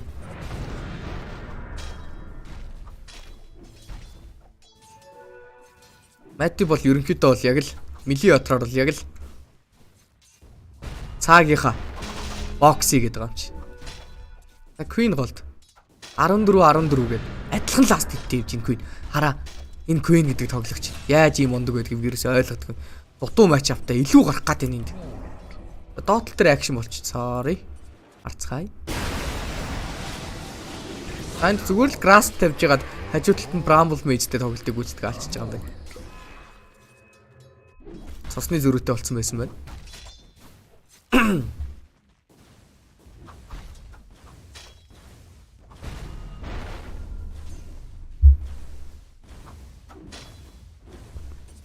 Shaker Pango match-up.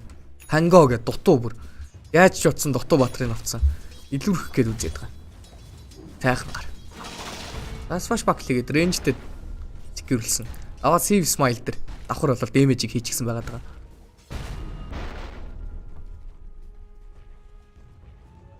Dire's middle tower is under attack.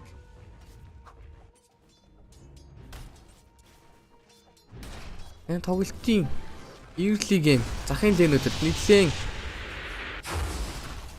өөртөө акшнгүй явж ийн гэсэн чинь энд акшн болчлоо. Tornado хийгдсэн. Ace зугатааж байгаа урдталт нь Shaker гарч ирсэн. Үхсэн. Эндээс Panda өгөх боломжтой байсан. Магадaltaй байсан боловч амьд үлдчихэж байгаа юм байна. Tango ширэлсэн эргэж гарч ирж гин. Хүүе. Болохгүй үйлдэл хийсэн даа уг нь. Энэ орон дээр яг давхар акшн болчлоо. Дээдл дээр яг л нөгөө үйлдэлээ хийсэн. Matthew болон Whisper харин зөрөөд Durak бол пассивныхаа тусламжтай нэг киллийг бол хийчихэж байгаа Matthew дээр. Свармтцсан дагаадгүйгээд нь Whisper-ийг ч гэсэн алчих боломжтой харагдаж байна. Хикучи мөргөөд нэг зөхөж болно. Яй, Starbreaker. Яа, Дуракийн double kill. За киллний харьцаа 4-2 болсон. Голд Matthew. Дээдл дээр ажилгүй болсон болохоор голын ботлыг рефилдэж өгж байгаа гэж байна. C-Smile. Diana C-Smile илүү батартай ботл рефилдүүлээд ингээд барахгүй бол тэгээд үнэхээр л Queen л C-Smile-аас бүр 100 илүү гэсэн үг болох гэдэг. За энэ орон доотлол дээр Tafu дээр тоглолт орж ирсэн. Дөрвийн Invoker. Бие хамгаалах скил ганцхан Ghost Walk-тай. Нөгөө талаас нь Dust авч байгаа болохоор сонголт байхгүй гэж байгаа юм байна.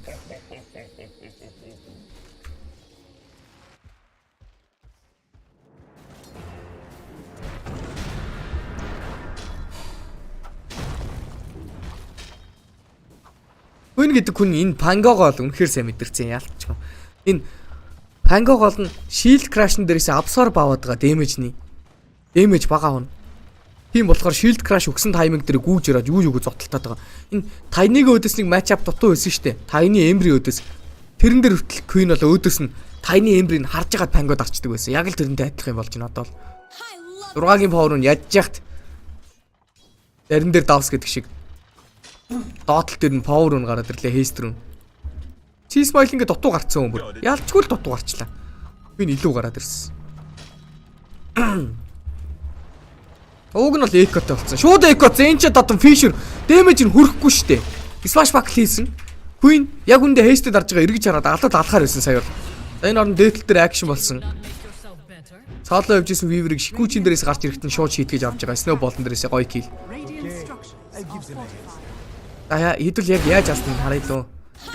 Би таадад ерөнхийдөө төсөөллөө хэлэхэд Shikuchi дарахт нь шууд Snowball-д гараад ирж байгаа. За нэг иймэрхүү юм болох хэвээр. Тэгээ шууд өгчих хэвээр. Дөрөв доотлол дээр Dark Willow-ыг бол алсан. Илний харьцаа 6-3 болсон. Dark Willow-ыг алж байгаа шалтгаан Invoker 90 байж нэмэгдэд Incha 90 байж алж байгаа шалтгаан бол Siege Crypt-тэй тоглолтыг бол гүйцэтгэж байгаа. Siege Crypt явах Dark Willow-ыг алснаар доотлын Tower 1-ийг бол аюулгүй устгах боломжтой болж байна. Trent-ийг лэнэс нь хөөсөн. Энэ Tower руу очих юм бол Trent-д тоглох газар нэлийн цөөхөн болчих гээд байгаа. Nature Retentance Celery дээр тоглолт орж ирсэн. Bramble Maze бол connect-лсэнгүү. Цагт өөрөөгүйгээд орцсон. Panda сүлжийн цохилтыг ээж хилний харьцааг 7-3 болгож байгаа.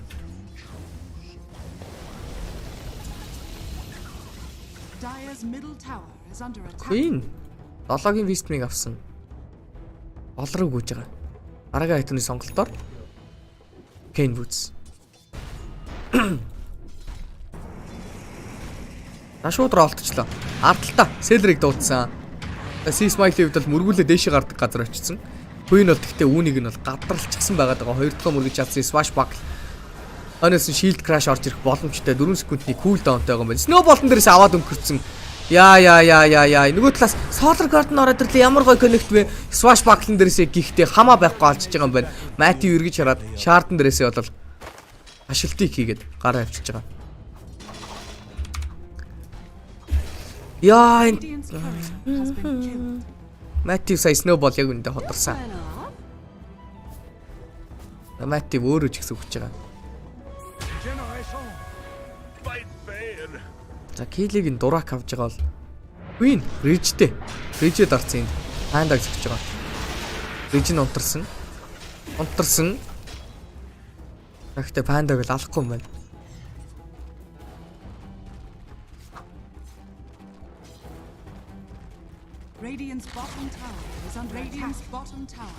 Я доотлын тоороо олцсон. Dark Willow тоглох газар нэлээ хэцүү байгаад наа.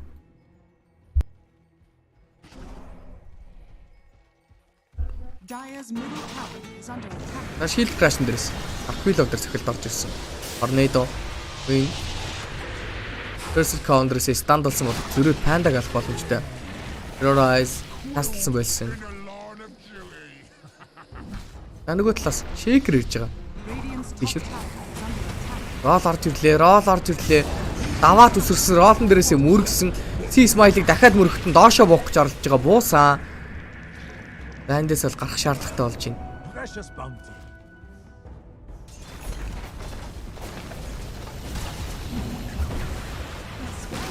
За. Инча эндээс аюулыг мэдэрсэн. Лотус өгсөн. Зүгээр дарчих байсан юм да. Backpack-нд нь орчлоо. За өөрийнх нь ч гэсэн backpack-нд нь байсан юм байна. Weaver-д. Radiant's middle tower is under attack. За. За, Гамин Dark Willow өөдөөс гаргалгаагаа олдсон юм байна. Гаргалгаа нь яг энэ юм байна. Энэ тоглолт юм байна. Гол акшн болоод нь торнадо ханаас нь smash buckle хийгээд хийлийг бол дуусгах гэсэн чи олсонгүй. Snowball-н дээрээс хүний авч орох гэж нүгүү юу гэсэн чи авч орсонгүй. Dawnbreaker бууж ирж байгаа өвчий дарагдсан shield crash-н дээрээс ууг нь бол absorb-ыг авсан боловч Whisper-ийн damage-ийг бол даахгүй байна. Dark Willow carry-гийн өдөөс гаргалгаа нь ерөөсөө эн чи арай л удаан фармж байгаа батар. Маш удаан фармж байгаа. Тиймээс early mid game дээр нь зүгээр сайхан үйлдэл тоглож игсэн бодолтой байгаа юм байна. Тийм болохоор Weaver carry сонгож байгаа юм байна. Энэ Weaver carry гэдэг яг Dark Willow-ийн гаргалгаа юм байна шүү.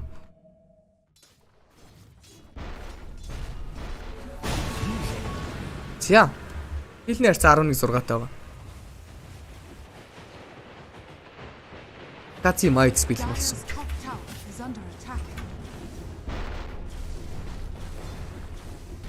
Си смайли билиг тоодохгүй бэлэн болох гэж байгаа.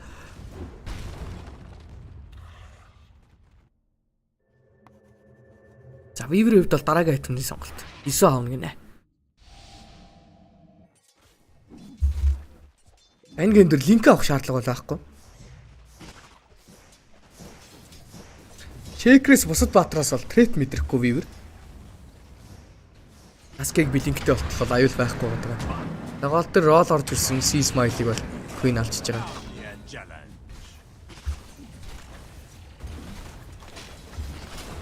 Radiant's middle tower is under attack. Radiant's middle tower has fallen. Radiant's middle tower is under attack.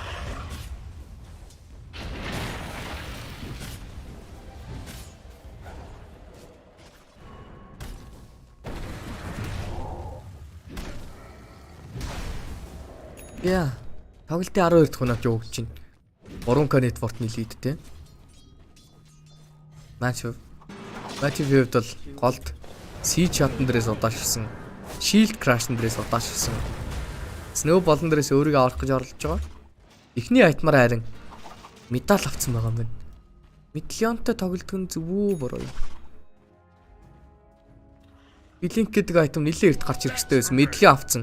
Медалийн авсан байгаа болохоор одоо Weaver бол огт аюул мэдрэхгүй болчлаа.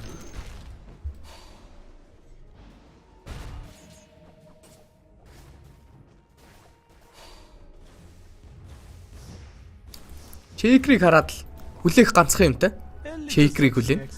Shaker хэнийг нь таргет руу орчих юм бол Weaver орж ирээд л артлаас нэхлээ түүгээд эхлэх боломжтой болж байгаа. За Пакац дээр орж ирсэн. Dire's middle tower is under attack.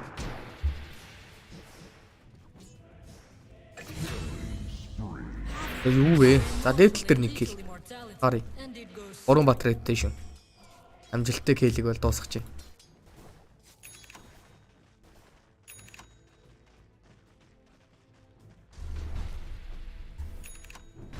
За 12-7 гэсэн kill нэрцээтэй 3K network-ны давуутай gaming тоглолтыг бол хоширлж байна. Active дээр smoke орж ирсэн. Шууд smoke-лоо 3 батар. Radiant's bottom tower is under attack.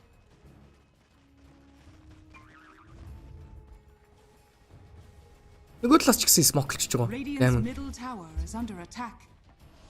Доошоогоо чиглэсэн smoke.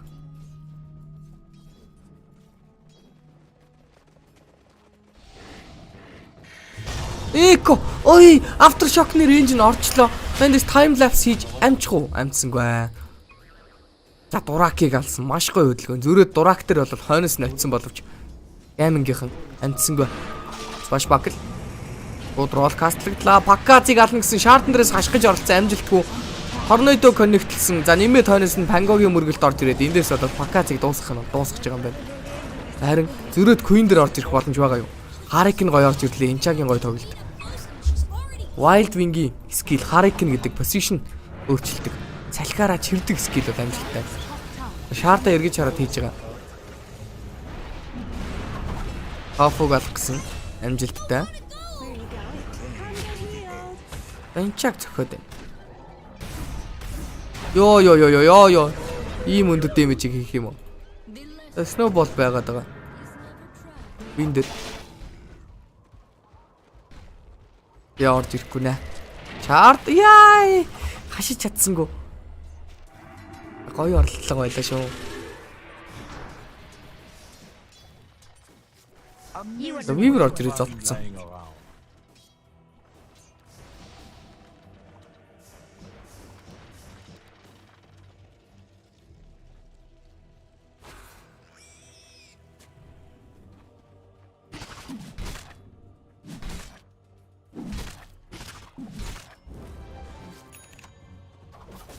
Таталт дээр танга дөр үзэндээ.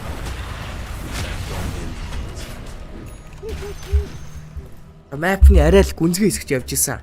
Яалтчгүй. Тиймээс шийтгүүлж байгаа.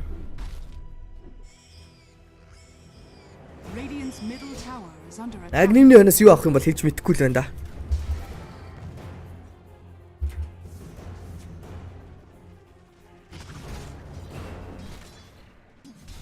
Ер нь октрайн бол авч л тарах баг.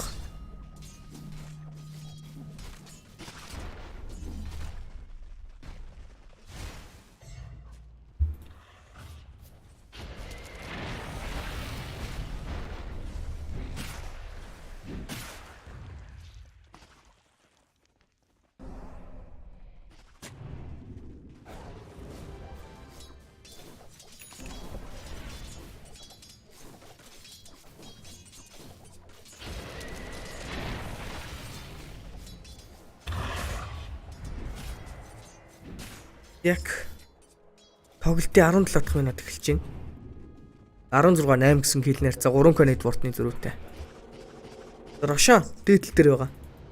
Рото ойрхон тоглолтыг бол гүйцэтгэх боломжтой болсон. Свармтай нэмээд Дисотой. Дуракивд шууд ророгоо төгөх хэрэгтэй ходоо. Нөгөө талаас гадралцсан ээжи. Ээжи бол гадралцсан байгаад байгаа.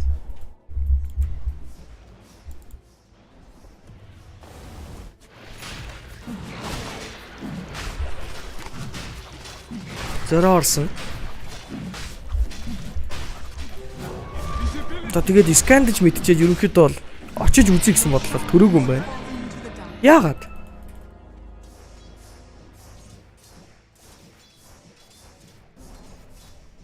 Амжихгүй гэдэг код орж ирсэн юм болов уу?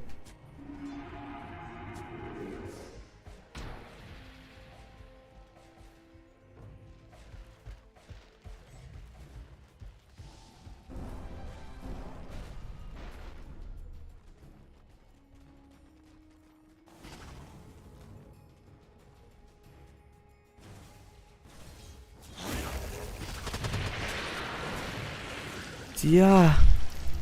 Одоо ч ээжтэй багч мапа хөмөх гэж л аралдан доо. Дээдлийн тавар, голын тавар дээр л тоглолтуудыг гүйцэтгэнэ.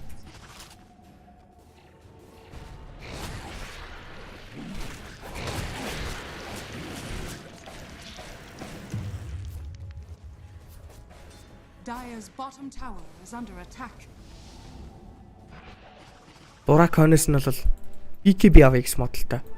Twice as nice.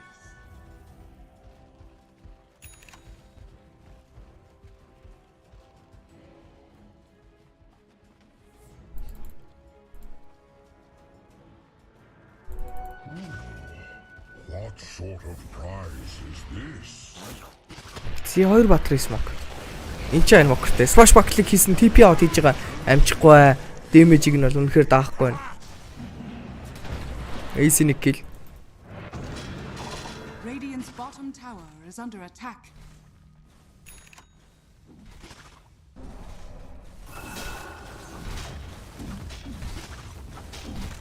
Radiant structures are fortified. Дотлын тавар дээр 5 дарагдсан. 5 дуусахад бол хүчээр авч байгаа. Radiant's bottom tower is under attack. Энэ тавар дээр л ямар ч контест бууж ирж байлдна гэсэн юм бол байхгүй. Radiant's bottom tower has fallen.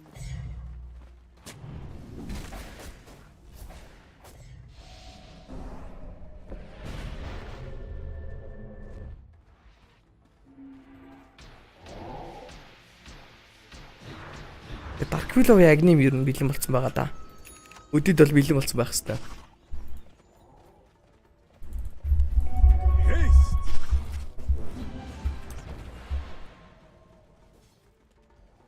Ханаас нь дийлэн савыг гэсэн модалтай байгаа юм байна. 20 Tormentor 21 Wisdom авах зорилготой. Cold Snap-тай байсан.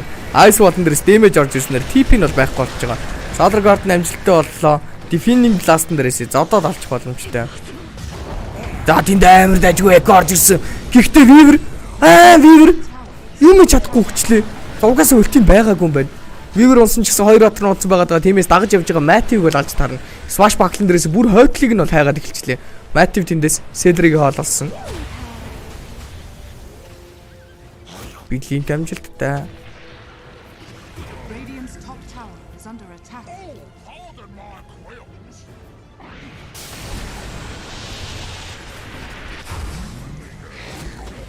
Yeah, I saved. Double kill.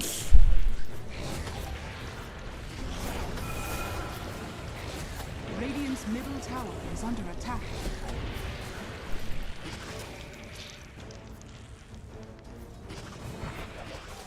Radiant's top tower is under attack. Tormentor авах гэсэн. Авсан. Seller идэр шаардна ч чинь Sprong-тэй болж байгаа даа.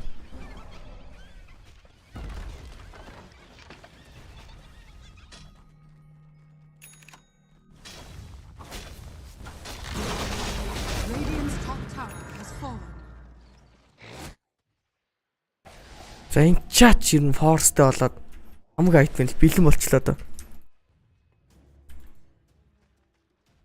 Нөгөө талаас Weaver BK бид орж байгаа.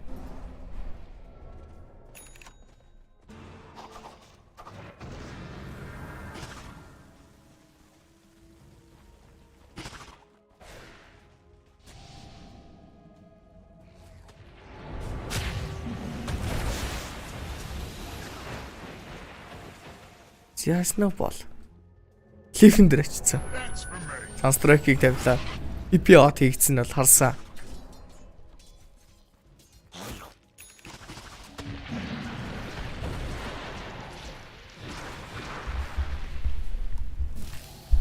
За бүр map-наас илдээд эхэлсэн. За орж ирээд олчлоо. Whisper дээр орж ирсэн Whisper. Дээдл дээр нь Solar Guard-ыг ашигласан байгаад байгаа хасхныг хийж амжсан. Echo дээрээсээ бол connect-члоо. Шууд Queen-ийг алж байгаа. Нөгөө талаас Shard-ныхаа тасамжтай Trent-ийн зохилтон дээрээс хасхныг хийгээд дахиад Invoker-ыг алчиж байгаа юм байна. Дурак ардл дээр нь орж ирсэн. Дурак. Яана. Дурак сая шал худлаа тоглолцлоо. Hoodwink-ийг алах гэж гүйжсэн чинь Hoodwink-нд ганцхан зохилтны цэстэ дахиад Shadow Realm дараад өөрийг нь зодоо алчиж байгаа юм байна. Йоо ямар амар гүнзгий давлаад гүнзгий амар том фид явж байж байгаа. Ace-ийг ардаас нь зөксөн. Цатарчж байгаа. Ace нүүрнээс нь зөхиод алдчихж байгаа. Whisper-ийн mega kill. Пакат ч гэсэн эндээс амар их юм хоцсон.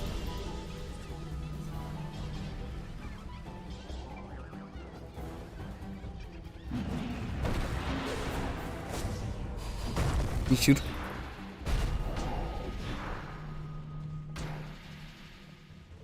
We see handsome rogues. Яг Whisper гой тоглолтыг үздэгсэн бас.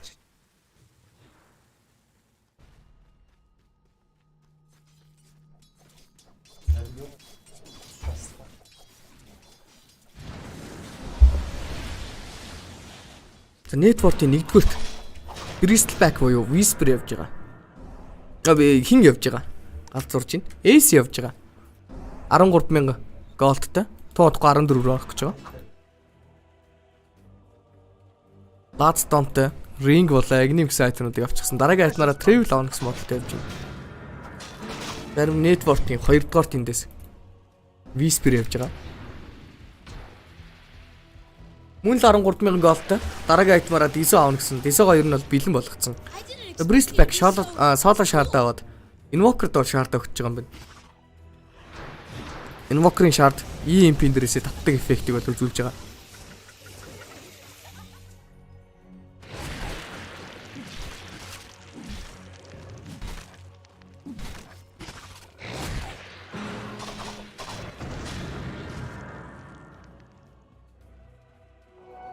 amazing what you'll find laying around.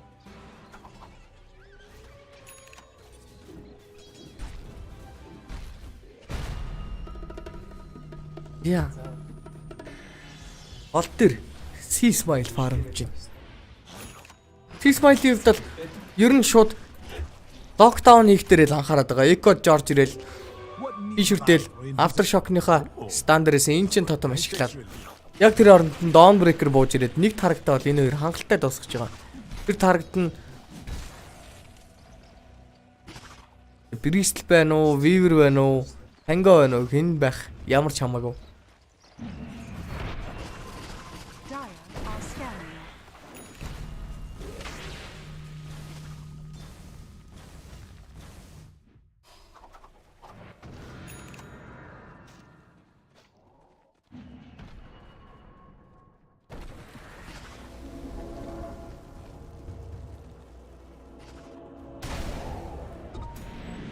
Яг 4 смок.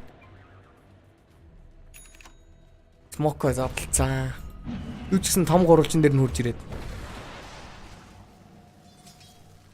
Айлынхаа фармж байгаа талбайг боогод фармд гэсэн бодолтой үүж юм. Хоёр талын кариник гэдэг байгаа. Нэг талтаа 3-3-9, нөгөө талтаа 4-4-1.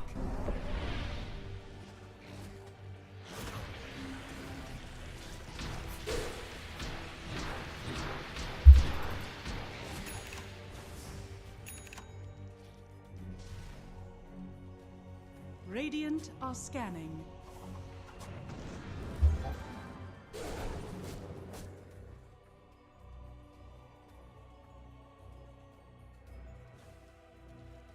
Radiant's middle tower is under attack.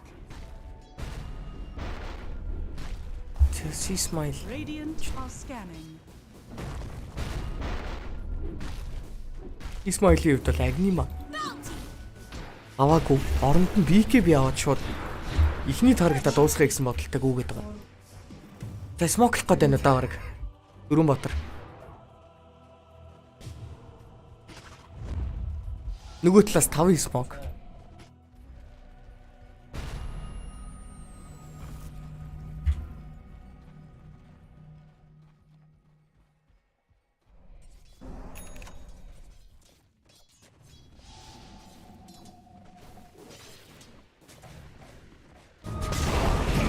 Тэндэр ой шууд экондэрээс алдчихж байгаа юм уу? Алдсан. Яг л ийм болоод байгаа. Хилж амжаагүй байсан Weaver-ыг алдчлаа. Дээрээс нь Sunstrike орж ирсэн. Бага левелтэй ч гэсэн Sunstrike-ны хувьд бол өндөр дэмэжтэй болсон. 1 левелтэй байсан ч гэсэн 200 дэмэж. Нөгөө талаас Shadow Realm дарж байгаа TP out хийж ихтэн зогсоох хүн байхгүй байгаа бол өвчий дарагдсанаар Queen тэндээ зогсож байгаа. Weaver сая buyback хийгээд өлтийдж ирсэн ууг нь. Тэгээд нэмэр байсангүй. За трейдэн дээрээс зөвхөн трентиг алж байгаа юм байна. Шууд руугаа авах хэвээр.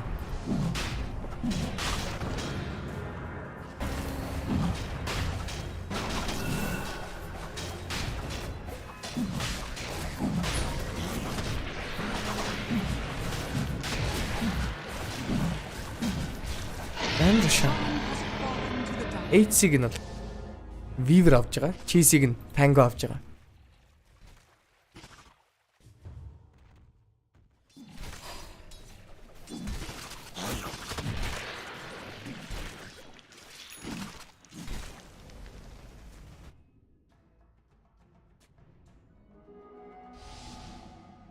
Яг дурак эдэн дарагч юм.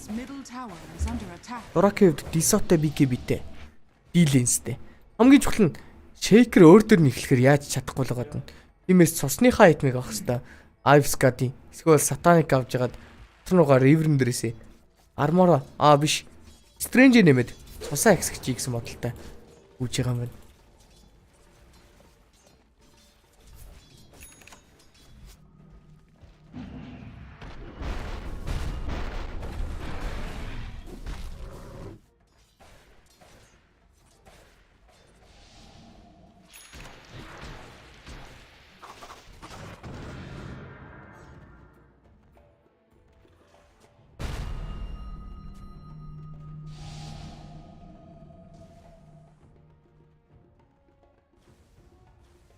Radiant's middle tower is under attack. Харинуудын хидагаар яах гэж байгаа нэгтэй. Энд си смайл smash back орсонгүй. Айл мэдэрсэнгүй. Голын таврыг хүчилсэн ямагаас. Radiant's middle tower has fallen. Dire's top tower is under attack.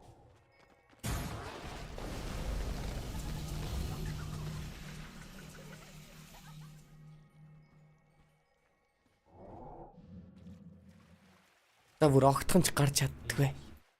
Network тоглох маш хол сууж байгаа.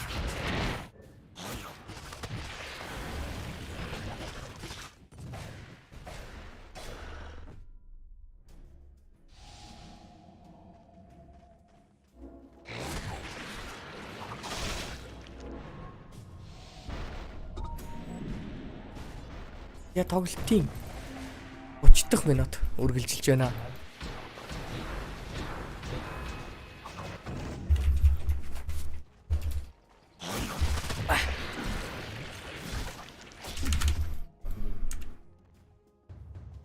Одоо бол дахиад яг түрүүнийх шиг эхлэх хэрэгтэй. Хамгийн чухал нь Weaver Ace-тэй болсон. Тиймээс Pangos эхлэх хэрэгтэй болж их шиг байна да. Pango дээр шууд Echo George ирлээ. Хасах нэг хийх хэрэгтэй. Echo дээрээс Dawnbreaker ultimate. Insta-ны гэж байгаа cheese-ийг нь даруулахгүй болно гэдэг. Зорилготой л гүйж байгаа.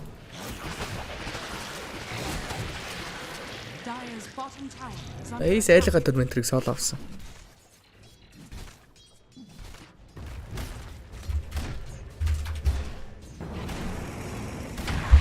Одоо ролцсон. Шаардан дээрээс дахиж мөргөөд. Ажлахын дээр очиж байгаа дахиж бодохтаа нэг мөргөл. Нөгөө талаас BKB яваад буруу өндө өгч заалаа критик. Зайланд нь ч өгсөн гэхдээ угаасаа алж бол чадахгүй байсан юм шиг дэмэж нь.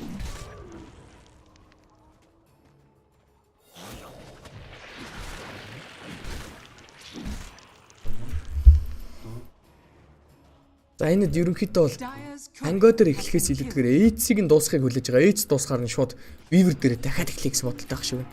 Ace expired болоход дахиад минут 8 секунд.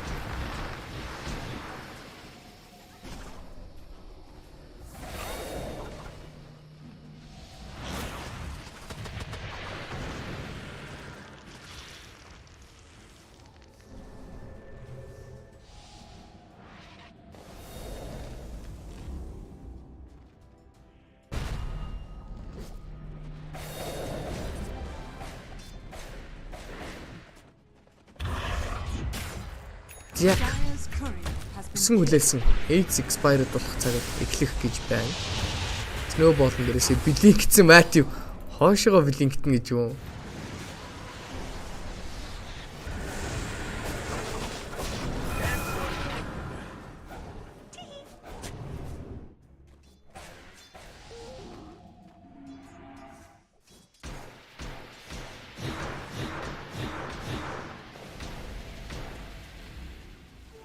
No, it's just unfair.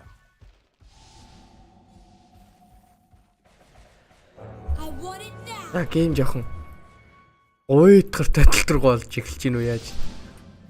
Гамингийнхэн сайхан Kn1Fe фарм даал.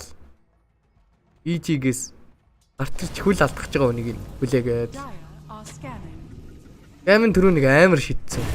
Тэрнээс хойш шидсэнгүй одоохондоо.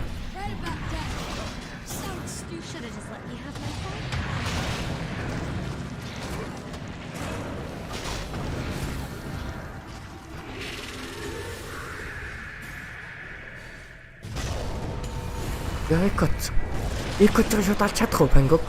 Шууд алж чадахгүй юм шүү дээ. Яг л Dawnbreaker таймингтэй бууж ирч чадсангүй.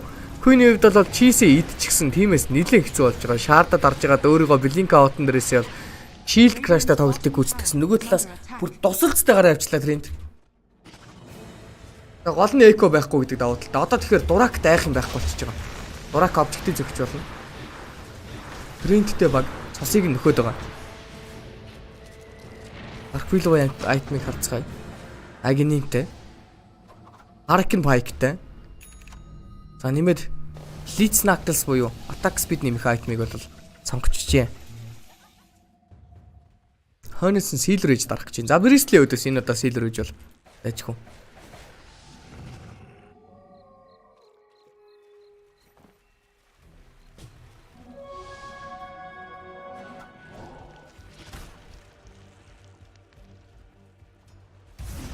За ижи одоо дахиад л суунда шейкрийнхаа эко гарч иртэл суугаад л.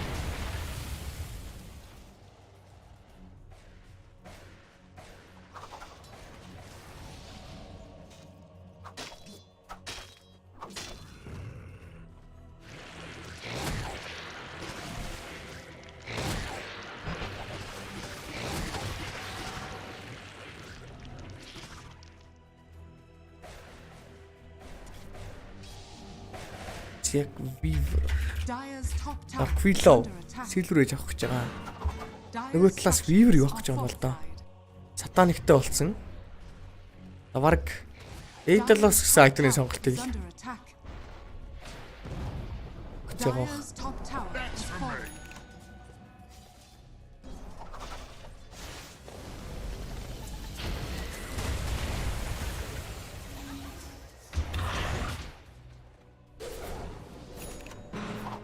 Dire's top tower is under attack.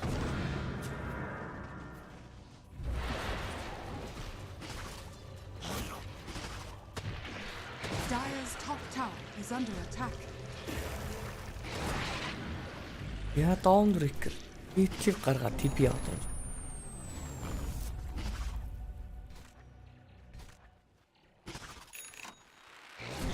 Amazing what you found lying around.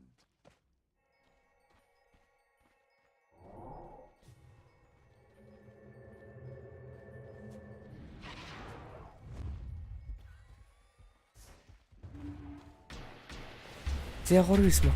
Энэ удаа л ижигийнхээ амжилттай хөдөлгөөн хийхгүй бол өөрсдөө баларах гээд байна да.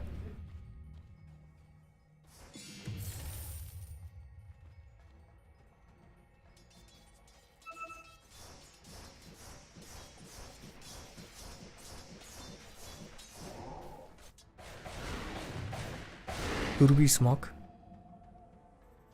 Одоо шууд Radiant's bottom tower хөдлөнө гэж is юм. under attack.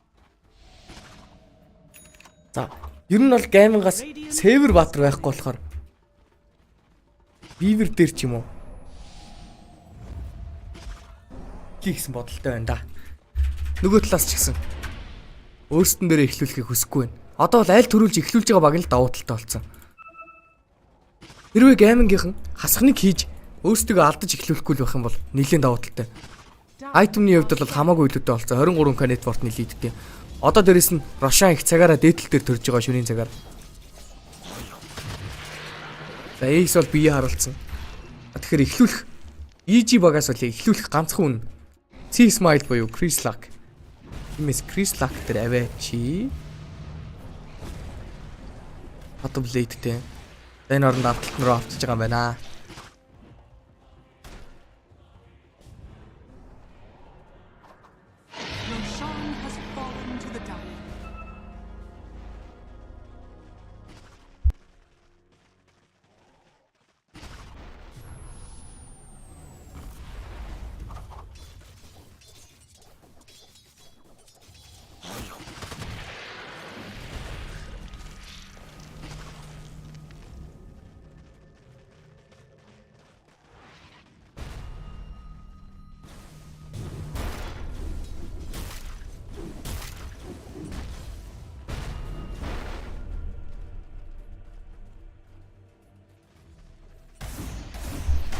Яг 8-ийг Weaver. Би ч хэлсэн. 8-ийг Weaver, Cheese-ийг нь Sailor явчихж байгаа. Энэ Pango slot-гүй юм байна л да. Тэгээ Pango ч ер нь бол Pango slot-тэй байсан ч гэсэн энэ Cheese-ийг дарах хугацаа гарахгүй хөө. Хэрвээ Shaker Echo-дод эхлэх юм бол надад харин нэг атгах санаа байна. Weaver зүгээр Agni авчул яадаг юм бол ч шиг. Яванда угаасаа Agni мэдхэл байлгүй дээ тий. Тэнгүүд Cast Range-ийн хэсгээс гадна хүний сэвэлчих боломжтой. Экон дээр орж ирж байгаа хүнээс эвлээд гараа авчихна. Ilo still no buyback. Buyback stats shaker. Инча тренд гэсэн баатрууд бол buyback таваад байгаа. Таста урсгалаар нь нилээ удаан л нухах нь дээ. Нухаал.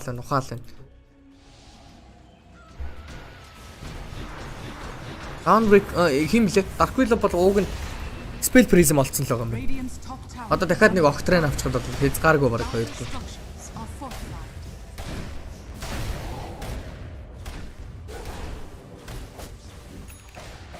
Тавруудыг нь симлээд байгаа.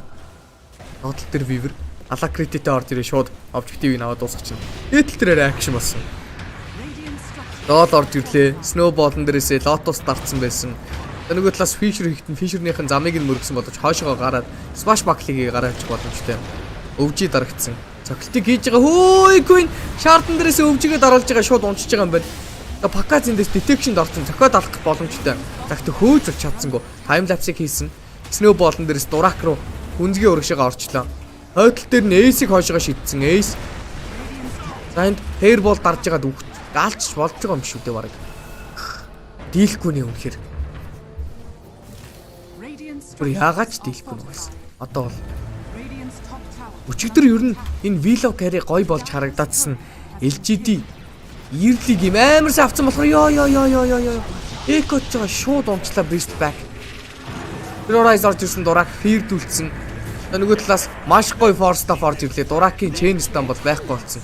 Цэдрэ BKB-г дарж байгаа алчи гэж байна. Хүнээ шидсэн. Ой. Кикэн дээрээсээ замдан зодоо алчт юм байна. Aftershock-ны стаа орж ирэх боломжтой гэсэн чинь үгсэн газар дээтэл дээр өгч байгаа юм байна. Үе comeback хийх гэдэг юм шүү яг үндэ байж байгаарай. Болж бүтээд байна. Болж бүтээд шүү. Үнсгий оруулж ирж байгаа амар олчлаа. Matthew Agni бүр game changing moment ичлээ. Аскийн тик бол утгагүй орж ирлээ шүү сая.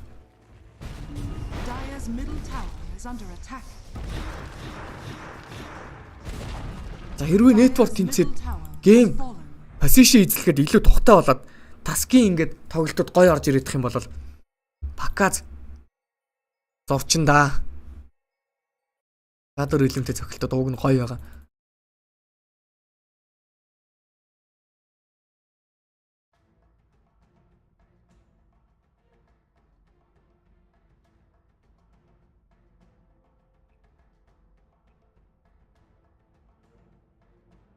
Dark Willow яг болох нь болно тэгээд яг мэдгүй юм даас хэлж мэдгүй. Бодохгүй нэг болдог Dark Willow ингээм үзэхэл байлгүй дээ.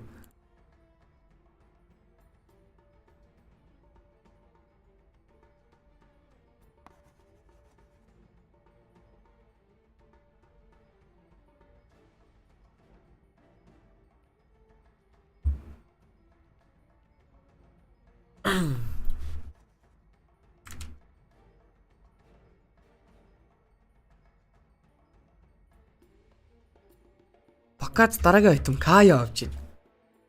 Kaya яашаа гэж юу?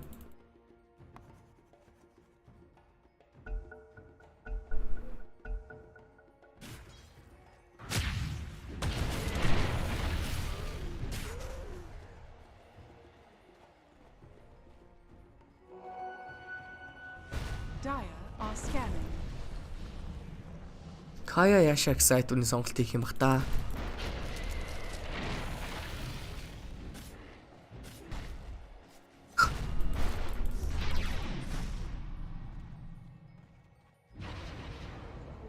They share my form, but not my calling. Dire's bottom tower is under За Whisper. Хүү Whisper чинь Divine Quick Bind хийчихвээ.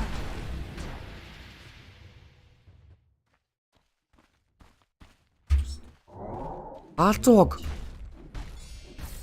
Өнөөрөө авах гэж нөгөөдхөө. Ямар аюултай юм бэ ч. Weaver Divine ойл бас айгүй штэ энэ ч тоо.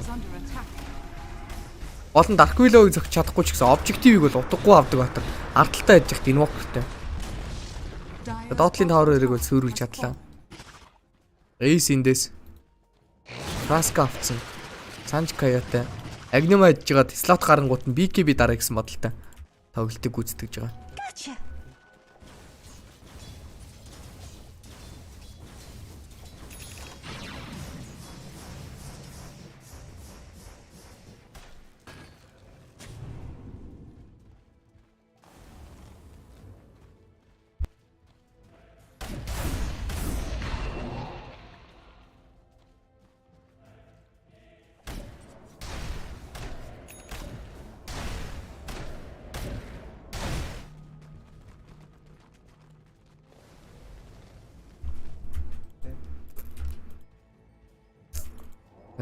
Яа шаардтай.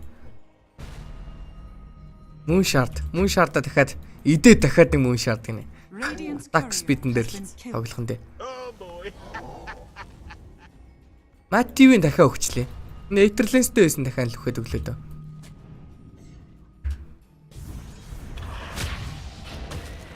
Яа, бака 25 үржүүлж attack speed нь утгагүй орж ирэх юм дээ яг. Энэ таскийг баг өшиглээд хойш нь шидэж байгаа шидчих замд нь алчж магадгүй л харагдаж байна. Харин хин тоглолт бүү ил чинь. Би сая баг хэсэг нэг жоохон унтчихгүй явж.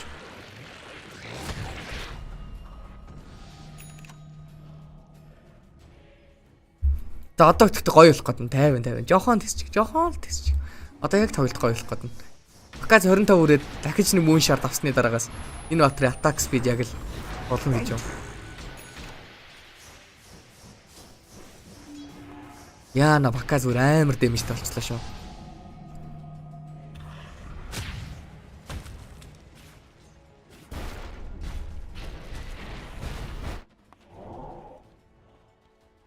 Тийм ээ висперч divine биш н hex mix авч ирсэн дээр. Оо. Арай дэнтгөл.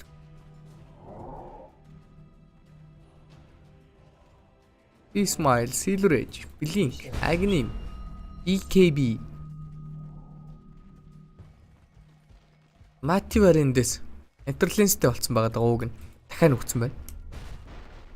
Анда Dagger Force. Нөгөө талаас Enchantress хувьд Hurricane Bike-дэндээс Shaker-ийг харцсан Swashbuckle хийсэн. Swashbuckle-ны цохилтууд нь бүрэн орсонгүй.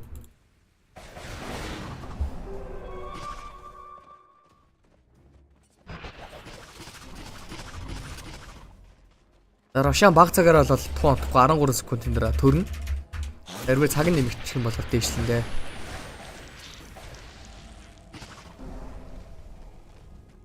Ер нь бол яаж дээшлсэн тэр дээтэл тэр шөнийн цагаар төрж таарна.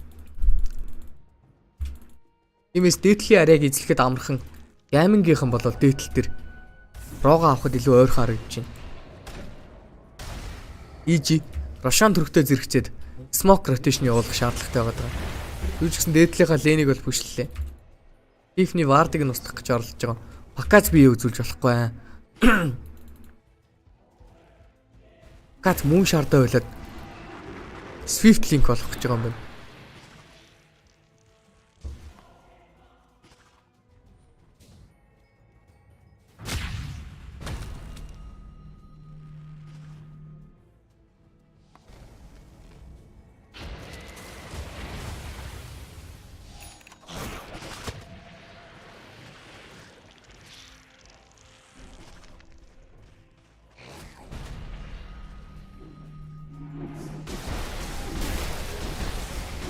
Tormentor. За. Smile дээр карт нэрч.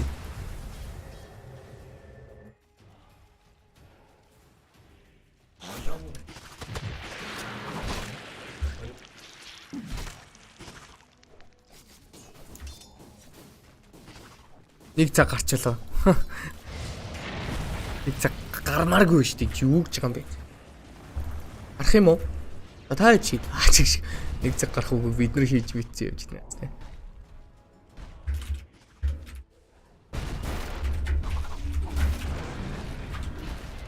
The world can't handle free of me.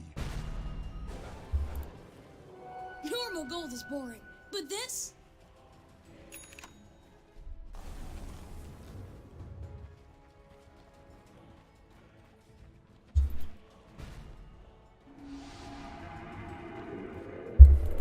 Йоо за дугдаа гэх мэт яах гээд. Манайхан байлтыг та гэдэг шиг. Рашаан төрчүүлж одоо уг нь хүчээр байлтан да. Энэ том гурвалжин дээр уг нь хоёр талаас вишнтэй. Вишн дээр байлдахгүй юу? Орж ирээл вардын дураараа устгачлаа. Юу ч болоогүй юм шиг.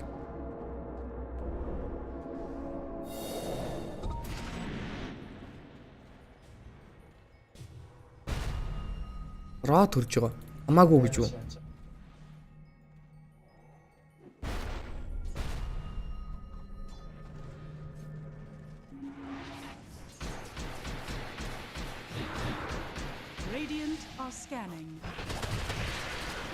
Брестл гэрдлийг хүссэн.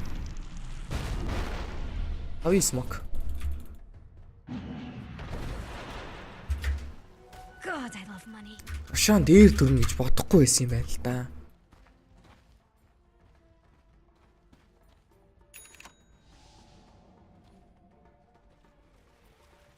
Даашаага смоклоод Шан доор төрнө гэсэн бодолтой гүгээд ирсэн юм байна. Аль аль нь доотлоо л эзлэх гэж оролдож байгаа.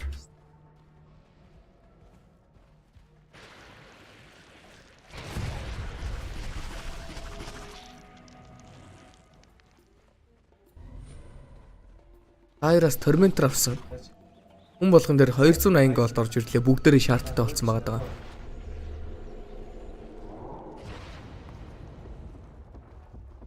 Дараа ирсэн. Артлаар нь тойрох бах. Аль аль нь тойрж орох гэж л оролдсон доо. Моглсон. Жанглын дээрээс сая тас хажууд нь байгаа мэдээллийг авсан. Сивар 3 нь орж байгаа. Орчин дээрээс авч болно бас. Нөгөө талаас шууд роо цогчж байгаа юм байна.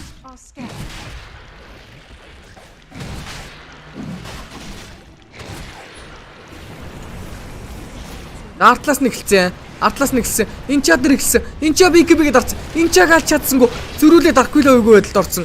BKB-гээд арцсан. Туудахгүй хоёрын нь кулдаун бол гараад ирнэ. Хоёроо дарах боломжтой. Ёо. Зөвхөн далангаалтлаа тэрээр хайс дарагдсан. Snowball-н дээрээс Solgord нь орж ирж байгаа. Эргэж хараа зөвхөн алсан боломжтой. Эко слама жама. Ой байбак хийж байгаа. Дурак буцаад ирсэн. Таймлапсын дээрээс гарч ирж байгаа. Далчих юм байна. Өндөрлөө гараад ирсэн. Энийг зогсоох хүн байхгүй. Darkwillow-ыг хөөнө гэдэг боломжгүй. Нөгөө талаас хөөж болох ганцхан таргет нь Мати үлдлээ. Шаардыг тавьсан. Нөгөө талаас Snowball Блинктж амжихгүй. Замжсан. Тэгтээ торнодонд орцсон. Зароога авах уха. Ёо, сая виверийг алчж байгаа юм биш. Ямар хурд алддаг юм бэ? Сая уг нь гой тоглолт. Тэр таскорж ирж байгаад газар дарагддаг скиллэрээ шууд Darkwillow-ыг алах гэж оролддог бол гой тоглолт байсан. Даанч Solgord нараад ирлээ. Agni Nages cheese bla bla bla bla. Agni ма вивер ицсэн. Тэрэн дээр хаа. Исэн чи юу вэ? Invoker тогтсон уу? Иглээ.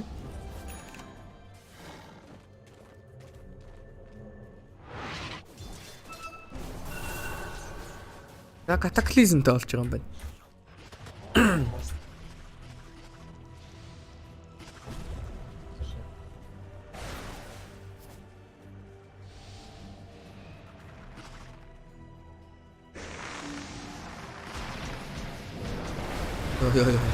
Ёо.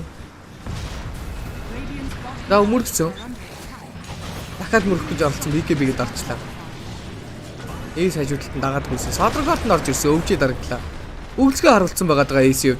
Silver Age-ээр цогсон. Тэр хооронд нь Starbreaker орж ирсэн. Дурак эргэж хараа зодоод алчих боломжтой. Whisper эндээс эвгүй байдалд орсон. Hexen дээр зодоо аллаа. Хөөе, Force гаргалж байна уу? Ёой. Ямар аюултай юм бэ? Доотлын бол ухацсан байгаад байгаа.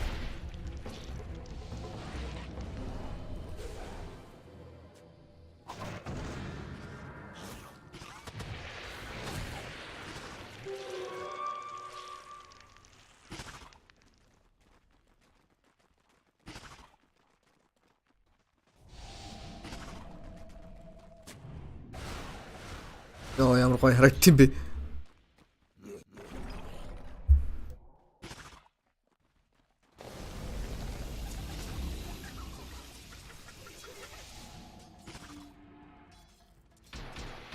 Яаж тавар зөхөх вэ гэдэг асуудал байгаа даа шүү дээ. Зурагтай. Уугн линкэнтэй. Даанч бэкпэкэнд нь байгаадгаа өшгөлөөд оруулсан. Оруулж ирж байгаа алхсан тайм лапс амжилттай. Фишер оройчлаа сая. Нөгөө талаас оруулж ирээдсэн таскийг нь барьж аваад алчж байгаа юм байна. Өвгцгөө харуулж байгаа лотос дарсан. Хамаагүй зовчих чинь юу вэ? Амар амар дэмэж вэ? Торнадо, EMP, Chikuchi орж ирсэн. Нөгөө талаас хексж байгаа 70 гэсэн бодолтой байгаа. Terrorize амжилттай. Нэг удаа даалахад бол хангалттай дэмэж гаргацсан. Шууд эко дотол дээр нь каслах гал юм. BKB-гээ дарсан орж ирсэн. За гарах шаардлагатай. Дуракийг зодоод. BKB-ийн дууссан. За Star Breaker ирүүлж байгаа. Пангог алчлаа. Панго яаж тэгж амах хөвч вэ? Эс BKB-гээ дарсан. За шууд нөгөө талаасаа Last-д дарж байгаад 2 дугаар скиллэн дээрээс амар дэмэж хийсэн бол дээдл дээр дурак үхэдэн дурак юу ч хийж чадахгүй хөвцөн. Дуракийг зодоо алдсан. Пакази unstable double kill. Катаклизм тавигдсан. Оройтсон бороо олсон баха. Фишер эко дарагдлаа. Артлаас нь зодоод байгаа. Өөртөө үхэх гээд байна. За хэр болыг тавьж байгаад сүүлчийн мөчөд бол шейкерийг алж чадсан ч гэсэн өөртөө бол өвчж байгаа. Паказ амар дэмжтэй. Дараагийн айтем Айвскад явна гэж. Тийм үү?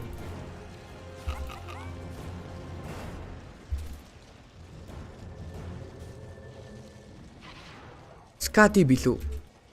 Өөр айтем байхгүй л юу? Бааш байж болох юм шиг гэж.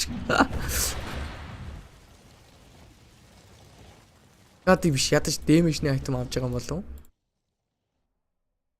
Эйд л авч. Ийжи ялах гээд байгаа юм шүү дээ. Ямар хүнд байна ч гэх юм. Dire's middle tower has fallen.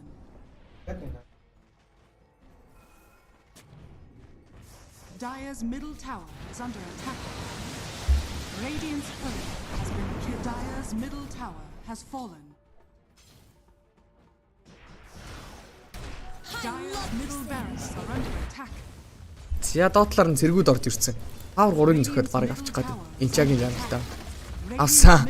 Рейнж дээр нь тоглолтыг гүйцэтгэж байгаа. Харих хэрэгтэй болцсон. Ямар заваа юм бэ энэ селэр.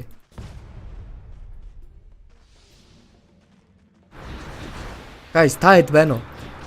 Хүн байна уу? Юу? И байна уу? Юу болоод?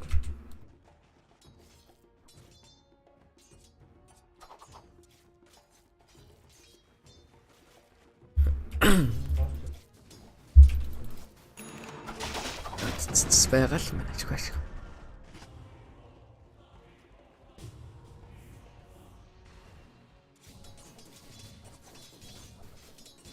За унтааг байна. За унтахгүй шүү.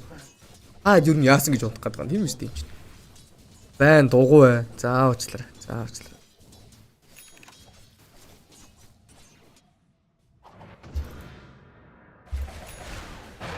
Юу нь шүн гайгүй унтаад байгаа үстэй тий. Шүн гинэ. Өдөр ч юм уу за мэдхгүй.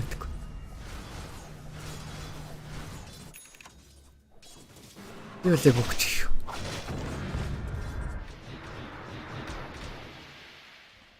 Энэ таг чимэг болчихоор бас жоохон эвгүй болчихадна. Ганцаар байгаа юм шиг. Жоохон байжсэн гинт хийцгүй болонгуудаа та хэдийг харахаар хэн ч юучиг байхаар. Хэдэн цаг би 3 цаг өнө 4 цаг л унтсан баха. Төрөө. Ич явчаасаа. Окей.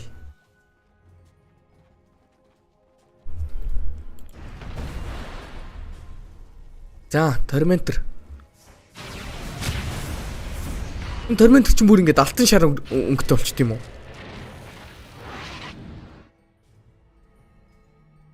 Улаан байдаг үстэй. Шаргалчт юм биш бүр. Яг нэг зэ гарах юм бол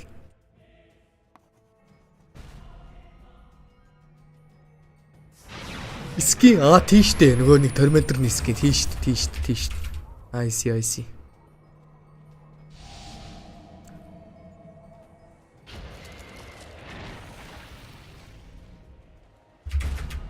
Төөр хойно хакуна матата байна гинэ.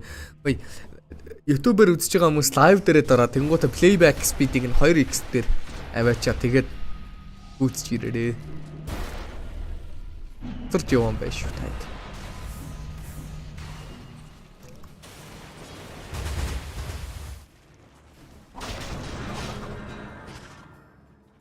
Юу ч болоод байгаа. Buyback л харуул. Өөр юу ч харуулах ба одоо. 60 болж байна. Нөгөө нэг яриадсан Fire Tight Mat нь гарч ирэхэд бэлэн л болчихж байгаа.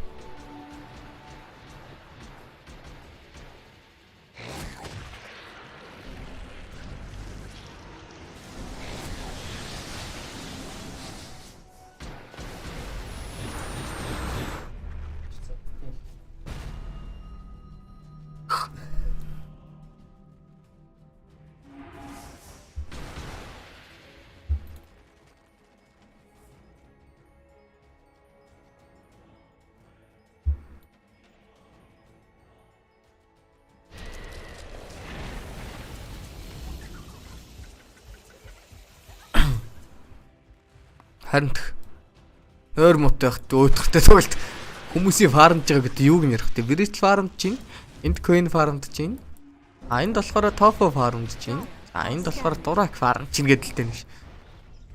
Radiant's top tower is under attack. Dire are scanning. За 5-ын айтонууд харъя да. За одоо 5-ын айтонууд харъя шүү.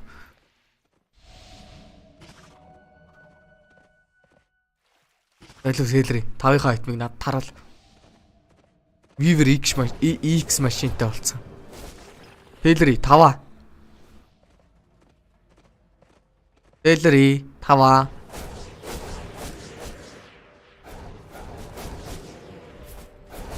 Сэлри 5. Яа, за mirror shield. Танго дээр force бүүцгэн. Тринтиг бариад авцаалсан. За нөгөө pirate hat нь ирсэн. Яа. За хурд хүчний гайхамшиг. Каст дээр. Attack speed нь хидч болчих. 737 гинэ.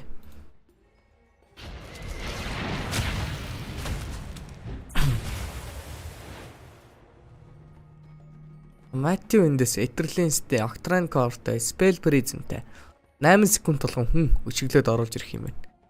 За энд энэ хиддэгч Рашаа юм. Би гол баг энэ 4 5 дахь ч байна уу байгаа хөө. Би голд нь баг 3 унтсан юм чи.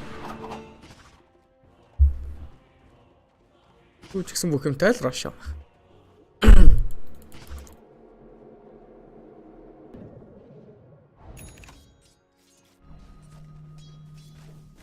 Энэ Рашаан дээр контест бол байхгүй дээ.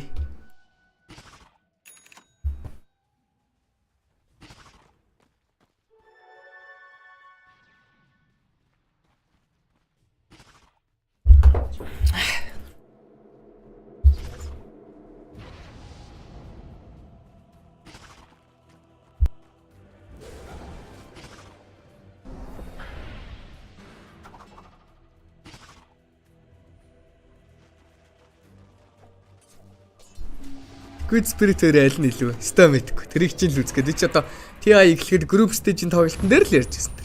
Good Spirit хоёрыг үзчих юмсан.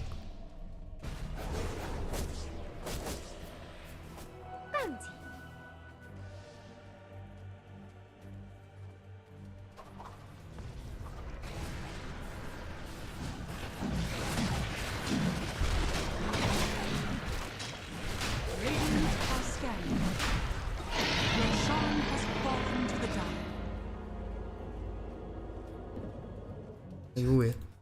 Агним юм бэ? Агним аваад далтчихлээ энэ вокр. Өөртөө агнимтай мөртлөө.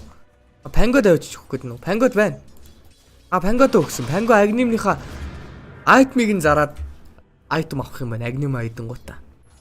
Нэг дами 8 шиг юм хийгээд л явж чинь да энэ үгээр. Дотроо бодсон юм уу? Би харин тэрийг яг тэр тоглолтыг үзчих юм бол тэрнээс хойшоо аль багийн төрүүлэх вэ? Ер нь багууд яах вэ гэдэг юм. Liquid бол багийн хувьд бол илүү баг зөө. Гэхдээ энэ багийн хөдөлгөөний хувьд Spirit skill-ээр амар сайн. Skill сэтгэл зүйн тал дээр бол тоглолт тэмцээн ер нь удаашрах тусам сайтай баг. Тэгэд яахыг мэдэхгүй. Би бол гэхдээ миний зүрх сэтгэл бол ер нь Liquid-ийн фэн юм байлээ шүү. Тэрийг олж мэдсэн.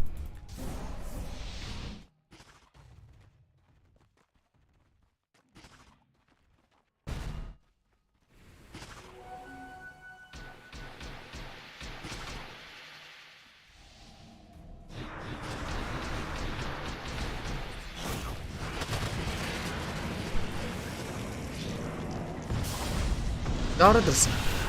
Фильтрүүлээ. Дахиж мөрөж жоод алчи гэсэн бодолтой BTB-гээ дагсан. Хойш нь өсгөлж жоод Weaver-ыг бол алцлаа. Торнадо 2 дээр гоё орж ирсэн. Метеорыг унгаасан. Зэн оронд обжектив бол авчиж байгаа. Заасаалсан. Гол зорилго бүтсэн. Одоо дээтлийг нь дахиад яг ийм маягтай дахиад нэг авна гэж байгаа.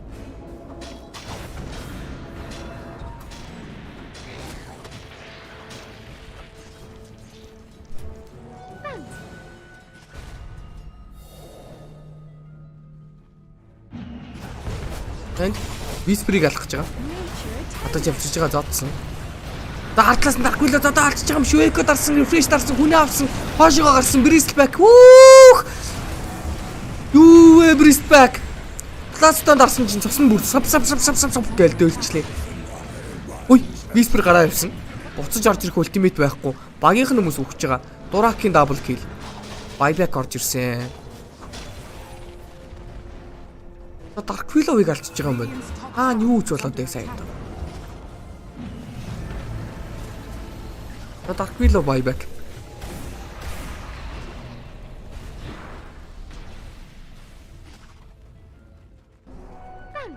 Яг найтах гэжсэн чинь дай болчих.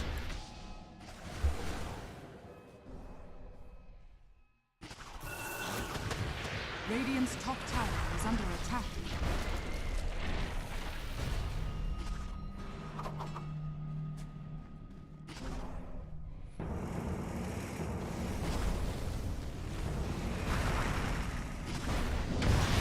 За эндээс Ролта чекертэй. Чекер хатан дээрээс гараа явсан. Панго Dark Willow дээр очсон байгаа. Пангог өөрийг нь зодсон. Пангог зодоод энэ ката тавьж байгаа зай гаргасан. Панго дээр дахиад нэг цохилт орж ирсэн. Smash Buckle дээрээс амьд үлдэж байгаа болоод энэ хооронд Tower 3-ыг нь авцсан. Хойдол дээр нь Snowball-н дээрээс Дуракийг хоош нь өшгөлөх гэж оролцсон. Дурак хоошоо гүйцсэн. Олдохгүй байгаа. Торнодо хийгцээ. Бууж ирэхтэн шууд алгасан. Дахиад Snowball-сон. Дахиад хоош нь чирэх юм болов. Бүүн байна. Эндээ өгсөн. Buyback байгаа тасгад. За энэ хооронд рейнждийг нь бол сиж үзэхэд өчөж байгаа юм байна баг. Ганцхан мэлийн үлдлээ.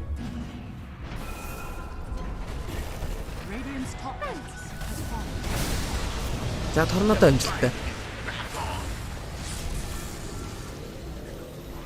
Мохой надан болж байна.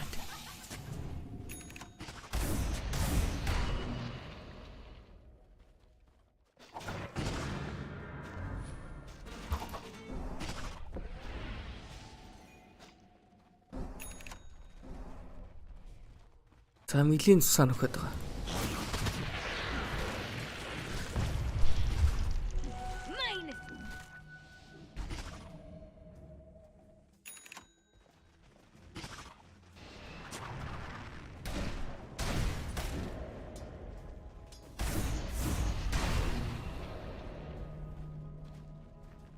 Өө ямар зурагт юм бэ тий?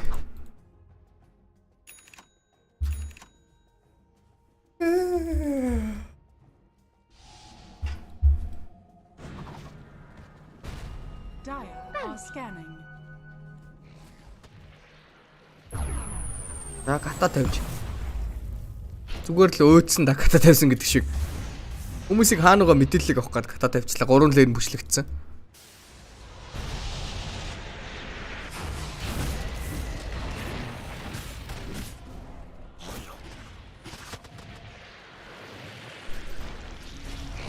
За Queen дээр линк өгж байгаа. Queen урдаа орж хойдолд нь сатаар уулж хат энэ хооронд обжектив л авах гэж оролдож байгаа доо. BKB-гээ дарж байгаа шууд цогч байгаа. EMP тавиад торнадо дээрээс цогч гэж оролцсон. Өвжи дарагдсан refresh дараа дахиад BKB-гээ дарсан. Terrorize орж ирсэн. AC-д тоохгүй одоогоо блац тооныг дарсан. Атлаас нь зохиод алдсан. Хүй, Solar Garden дээрээс дахиад нэг байлц, дахиад нэг эко, дахиад нэг байлтаа, дахиад нэг BKB refresh-ийг дарж байгаа, дахиад нэг байлт гэсэн бодолтой. Bristleback-ийн хувьд бол buyback-ийг хийсэн чинь тэр оронд task унчиж байгаа юм байна. За Dawnbreaker унсан бас.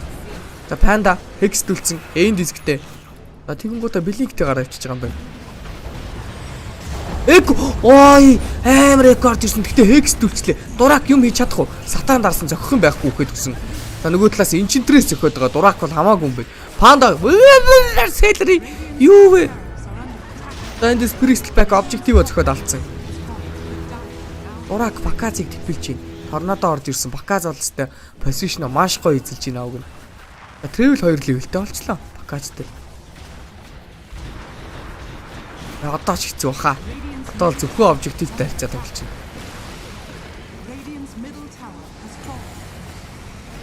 За дууссан баха. Яа. За 32 35 гэсэн килний харьцаатай. Тоглолтын 69 минутанд гейминг яллаа. Натхан утахгүй 2 дахь геймер болж тэр болтол би нэг жоохон чийлрэтгий guys.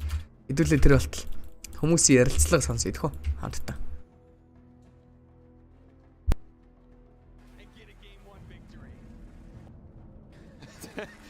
into game 2 here, if you're EG, I mean, what do you go back to, right? Because I feel like this was your game plan. Go to the ultralight with the Dark Willow, with the scaling physical on Whisper, but it ended up just getting shut down by the late game hexes and the overwhelming net worth advantage. And so much of this game, I mean, I know it's hard to think back 60 minutes in a 70-minute game, but the first 12 minutes were mega deciding here, right? 3 tier 1s down by 12 minutes to the Enchantress creep pressure and the Bristleback Vanguard that kicked your Willow out of lane. The laning phase here was an absolute train wreck for EG, and they still managed to hold on, make this game go to 70 minutes, and almost come back. Almost, but not quite enough. And now the experience has got to play in for the side of Evil Geniuses. They've been down in big series on the TI main stage before. They're going to have to do it again. They're going to have to bounce back after a tough game 1. But we've got a long series ahead of us, it seems. So let's go ahead and check in with the panel so they can break down that game 1. If that game 1 is anything to go by, we definitely are in for not only a long series, but a treat. Oh my goodness, the match going 60 plus minutes, Purge. We looked at the averages for these two teams, we compared them. They both had relatively short game times, 35, 36 minutes. I thought it was going to be a quicker one, but we get to the point where Dawnbreaker's picking up a Divine Rapier for herself and Enchantress then picking it up when it gets to the deck. It was about time that Whisper bought something. He had like 12,000 gold in his inventory. Then he bought the Arcane Blink. He's got 10K again. So happy he bought something. But if you stopped watching at 30 minutes, it makes sense for both teams that their game length is really low. They were fighting constantly throughout the entire game. It was just that Gaming Gladiators did it a little bit better, kept compounding that net worth advantage, and that's part of the reason they were able to restrict the map and get us to that late game. I mean, I think it was the 10th longest game in playoff history for TI, and also second longest game so far in the road to the international. So of course they can't beat Tundra's, what was it, 97-minute game or something, but still, the fact that his fast is so long, and I think the key thing for me is this highlight we're seeing here from Gaming. At this point, they're very aggressive. They have what is like a double-digit net worth, 10K there. They're making this jump, but because Shaker finds that instant initiation on Pango, the fight's already a 4v5, and then you realize, wait, you heard on the listen as well, Quinn's like, guys, why are we going for a Rax? Let's just make this a 20k lead, 30k lead, 40k lead if we need to. They have confidence in the late game, but because of this one moment, it gave EG so much confidence to try and play out the game, and they weren't able to win it, but they were always able to punish Gaming at some points throughout.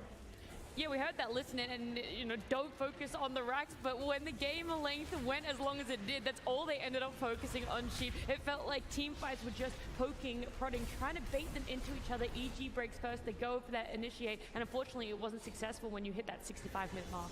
Yeah, I really don't think they were aiming to go this long on EG's side. Alright, you look at both their lanes, they're meant to be lane winners, right? Tree, Willow, Dawn, Tusk, like they're both strong early game brawlers. The Earthshaker like helps bring up some of their weaknesses, and then they wanted to win this game with Willow's timings, but it felt like Willow was never that strong enough. And honestly, I did not like Picas's item build this game. I don't think that if you look at Shiro literally just builds to be able to be invincible and keep using his W. I don't think these other Willow players so far that we've seen are playing in that similar manner. It's like, where is your Wind Waker going late game? I want to see Willow, like Willow should be unkillable because he should be able to just use Realm, Wind Waker, Realm, Wind Waker. Instead, he's kind of being able to be killed, being able, like you become unkillable when you can move yourself with the Wind Waker too. I don't know, I don't like the approach of items here. Could you have argued that you're able to go a little more greedy, that build that Picas did, because you're looking towards your Dawnbreaker, your Tusk to try and save you, even the Tree Overgrowth if it does get to that point?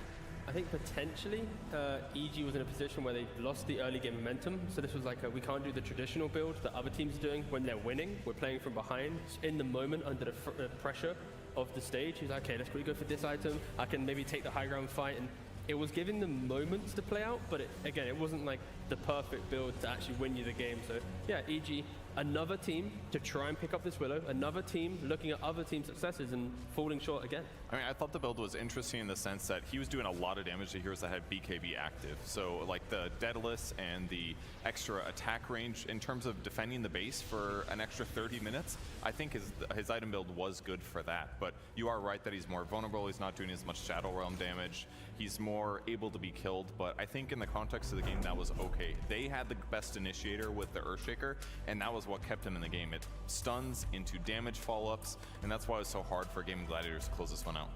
I mean, we're already talking about carry, so let's talk about the carry on the side of Gaming Gladiators. Duratio picking up Weaver, a hero that hasn't seen too much light of day when it comes to competitive Dota as of the recent past few months. And here in the road to the International, also only having a couple of showings. 13, 9, and 6 for himself.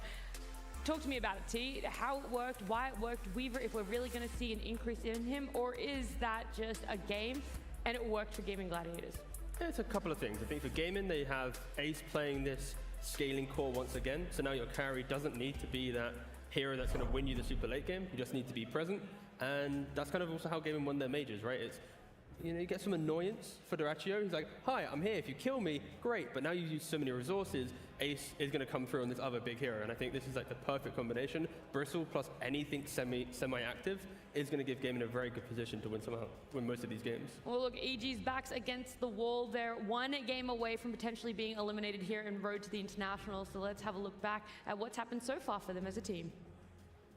Our run in the group stage was horrible. It was really bad. We played some really good games in our streams before coming here, but we sucked. La fase de grupos fueron horribles. No jugamos como hace 6 meses. No sé, fue desastroso. I think this is the event that we have, even though we are losing a lot of games, we are in really high spirit compared to events that we were winning. But even if we're losing now, we're happy.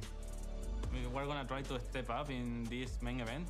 Maybe we win, Vivoki wins. I don't know what's gonna happen. I think we're decent against the gaming. We had even matchups all year. We never played in playoff. It's gonna be the first time. So anything can happen. We have threes against Queen. I think we're gonna do great. As long as Duratio plays like in Talon, we're gonna do fine.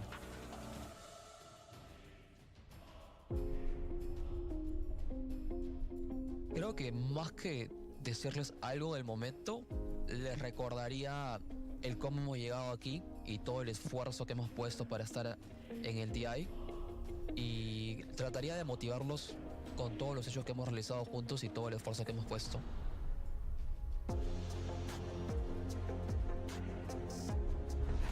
We got a little bit of bonus content there.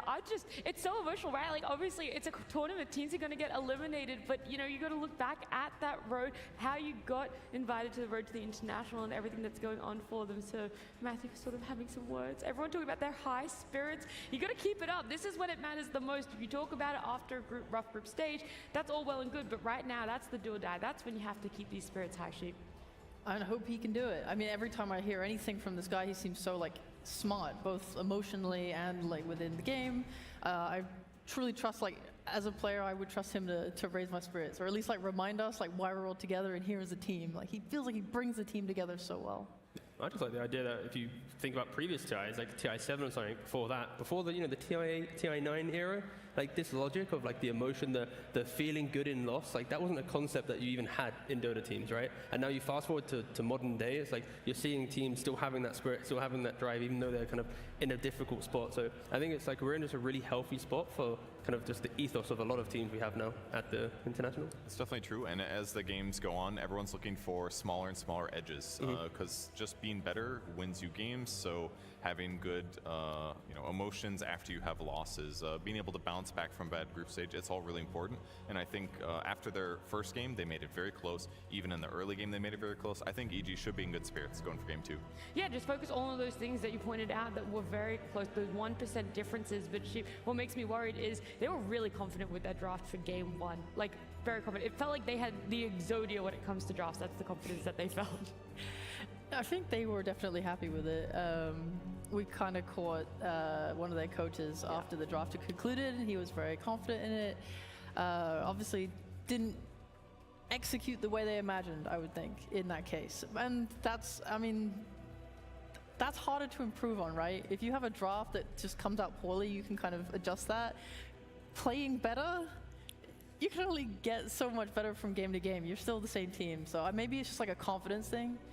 Well, that was going to be leading into my next question is if you have this confidence in your game one draft, and yes, it's down to this execution of small little errors, how do you change your draft for game number 2? What do you really look at? How do you pinpoint it? Or do you just hope to run it back and go, okay, we've played it, now we know where the errors are, but it's also an elimination, so how much confidence do you put into it? I think Spirit showed the best example of that. They go a game down, they identify the aggression and how certain key heroes can shift that aggression away from themselves to give them more time to get online. And here for EG at least, it's like the same kind of logic. Like they have great lanes, super aggressive, but then they're trying to copy a carry strategy from other people when it wasn't their identity. Like if they swapped this carry for like any Pakaz hero, then I feel like they'd be in a good spot. They could utilize Dawnbreaker, Seasmile punishing the Pangolier in those mid-20 fights. So I think just put the copycat stuff to bed, get a normal carry for your carry that's been doing relatively well throughout the year, and then they should be in a good spot. But just accept the fact that Game are going to choke you out of the map. With that said, though, I thought that looked best for Dark Willow carry so far. Like, he skilled Curse Crown in lane. Arteezy was like, nah, I'll get stats instead. I'm not going to fight. So he fought in lane. He high ground defended very effectively. So for a copied strat, it looked okay. I would just maybe adjust second phase or final round bans, or maybe switch up a support or something like that. Some minor adjustments could be on. Or if you have a backup strat that you're comfortable with, go with that instead. It wasn't a perfect game for Gaming Gladiators either, though, and they had a lot of confidence for themselves. Celery picking up that Enchantress. We've hyped it up so many times. We even talked about it yesterday, even though he wasn't playing. Invoker as well on Tofu is hit and miss. We've seen him struggle in lanes in other games, did quite well in this one. But what would you want their takeaway to be, Purge, whether it's draft related or even execution? One of the things that was hardest for them is they just didn't have good AoE lockdowns to guarantee the kill against the Dark Willow. So even without the Octarine or the Yules, like Willow was just kind of surviving, just blasting heroes. So that was one downside in their draft that made it hard, because if they just killed Pakaz, they go high ground, everything's fine. So maybe more stun type heroes. But with that said, they got to that net worth advantage with the heroes they did. So they should still probably feel comfortable with it. Yeah, it's kind of also on Quinn a little bit in this game. A couple of times he did get picked off, that allowed the fight. Like when your draft is Quinn's initiation and then that's it for your team fight. Like he can punish Willow a lot, but if he gets picked off, game gets quite difficult. And again, the listening to reference it, you could see that he was like, guys, if I die and this game gets weird because we're going for racks, it could be over, right? So maybe the fact that they took one mistake to find that adjustment, the next game for them, they shouldn't make the mistake. They shouldn't need to correct it. It should just be potentially a flawless game. Again, they're a lower bracket. If they're trying to make a run, you can't make mistakes. These teams are going to capitalize on them. I agree. It's like the same with Doratio on his Weaver. Sometimes just went a little bit too deep. We saw him in that base trying to kill Willow. That past that tier 3 that wasn't yet taken. Yeah, no, this maybe some discipline issues, yeah. All right, so looking at that discipline, I know that we're going to be having our teams walking out pretty soon. They're lining up for themselves.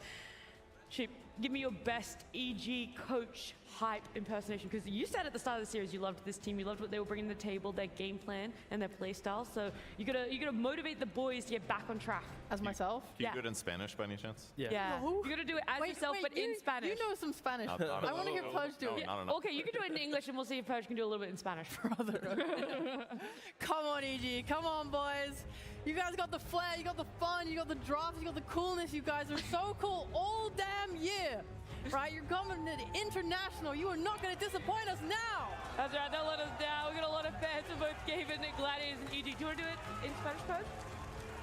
No. I only know like 10% of the words she said, so sorry. Let's go, gamers! Woo! Yeah, we gotta keep it even here. EG getting their hype talk for themselves, Gaming Gladiators. Do you think there is much motivation that needs to be pushed onto them? Because they're 3-time major winners. I know we keep saying it, right? But there is so much merit to that. They've been able to bounce back before. They've gone through the lower bracket a number of times too in other competitions. So it's not always flowers and fairy tales for them, T. They're not always this upper bracket team. We've seen them here before. Yeah, I feel like we heard it in interviews as well, like the best teams are the ones that can treat every tournament like it's a brand new time. Like if you lean on your history and your past, then that next team's going to come up with a little bit more pressure, a little bit more kind of understanding of the patch and punish you. So I think for gaming at least, you can kind of see it a little bit as the tail off after the majors. Like, wait a second, they are catching up to us. We need to reinvent, we need to do this. And I think if anything, they just got to, chill, play their game. They're doing it very well, and they should be in a good spot. But Always respect everyone. I think it's better that they had some tournament losses after their big streak. That they got that pressure out of the way. They talked about that some of those tournaments. Riyadh, for example, they got what, 6th or 4th or something. They didn't go all the way as we expected. And now that that band-aid is ripped off, they can roll into TI and be like, okay, we owned this year. We were the best team of the year without a doubt. Maybe we're not the best today, and that's okay. So, but they're still going to play really hard, and they showed up for game 1. Are there going to be any respect bans when we do head towards this draft that might be coming out in game number 2, either side? I'd argue maybe Bristleback will be in contention. It depends on obviously your first, second pick. But I feel like teams throughout the tournament so far have been trading who's first pick. So if you win the coin toss, they go for first pick. The value of having that opening entry, the second phase closing out the draft as well with a kind of gotcha pick after seeing 4. But if it is the same pick order, then I'd argue maybe you put Bristleback into that ban phase in the first phase. Who do you get rid of though? Because I think the primal is. That was a Muerta ban. That was there. Like Muerta's. Muerta, they played it 7 times. Like they love it so. Yeah, you know, like if you let it through, you know 100% it's going to be going in for Gaming Gladiators. Which is fine because I feel like if you have a Muerta or a Bristleback, both heroes are so potent that you should have strategies for both of them. So after losing a game to Bristleback, if they've got some good concepts to deal with the Muerta, maybe it's like, okay guys, Bristle's too much for us to handle. Let's put that aside. Let's bring out our anti-Muerta strategies potentially. But they just played against Bristol, so wouldn't they be able to adapt? Wouldn't it be more like, hey, we saw what went well and were bad in the game we just played, so let's feel out like how we just need to change a little bit? I agree with you if it's like a group stage or something. But like in the elimination match, that run back thing is a little bit spooky. You have to be like, oh, we know we're gonna get top 4 at the tournament to feel confident enough to do the run back. I feel like they're gonna pivot strategies, I assume. All right, fair enough. I mean, I'm not against it. I think Bristol's obnoxious. It does seem like it just wins every lane. Its net worth is always really, really high. Yeah, it's hard to play against. All right, we're theory crafting a lot, and I am excited to say the lobby is full. Our draft is about to start. It's game number 2. Evil Geniuses versus Gaming Gladiators. Game 2.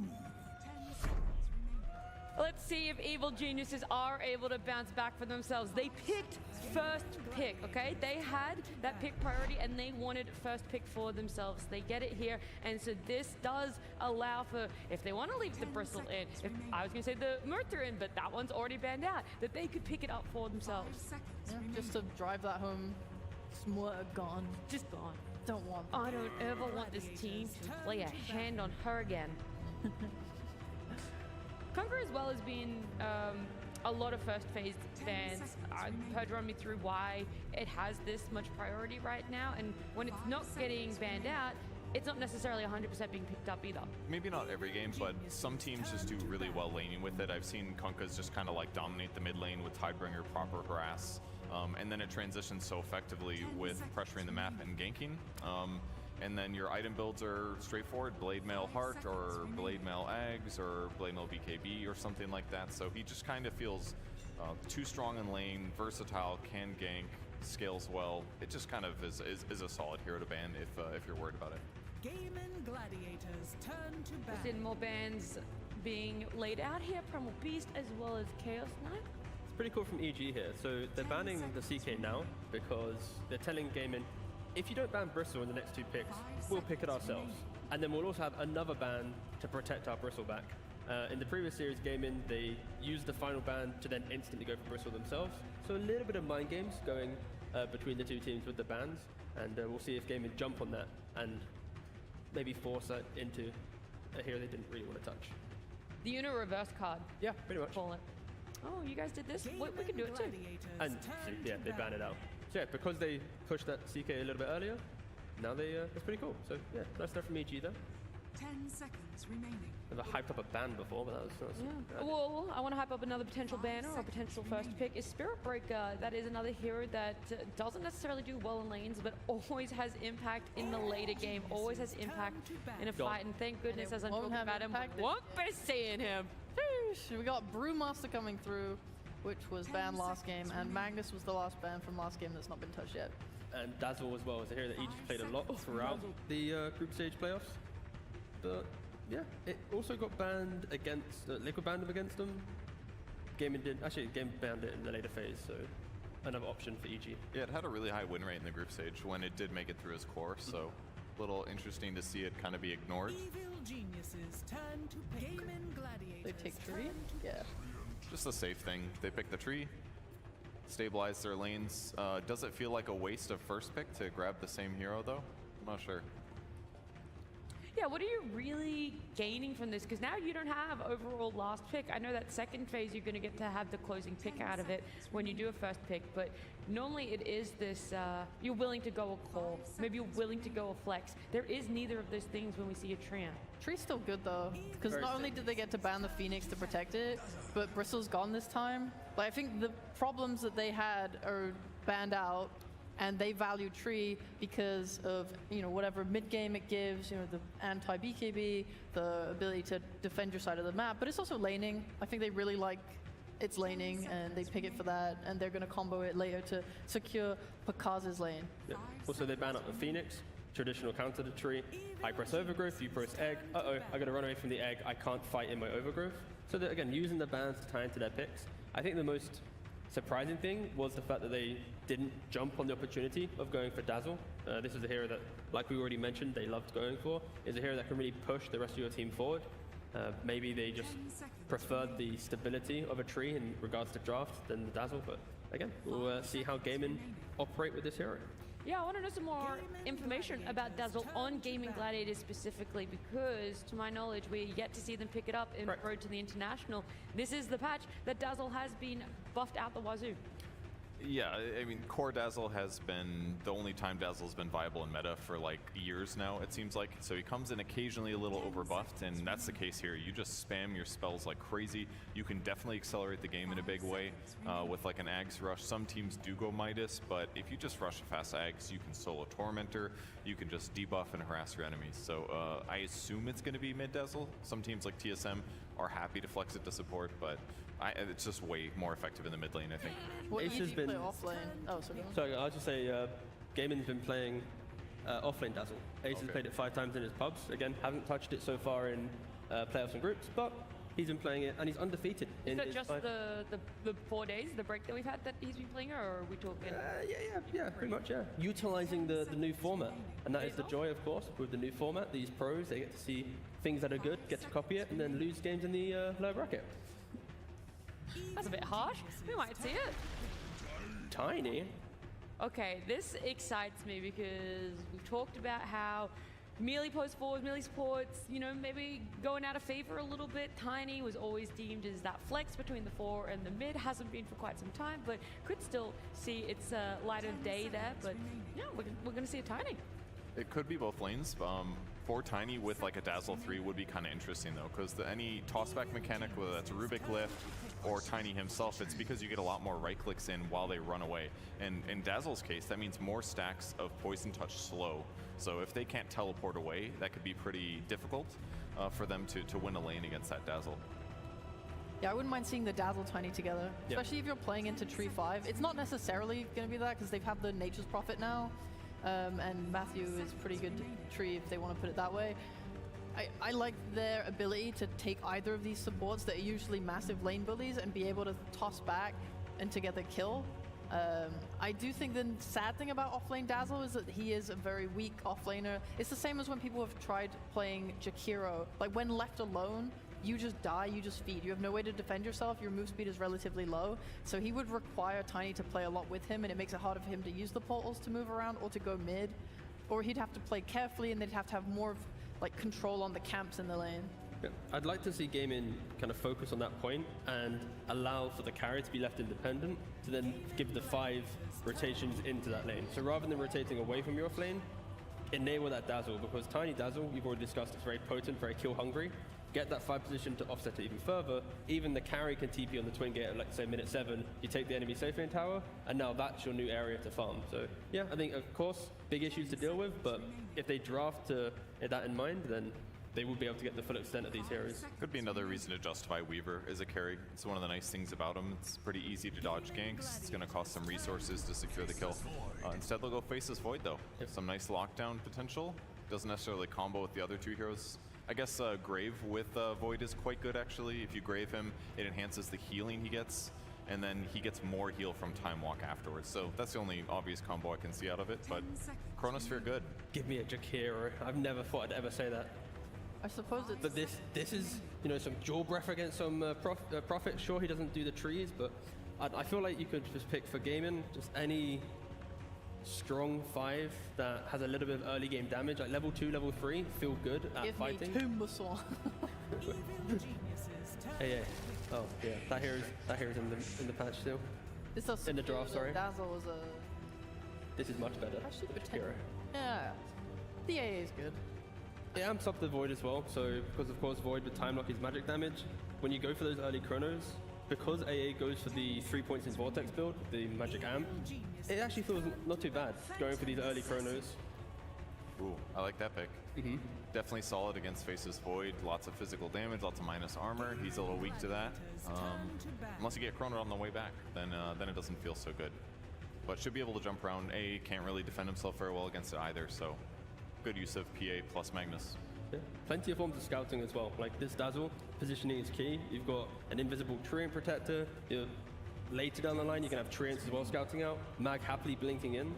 You'll have opportunities to find this Dazzle and to jump in, but of course, you blink in, there'll be a chrono, some avalanche toss. It'll be a constant battle of, does Dazzle show himself? How do you initiate? Respect the chrono if it's wasted. EG can bring a PA quite freely from it. One big downside though is that when PA was busted like 2 weeks ago, Faceless Void started emerging as the hero to counter it with time dilation. You lower her cooldowns or make them much longer so she doesn't get to zip around fights as much. It can be a big problem.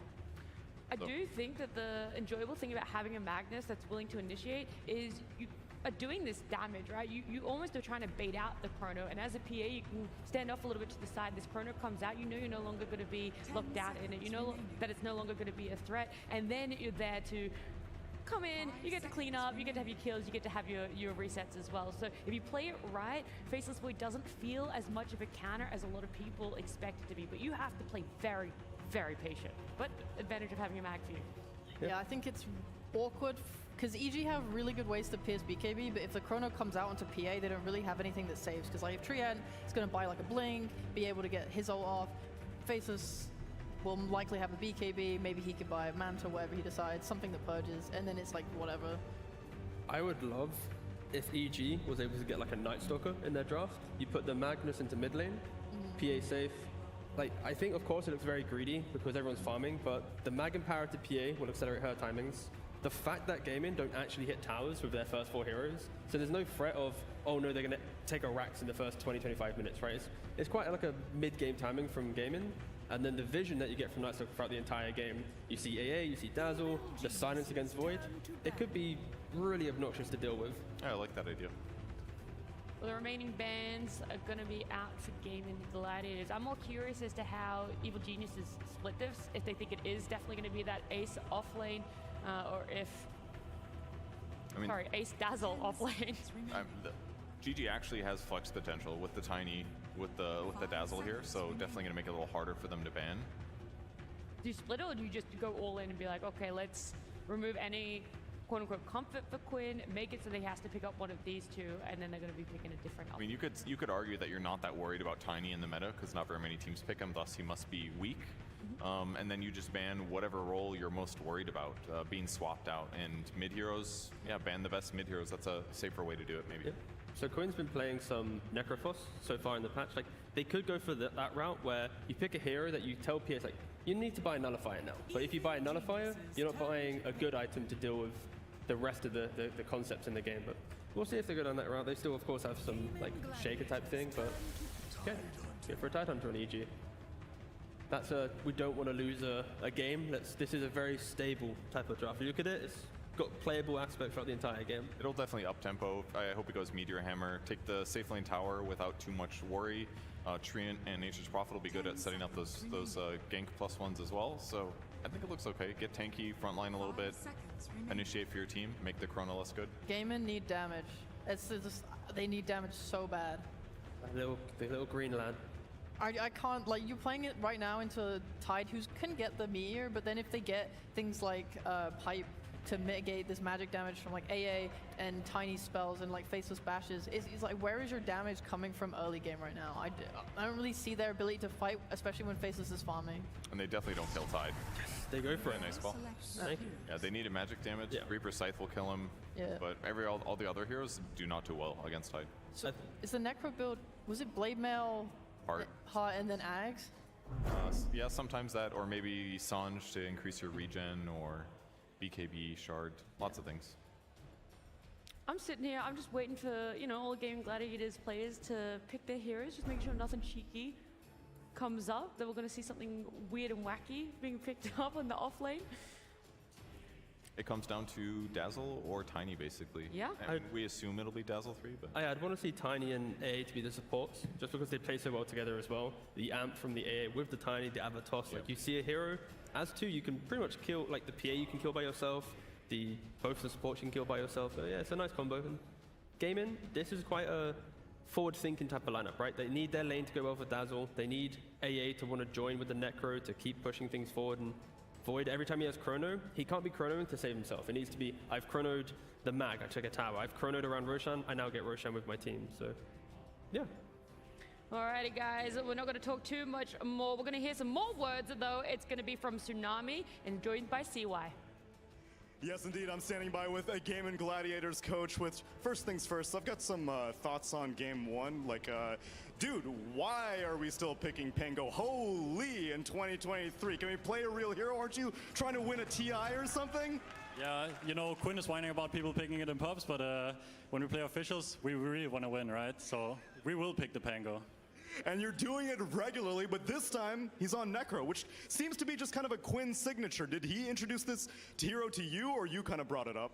Oh, this was Quinn himself. Like, he played it in pubs, and he really likes these heroes that can destroy lanes. Like, he used to play a lot of Huskar. So Necro is kind of, I guess, is kind of new Huskar in some ways.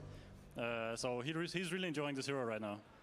All right, well, let's see if they can bring you to a 2-0 success. Game-in and game number 2 underway right now. Every single time we've seen these two teams match up in a best of 3 this season, they have gone the distance. But that game 1 was, yeah, it went late, but I feel like it was relatively convincing for Gaming Gladiators' side. Yeah, if you look at the net worth chart, if you look at the comeback potential, though, who had the greater comeback potential? Well, you can only come back if you're behind, Exactly. so I guess that's Evil Geniuses. And you can only go deep in the lower bracket if you're used to going in the lower bracket. Ah, which okay. Evil Geniuses also are, as you mentioned. You got to be comfortable with losing, is that what you're saying? That's right. You must embrace it, make it your friend, and then you can rise above it. This that is what they will try to do here. It's a very interesting draft, I would say, on both sides. It is. Like, we had a weird hero for Gaming Gladiators, Weaver, we haven't seen too much of. Now it's going to be the Necrophos. But Evil Geniuses, they just have, I mean, yeah, there's a Faceless Void on one side, but EG has Ravage and RP. That's a lot of big team fight that they're bringing to this table. What do you feel like they took from that game 1 and what they needed to improve on going into this game 2? I mean, honestly, the biggest thing to me is, again, they want to win their lanes a little bit more, so they picked the really strong laning supports and the Furion and the Tree. They definitely should be stronger than AA Tiny in a vacuum, depending on how these side lanes go. But I expect EG to do better on the side lanes. Maybe mid's a different story in terms of the Necro matchup. C-Smile's going to have to do his best to survive there. Yeah. That's one change, and the other is giving Pekaz a hero that he probably feels more confident just ultra carrying the late game, right? I think PA has a better chance of just 1v5ing straight up if it really comes down to it than a lot of other carries. Still the case even after the nerfs. So I think that's some of the things they've adjusted here. And of course, trying to answer what Gaming threw at them, which was, for me, a very unconventional draft for Gaming. Like, they got the Ace Dazzle, which has kind of been one of his heroes to supplement this Aura builder that doesn't necessarily straight exist anymore, right? Right. It's a hero that does it through the spells in a degree, but very lane-oriented, which is something they've done throughout the year but went away from for a bit. This is like, we want Dazzle to win the lane, and we want this Necro to win the lane. I was going to say, if you're going to win this lane, you're going to have to do it through skewers and better body blocking. C-Smile doing a great job on the opening and a TP in blood. Okay, bye-bye, Quinn. EG will take the first blood. You're supposed to win this lane, Quinn, and he's already on the back foot. The only upside for Quinn there is that Matthew took it right. It did not go to C-Smile in terms of the gold, but damn, that is so nice for C-Smile. Didn't even have to spend any resources on it. Gets full wave here, denies, it's gonna push into him. I will say, counterpoint to that though, it is really dangerous if Matthew gets ahead, right? Earn early Spirit Vessel against a Necrophos. I mean, he's going to be looking at mid a lot, I'm sure. And if he starts getting those items, then Quinn's game is going to become so much harder. It's a great Vessel game. I mean, all three of these cores pretty much rely on getting their HP back, right? Yep. And that's the upside of the synergy for gaming is the Dazzle with the Shallow Grave on a Necro or a Faceless Void is pretty devastating if it occurs in the fight, right? You get the time walk off, you get the heal off, suddenly that whole fight turns. There's no real anti-healing on each side.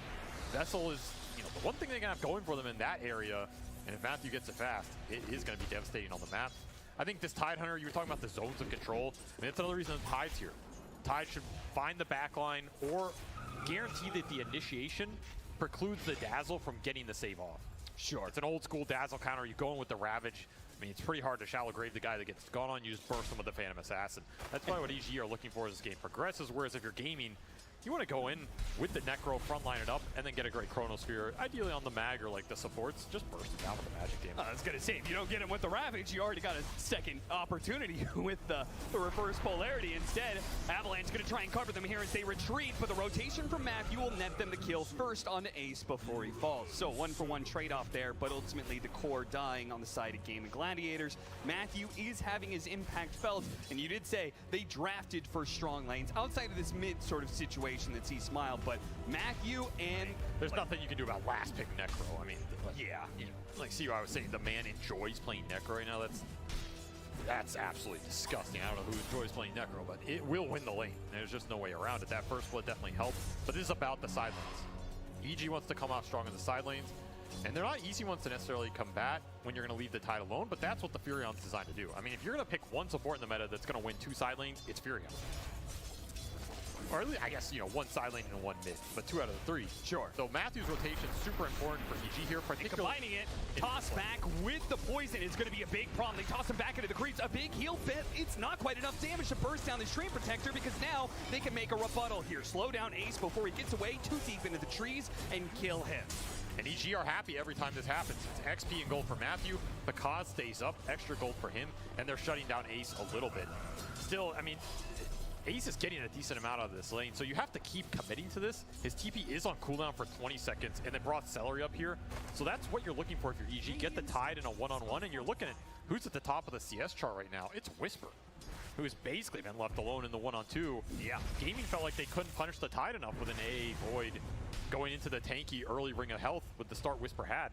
I don't know if Whisper start should have been this good with how fast Matthew left the lane, but damn, he is just getting the world down here. Solo XP, untouched. He's gonna be big. Now, I brought up the Earned Spirit Vessel on Matthew, but he's opting for the Medallion Solar Crest build-up instead, which is just as good of a build-up, but better for his PA and his Tide Hunter. Big minus armor, but the damage. This tri-lane is dangerous, man. If you get a toss back, you're being pushed into a Dazzle with an advantage, and he's going to be able to run you down, not just one, but perhaps two, because does get away only because of the fact that, oh, the poison damage. He does have the stick, though, and was able to pop it, but he's not feeling great about his position. He brings a little treads to himself, but he's going to need some regen. This is the correct play from Gaming, I guess. Like, you have to keep your Dazzle in the lane. You can't just let Matthew 3v2 bully Ace out of this off lane while, Whisper's doing this, right? That would be a death sentence on this map. I mean, you can fall back a little bit on the Necro mag, but Necro's not necessarily the best mid to rotate to these side lanes either. Quinn just wants to play his own game. If anything, when you pick these dominating matchups like the Huskar they mentioned that's similar, you want supports rotating into you to abuse it. Very slick sprout here by Matthew. We'll get him out of danger as going to be slowed down a little bit more, but I think he should be fine. Meanwhile, C-Smile is being punished heavily, so if they keep the pressure, another good thing about this tri lane, they keep Matthew kind of locked down. He can't help C-Smile out nearly as much. I mean, there's no helping this matchup. It is not a helpable matchup. And they're going to catch him with Tofu. Yeah. They're going to make sure he dies, and that not only, they get that kill, but now Quinn also has his level 6. And look at the tower. This is the catapult flag bearer wave. So this is what Gaming want to do. They want to bring supports to the winning lane. They know they have the matchup. It's going to get a Tide Hunter teleport just to defend this catapult. Do we swap lanes now? Put the Magnus in that bottom lane? I mean, you could. I don't think you want to, but nobody wants to be mid, that's for sure. It's an ego thing, No mid player wants to give up on the lane, no matter how bad it is. No, he didn't beat me. I can still recover. Because gonna be in some trouble. Jumps onto Tofu. Treant Protector can only do so much here. Is he going to be locked down by the cold feet? Barely gets out inside of the range, and lacking that stun, they will not be able to kill Pakaz. But it doesn't matter if they kill Pakaz if they're keeping him totally outside of the lane, outside of these daggers. It's like the only CS he's getting now. The thing is that, like, you're looking at this net worth chart, right? I think EG are okay with this outcome. Just because the tide's going to be so strong, and you kind of got out of this Mag Necro lane a little bit. Like, this Mag Necro lane really could have been a disaster. With just mass rotations going in, creating a pressure point, this tower could be dead. I think that's what Quinn wants in an ideal game, right? So maybe he's getting 70% of this matchup right now. It's still very good for him. But it's not explosive, and it's not necessarily enabling the supports who could have gone there. Though, I will say, Tofu got a lot of XP off top. That's the upside of, I guess, Ace dying here. He's level 4 3/4 here before Wisdom Rune. Yeah. This is like a dream start for a support Tiny, who can do a lot of work in this game, tossing people back. Not a hero we've seen a lot this tournament, but a hero we have seen a lot over the history of TIs for a very good reason. Yeah, you were adamant that he was going to come back for TI. You think he always comes back? Well, 2 reasons. I mean, 1, toss is a hell of a spell. Yeah. And 2, I mean, FY is playing here, so. That's a pretty good point for it. C-Smile, Quinn is in so deep.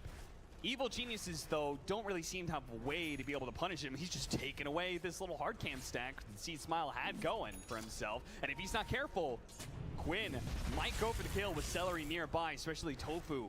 An opportunity to maybe toss Quinn onto that big Magnus. Panda, who's sticking around a little bit too long, does get spotted. He'll be the victim instead of a Reaper Sight. He goes down, and Quinn gets his first stack of the game. Gaming making the correct read, playing up with this Necro, backing up and baiting the jungle. If the Mag doesn't want to lane burst, you bring the lane to him. Look at C-Smile. The stacking. He's like, I got like 5 seconds to hit creeps in lane. That's it. Not going to be able to get the power rune, of course. Duraccio cut over to see if he can get the C-Smile kill, and he looks like he may just have him. Time dilation slows him down a bit. He can use the Chronosphere, but he'd really rely on bashes to finish him up. How good are your bashes, son? Can he get the bashes required? Well, 4 hits, not quite enough. They're 5, not very good. 6. Okay, Tofu's here. Looks like they're going to cut off C-Smile. And hey, they don't need the bashes, apparently, when you just bring enough heroes to the table. I was almost demoralized. God, it was. So he's like, oh, surely I'll bash him. Quinn, meanwhile, did get a double damage. Perfect time for that when nobody's in lane pressuring the tower. Yep. Again, against a Treant Protector, it does seem like Gaming Gladiators really put a heavy emphasis on taking the towers before living armor levels are up. The upside of a last pick lane winning matchup, especially for this player. Back to the top of the net worth chart despite the first blood shenanigans. Tower dead at 850 here, and it means early bots he can rotate. So Quinn's going to be pretty active on the map. He can join these fights, look for the Reaper Sight stacks, continue to enable his supports. Now, Whisper did recognize that. He rushed the Meteor Hammer. No boots, nothing else, just straight Meteor Hammer. He also took a tower in that bottom lane, so it is even in that regard. But it always does feel bad trading towers when you're the one with the Treant Protector. So maybe another one of those games where it comes down to like how much do you believe in your scale, right? On one side we have the Mag PA, a true OG classic. You want to frame it that way. You are going to scale very hard and hit very hard and farm the stacks really fast when you get the Ancient stacks up for Pakaz here. And on the flip side, you have Faceless Void Ancient Apparition. I mean, this is a duo that goes back a long way as another stack goes into Quinn's pocket. They get him, but they almost stopped Pakaz's TP out. This top lane is in danger. As soon as the Necro shows up, you're like, no. Nobody wants to be there anymore. They immediately vacate the lane, but you could see Quinn, with his boots of travel, can play around the map pretty quickly. He immediately goes to pressure Pakaz. Might even be able to get him too. Avalanche slows him down, and Duraccio shows up for yet another fight. Not that he's needed, but the help might actually be needed here as Quinn's going to keep trying to dive in. The heals are just enough. They got an RP. Skewer back into the tier 2. Throw that Ravage down. Finally get the punish on Quinn. Do not let this man bully you. I thought that was just going to be a bad death for Pakaz, and somehow it turns into they get the biggest kill on the map. It's a lot of shared bounty gold too because the whole team showed up. Man, what a massive difference like 50 HP makes because Pakaz lives and he goes straight into being able to farm a hard cam stack, or excuse me, Ancient. So, yeah, this is nice. He lives off the living armor and now he gets early in power. That helps him clear through this at a much faster rate than he would have. Otherwise, you're looking at the camp stack. It's all Matthew here. So now if you're EG, the game plan is just hold the map for the PA, right? Especially when you're ultra on cooldown. Can Whisper do that for them, though? Pretty hard into the Necropose. Yeah, when nobody's going to help you out. Now, fortunately, there is no Reaper side. They're going to try and body block in Whisper. Of course, without a Ravage, there's no real threat of a turnaround here. They're just going to keep running him down. And they will eventually get this kill and start going for that safe lane tower. Just the battering ram. Just continue to run the Necro into these cores that are not ready to fight him right now. Claim as much map control and space as you can. This is all absolute free time for the Faceless Void, for the Dazzle. Ace is just going to go straight to the Midas. You already have the Mask Madness up for Dyrachyo. So both the other two gaming cores, they're just not going to get touched. Quinn is way too much of a menace right now. He's going to make his presence felt. I mean, he's just running behind the tier 2 at 11 minutes. Got to be a little careful of some skewers here, but outside of that, you're not afraid of anything. Yeah, and I guess this is the time to do that before the Blink Dagger is up on C-Smile, which I assume, similar to Game 1, is going to be his rushed item. I mean, he's got 1,500 gold in the bank right now. Yeah, probably.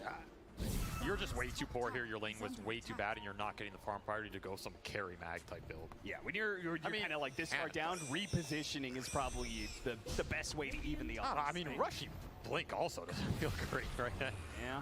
I think he's debating the Echo Saber into Blink here. Can't really blame him. You still want to be a mid-mag in this game because you want to try to bring up utility. Yeah. Is there going to be enough space for him to farm with that? Like, if he gets the Echo Saber, but you've got a PA Battle Fury, the map is getting small pretty quick. That's why they made the map bigger. That's true. Everybody has space now. We'll see how much of that space Evil Geniuses can utilize as... it's funny, they haven't taken that top tower yet. Gaming Gladiators have almost just kind of been like, yeah, okay, you gave up this space, and now we're going to slowly bleed you out. Nobody wants to be up there right now because it's so deep on the map. They've been bigger. Yeah, Ace farming it up with very fast Midas. I mean, the early 2 deaths off the Furion rotation, kind of inevitable. You expect 1 or 2 of those, and since then he hasn't been touched. He's just stacking up triangle for himself, going to town. It's going to be a very fast Dazzle Ags in this game. And until you have some of the Blink initiators to create the zone control, I feel like Ace can take over these fights.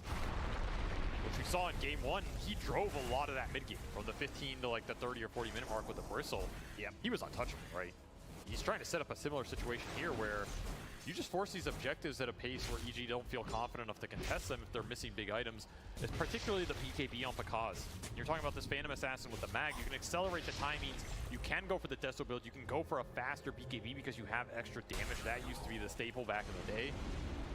Actually, used to just be you go Deso, not even the Battle Fury. Here he'll still opt for the Battle Fury, go into the BKB. And I think Pakaz will be pretty strong with that BKB outside of the Chronosphere. That's where that carry-to-carry matchup is going to matter a lot in this game. Who can get vision for Dyrachyo to find the Chrono? Yeah, because they have the stuns. They get that disable on Dyrachyo, then Pakaz can probably follow it up and he'll burst, kill him real quickly. But if he gets jumped by the Chronosphere first, then Gaming Gladiators have all the spells in the world to be able to throw into this one. You can see the Chronosphere into the Ice Blast is going to be one of the deadliest duos we'll see in this one. You throw a Reaper Scythe on top of that, that's just overkill.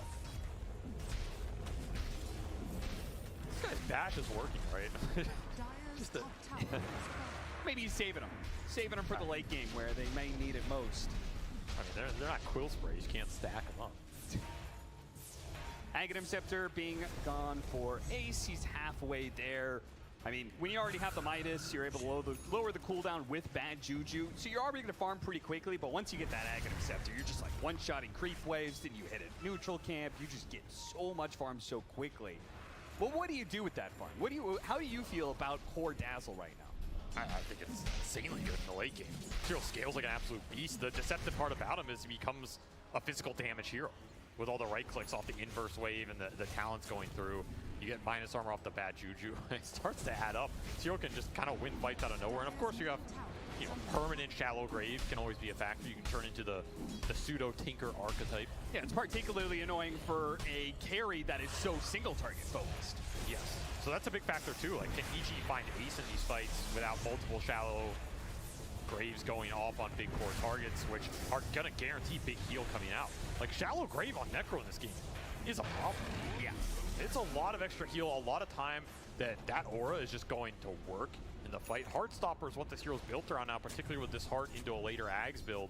If Quinn's alive for 5 or 6 more seconds because he is graved and then dies, that might be enough to win you the fight, because it might force a situation where Pakaz has to commit in and you just get stuck there, even during a BKB duration. It really is up to the big bruisers here for EG between Whisper and C-Smile. You have an RP skewer, you have a Ravage. You need to find and set the fight up for Pakaz so it works in that type of way. And on the flip side, if you're Tofu, we talked about the art that he had. I mean, you're gonna have a fast Tiny Blink in this game. Yeah, he's going to be rich with arcane boots on top of it. So if you just toss one of the guys in, the fight gets very awkward for EG very fast. Yeah, that repositioning, getting him away from the Dazzle is going to be pretty key. And that blink is finished at 16 on top of arcane boots. I mean, he's approaching C Smile right now. And he didn't have to lane against Necro, so. That's pretty scary. Hard almost done for Quinn. No blade mail required in this game because he's really not receiving a whole lot of smoke from the EG side. They haven't touched him too much. Gaming just gearing up for their timing, right? You hit this hard on Necro, you're gonna have the Ags on Dazzle. Your team fight becomes so strong at that point in time. Gonna go for C Smile, the Blink Dagger. There's that burst from the Tiny with the Ice Blast, the Reaper Sight.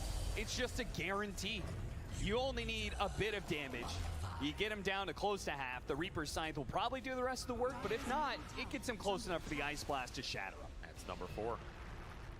4 stack of the game, an extra 8 HP regen permanently for Quinn. And this trio is, I mean, the synergy is just so good with the Ice Vortex going down, amping up all the magical burst damage. This is where AA feels great. That's why I feel like we're seeing this hero so much more. It's about the Ice Vortex, not the ult for me. I mean, the ult's great, but you drop 3 or 4 of these down in a fight, you have a bunch of extra magic damage going in. Even Faceless Void, that combo's existed for a long time because, yeah, your Cold Feet procs, but you're amping all these Bashes and Maelstrom procs. That's a good point. Hell, the amount of magic damage. And if there's anybody else to throw some spells into that Chronosphere, then all the better. Oh, Matthew. Low priority game. You guys suck. I'm playing on the high ground here. I mean, we've all been there. So he's going to try and pull the Ancients to him with Treants. That's pretty funny. This is effective, but it's not that efficient. I actually don't know what he's doing. Yeah, he didn't pull the Ancients to him at all. Just chilling, man. He's watching Picard's farm right now. Hey, oh, here comes the farm. It's coming. Yeah, but the thing is, he can't. Couriers are on their way. I mean, is he really going to TP off a cliff to kill a courier? There's no. Oh, what? One of them's going to get close. Get that one. He doesn't want it. No. Oh. Are you sure this is Matthew? Yeah, this guy is the courier killing king. Still on the player cam, right? 10-4. It's a sleepy game right now. Game of Gladiators. Very similar to game number 1, where they take an early lead. It feels like Evil Geniuses have already conceded to just playing for the high ground and playing for the late game rebuttal. But I do have to wonder, I mean, I've heard this phrase, play to win, not play to lose, so many times in the TI's history. I do have to wonder, Avery, is EG just banking a little bit too much on playing it safe and conservative here? As Game of Gladiators seem to have all the space in the world. Anytime they see somebody, they can jump. They jump onto Panda here, get that kill, and oh, hey, look, there's a Tide Hunter. Look at that kill as well. I don't know why Whisper shows there. I think that's, I mean, you just give him the tree and right. Unless you're ready to fight this with the Phantom Assassin, you're not taking the fight. Your lineup deals 0 damage outside of PA going in and joining the engagement. That's what you're waiting for here. Talking about what is EG's game plan, I mean, it's because that's what the team is centered around, and the BKB just got finished, so you gave up 2 big kills there in exchange for a Chronosphere. Maybe something EG is okay with if they can make a move right now and exploit it. But damn, you are giving Gaming a lot of room, and when you give this team room, they build the lead quite fast. All 3 cores straight to the top, 7K net worth lead. Yeah, you gotta remember, they're a Western European team. They will methodically take a lead over you and grow and grow and grow it. Heard from Quinn and not listening last game, right? It's not the Barracks that's gonna win us the game. It's building an advantage and killing them over and over again. Evil Genius. I mean, to be fair though, the Barracks was what kind of won them that game. It did. Yeah. And Blink on Mag. So Z-Smile, he stopped off for the Echo Saber, will now finish the Blink. You gotta get something going if you're EG here. I don't know how much you just want to rest on PA 1v5 in the game. I mean, yeah, you can't say the game plan at 7 minutes is let's let them go high ground, guys. That's when we'll stop them. Hey, look at the courier play. Yeah, there it is. The pentagram of Tormentor Death. I'm telling you, man, it's so valued to be able to have a hero that can solo a Tormentor. Well, and Bristleback does that, Dazzle does it. Yeah, for a Tiny Shard. Well, Tiny Shard isn't the best, but hey, that's why you can solo it, because you didn't commit very many resources for it, right? It's true. And now you can get the second Tormentor at 30 minutes. Okay, there we go. There's the Blink Dagger reveal. Jump back onto Tofu doesn't feel very good at all. Duraccio gets a pretty decent time dilation. Overgrowth is going to be put to work here. Reaper's Sight doesn't quite finish him off, but they should have the damage as Evil Geniuses really don't seem to have a whole lot going on here. Because tries to jump in, pops his BKB, immediately trying to go for Celery. This is just not working for EG. They're throwing a lot of spells, and not a lot of heroes are taking damage on the side of Game of Gladiators. It is all easily being undone by the Dazzle heals. Game of Gladiators are sure to be able to run down something more. At least Duraccio is trying right now. He has Chrono back up in 1. He'll pop it. Yeah, might as well. You just watched EG throw a bunch of spells around. It's not like they're going to be fighting you anytime soon. He saved up all the bashes. He did. Put him to good use as he'll Chrono the Tidehunter yet again. That was a fight without the Chronosphere, which is why EG were looking for with your Blink reveal, a okay initiation, and your BKB on PA that yielded 0. So if you're EG, you are not feeling great about how this game is going, and if you're gaming, all you're really thinking is, how soon can we do Roshan? Yeah, that's the worst part, is they built a second item BKB. And didn't get a single Didn't get anything out of it. You could have gone for a Deso, you could have gone for this slower route, and it does seem like EG, they said, hey, we need to actually, you know, we need to punch Game of Gladiators in the nose and make them hurt a little bit, but that one didn't hurt at all. And they're still missing the Vessel charges on Matthew. He just finishes the Vessel. He went for that after the Solar Crest. We're talking about the anti-healing being a way that you can commit on these heroes without committing Pakazan himself. I mean, not if you're sitting at 0. It's almost time to TP into the fountain, like I always say. I mean, it's valuable to a degree here. Do not want to give an Aegis to gaming with this type of lineup, because they will push the objectives very efficiently. I mean, you're worried about like a skewer back, but not with how tanky your heroes are. And that Aegis will allow that, right? Yeah, at least not for like when it comes to these tiers. Like they can take all the towers off the map. And then control Ancients. Take second, third, fourth, fifth Roshan again if they need to.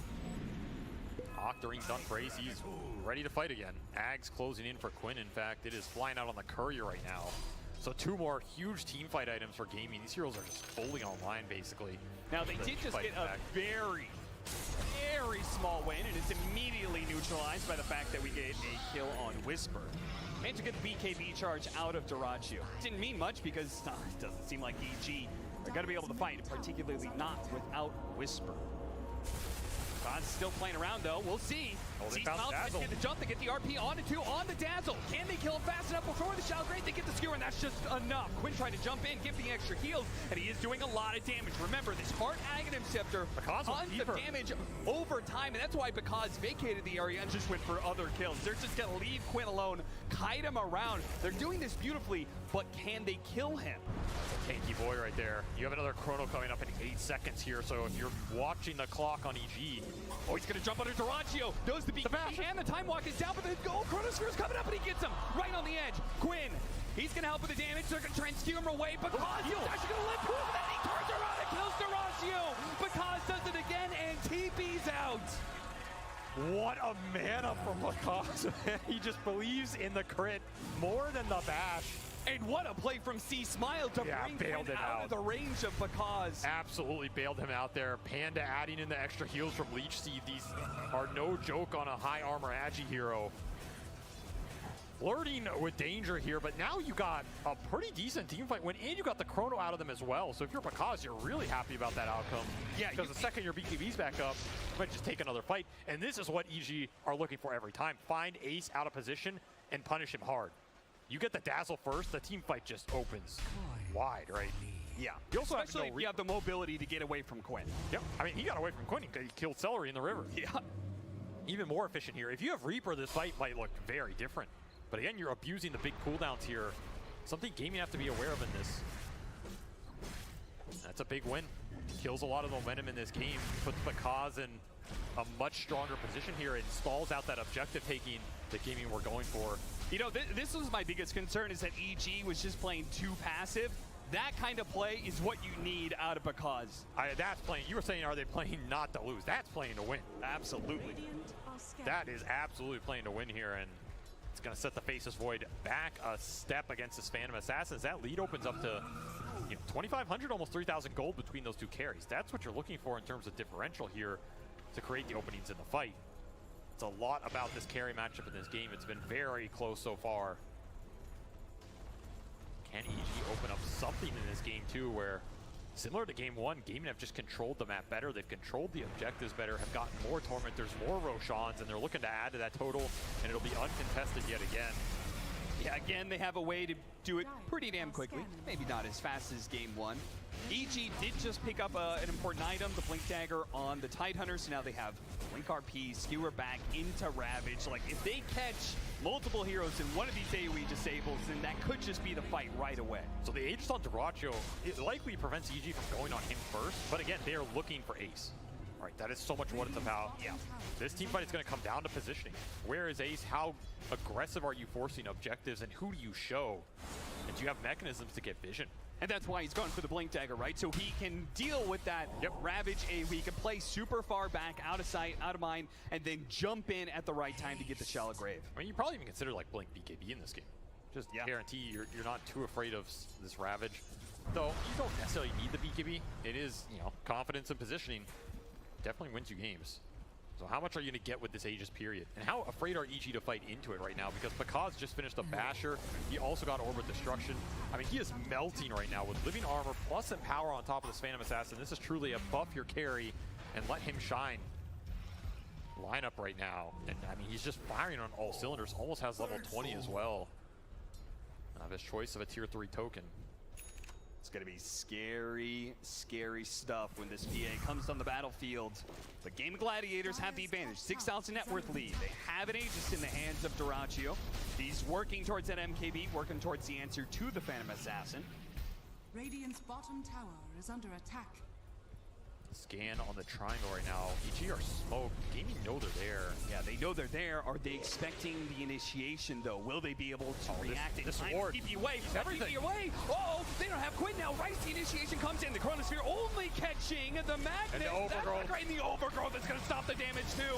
Oh, the Ravage will be able to fall. An absolute disaster for Gaming Gladiators and Evil Genius. They will feast in this fight. They're going to be able to take away the Aegis. Dyrachyo's back into play, and yeah, Quinn's back with the shield room at that. Oh, a Shallow Grave just at the right time to be able to bail out Dyrachyo. They finish up the tree, but Dyrachyo fighting for his life right now. Great Avalanche to be able to cover him up, but the Shallow Graves are just won't die. He will not die. Finally, because deals with them, but the damage is done. Dyrachyo lives. Ace coming up huge in a team fight that could have been a disaster with Quinn going bottom. Instead, just keeps Dyrachyo alive way too damn long. Wears out the PA BKB, and suddenly you are caught in a man fight that just went on far past its expiration here.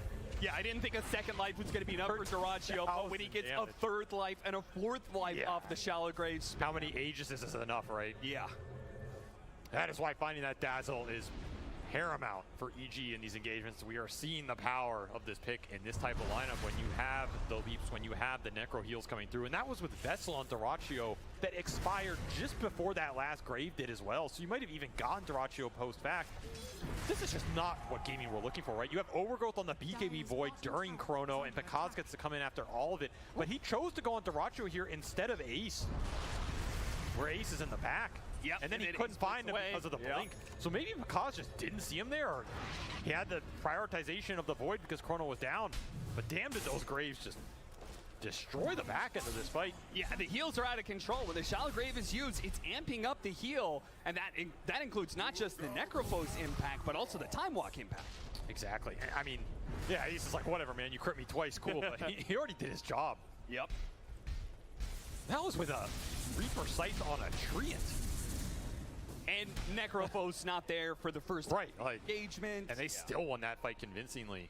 Shows you the power of this lineup when it all comes together. And now you have an MKB done on your Faceless Void, plus the level 20 talent. So the damage just went through the roof here for Dyrachyo in these fights. And the items just continue to pour in. 10k gold lead. I mean, you have Matthew to make up some of it, right? Furion will always find net worth on the map if he can get to what I assume is an Ags being built up. Yeah. Pretty nice Ags game. It's very close to it. 600 away. That disarm en route is going to be pretty good here because he forces Dyrachyo into a tough position. This Furion ult flies through. Dyrachyo isn't happy. He BKBs, then you get Overgrowth. Oh, what a quick blink away from C-Smile right as Tofu tried to pounce there.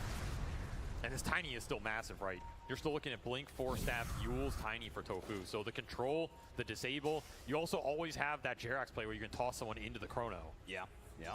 Even if you're around the Chrono and not in it, you're not safe if you're on EG side. And once more, just run Quinn in first. Let the Necrophos frontline here with the aura. It's pretty hard for him to get bursted. You're afraid of a skewer threat, but that's also what that Tiny Yules can interrupt. Dire's middle tower. All the itemization for gaming is hitting a really big stride right now. I mean, they're only missing that Aegis. Dire's courier has Feels been like they run. Oh, how's it feel, Matthew, to have your courier? Wonder if there's a special bit of mitigation you get out of that. Well, Matthew, I mean, very similar to game one. As you said, the Furion's going to be out on the map the whole time. He's also going to be cutting creep waves, which is going to be super annoying. And you're doing that with a PA who's always off the map in a way, thanks to Blur. Yep. You're always going to find the side lane farm. Very hard to stop for game. I mean, their catch is also pretty limited, right? Is it even worth trying to catch them? Probably not. All right, let's go ahead and take a listen into Game of Gladiators with that clutch move from Ace. Blue. I'm dead. Grave me. I can grave you again, I can grave you again. Stun and two. I grave you again. Bullshit. I can grave you again. I grave you again. Kill P. Hey, great communication. Clear and concise. I can grave you again. I mean, that's top tier Dazzle gameplay right there. I mean, right, what else are you supposed to do? What does Dazzle bring to the late game team fights? Grave. That's what he And grave. And grave. And more graves. But wait, there's more. I mean, you know, don't hate the hero. Hate the ability. Hate Valve for making the hero into the abomination it is now, right? 18 to 10, 12,000 net worth lead for Game and Gladiators. Very much a repeat of game one where they hold clear control of the game. They hold the map. They are much stronger in the fights right now. Question is going to be, how much do you need to be able to go high ground against a crazy repositioning spell? Last time it was the kick. This time it's going to be the skewer back. Evil Geniuses also have like more dangerous team fight. I mean, if things go really wrong for Game of Gladiators, it can go really wrong. Yes, yeah. But their positioning and spacing should be pretty good, right? They don't have a lineup that needs to clump very much. They can have the Tiny go in. They can have Duraccio watch the fight develop. Ace is never, in theory, going to be seen until he makes his presence felt. It's just the Necro on the front. Again, though, the high ground's just not easy because of the displacement in the Magnus. It's going to stall this game out, particularly with Living Armor, and that means how much can Phantom Assassin carry the game? It's a very similar situation to last time. Does Bakaz have the capability to 1v5 with a hero that was the 1v5 king in the previous patch? Does have his act completed, also got a Titan Sliver, which is just mega nice here because you're getting extra base attack damage on a hero that utilizes it better than almost any other carry. I don't know what kind of read Gaming Gladiators have, but I feel like they could take a lot off the map right now just because I don't think they can, EG can play the next team fight without a nullifier. Because you got an Aeon Disc now on this Dazzle. So there's pretty much no chance you're going to be able to catch him first in the fight or second, and even if you catch him third, then he's not going to die immediately. I mean, Bakaz is definitely eyeing it up here. I mean, you have two routes, right? You can go this Nullifier. You can also just play for the level 25 Dagger talent with a Divine. Play that type of game, which is something that 1PA a lot of games. You just play on the backline. You don't commit the hero. You commit triple Dagger going in off Divine damage. Then maybe you're not too worried about dispelling anybody because it's going to get insta-pop. Meanwhile, Duraccio, he just wants to find the enemy carry here. He seems to know exactly where he is. Yeah, he's just running straight to him. And Bakaz immediately has to jump over to see Smile, but not a great position to be because Ace is sitting in lying in white. Bakaz, they got to fully get out of here. Duraccio, with his own BKB usage, isn't actually going to be able to pursue. In the back line, see Smile. Anything to stop him? Duraccio can't get there in time. I'll take the ward. That's all they'll get. Duraccio had some god tier read of where Bakaz was or something. He just ran across the map into him. Breaks that vision but cannot find the Chrono, leaps the wrong way.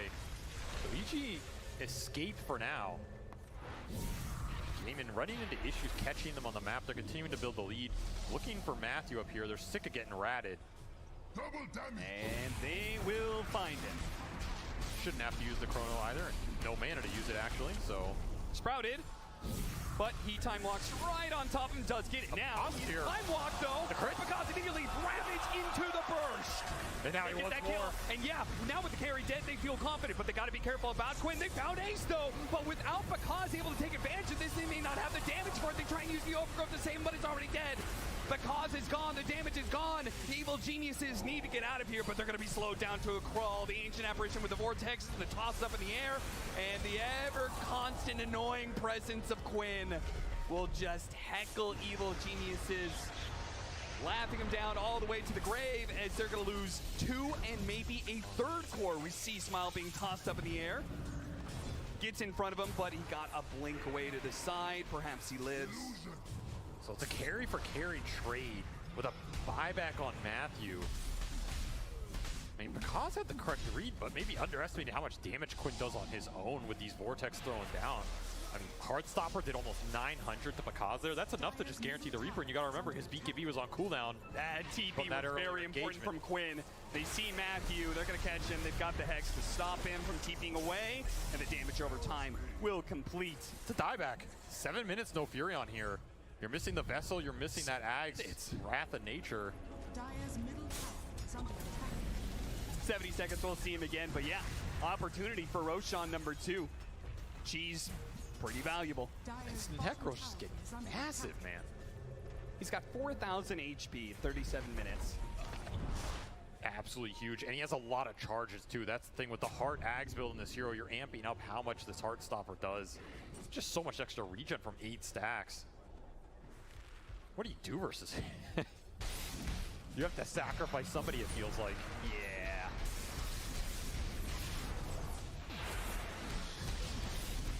This is the second Roshan of this game, right? Yep. That means that Kn1Fe Gladiators have taken 7 Roshans in a row against Evil Geniuses in this series. Sounds about right, yeah. That doesn't feel like a great winning formula for EG. No, I don't know the exact stat on that, but it's probably pretty good. I have to imagine a team who takes 7 Roshans in a row in a series probably has a 100% win rate. But we'll see. EG has made some magic happen before in some of these crazy games. They tried to do it in game 1, wasn't quite enough. Kn1Fe Gladiators, very disciplined in that game. So much depends on Bakaz's decision making in these fights. Who he jumps, how he jumps, and when. It's not easy when you have the Dazzle save. And how much farm Ace has as well, man. He's full arcane blink. Got him. He is the Tinker now. I mean, Yep. He's got level 25, so when you get hit by the Poison Touch, you're not moving. And he's spamming out spells non-stop. He's gonna get to level 30 super quickly because of this constant use of bad juju, lowering the cooldown on the Hand of Midas. On top of the farm, he's gonna be cleaning up around the map, which just means the rest of his team, as you said, Tinker, means everybody else can play grouped up because they don't have to worry about the lanes. yeah, suddenly Dazzle's a map mobility hero. Yeah. With Weird. no cooldown blink and the Hex. Never thought you'd see the day. Gotta keep up. Cheese drops for somebody. It is why when you were asking, you know, what's the late game look like for a game? This is what it looks like. It's absolutely toxic as hell and disgusting as hell, and I wish EG the best of luck here. It's getting to a point where I mean, you have 6 seconds of debuff immunity for Bakaz. What's happening before and after that, right? Not much good for you on the side of EG because your other 4 heroes are built around him cleaning everybody up. Yeah. And he can only do so much. There's a lot of HP to get through here, a lot of spells, a lot of saves. I love how they keep on covering Ace too. The bots too, directly onto the Dazzle. The Tiny TPing behind him, just making sure he's within striking distance if needed. And you can see it here. Very aggressive. Yeah, Shallow Grave is going to be locked down. Oh, the anchor on him is going to be a problem here. Constant Shallow Graves. Can they get a stun in there somewhere to be able to stop him? Ravage going to be used. And finally, can they finish him off? Bash is required to use the RP. That'll finish him off with a nullifier put onto Quinn. He is also going to be in trouble. Ice Avalanche. Oh, the Scholar Sight was just enough. It covers him and finishes off because Quinn will live as a result. And now the Chronosphere catches the tide right on the edge. It didn't get C Smile, but it doesn't matter. Jirachi will hunt him down all the same. Quinn's just too beefy. Even with a great fight setup for EG, they just get completely shut down. 2 buybacks out from gaming. It is worth noting on the Ancient Apparition and that Ace Dazzle. has been a massive problem for them. But Reaper plus the Heartstopper has just been enough to kill Pakaz basically solo in these fights. Gaming Gladiators are going to get so much done here. They do need to because they use some buybacks for that fight, but with an extra kill onto Panda makes things a whole lot easier. Once they get through this tier 3 tower, they don't have to worry about the living armor. And Tofu has just been so annoying with these avalanches going off. The utilities provided, keeping his cores alive. I mean, that's a stellar game. Is EG just going to lose to Megas here? Because I'm not sure if they could do anything. They have with their heroes as there are. Yeah, they've got 3 heroes with buyback, but no RP, no Ravage. I don't think they could take a fight to Gaming Glide. I think that would straight up just be the end of the game if they tried to fight. I mean, the other hope was, Divine Rapier, triple dagger. Pakaz just never got to it. A couple bad fights, Gaming take advantage of it, and suddenly, yeah, your whole base is gone here. Unless you're willing to commit the Phantom Assassin buyback right now. Does Gaming Gladiators want to try and close it out right here? Because they might get caught on their way getting out of the base with this Megas. 5 seconds for the PA. You have no RP, no Ravage. You got to keep that in toss mind. up in the air. C-Smile not able to get the initiation he wanted. Has the BKB skewer out of it. That's not good for EG. They needed a good skewer away to be able to make this fight work. And now it's Gaming Gladiators. Seemingly in the clear. Panda tries to jump in, hoping to be able to catch Cause. Doesn't quite get him. They're looking for Ace, but they want him so badly. Matthew's even teleporting in aggressively to find him, but Ace is already gone. He's out of there. Nobody can follow him in. And Evil Geniuses, they'll surely have to give this one up. In fact, they may even because the Reaper sight's going to be used with the Ice Blast coming in. The toss up in the air, and that is enough. Another buyback available for sure, but the Megas are in, and Gaming Gladiators are going to force as much out of you as possible. A skewer going to be used. Duraccio into the fountain. Okay, just doesn't put care. that Aegis to use, I guess. Because he can get Grave forever. Oh, he's going to Chronosphere him, stopping the fountain damage, and there he goes. Gets both of those kills. Buyback's going to be used, but that's it. GG are going to con Gaming Gladiators. No 60-minute game here. They will take the advantage, and they will bury you in the dirt with it. Ah, what a rough way to go out if you're EG. Pakaz buyback on a Phantom Assassin after the game has already been called. Just nothing came together for them, and a very convincing series from Gaming overall in terms of the map control. That's really what this came down to. Both games 1 and 2, every objective going their way, every tier 2 using it to get into Roshan, to get an Aegis, to translate into more map control, to take away Ancients, to propel all 3 cores into a position where, okay, maybe you go in with your ults, your carry, you kill one of us with a Dark Willow or a PA. What happens after that? Okay, you can kill Duraccio. Quinn's just going to solo you with Heartstopper, an Avalanche, and a Reaper. It's too many threats to deal with right now for this EG that kind of went into like a 4 protect 1 style that's an older school meta. It felt very defensive. You were saying, are they playing not to lose? It did feel very defensive on their side, and then we're used to seeing them aggressive. And maybe that's the problem, right? EG, they were dominant in the first half of the season, but unfortunately they're going to fall out here. Gaming Gladiators will take it moving forward in the losers bracket. An unfortunate 2-0 for EG, but a massive 2-0 for Gaming Gladiators. That first game might have gone almost 70 minutes, but in this game number 2, they wanted to be in and out of that game as quick as possible, and they had a fantastic display. That last pick, Necro doing work, but also the first pick, Dazzle Purge, was just instrumental in making sure the team could stay alive. Yeah, it was very effective, that game. He got as much gold as we expected with the Midas. They slowed down the game a bit, but then in those mid-game fights, the vulnerabilities that were there to the PA were just solved by the Grave in a lot of cases due to great skill execution. So just very, very well played by the Gladiators. Yeah, and I feel, Quinn, he does finish the game 17-2-11, but for me, I got to give a big shout out to Tofu. The way that he was playing that early game, even throughout, playing a position 4 Tiny, we don't see it too often, but he was connecting the dots for his team and just bringing everyone into the fight, just being super annoying, and yeah.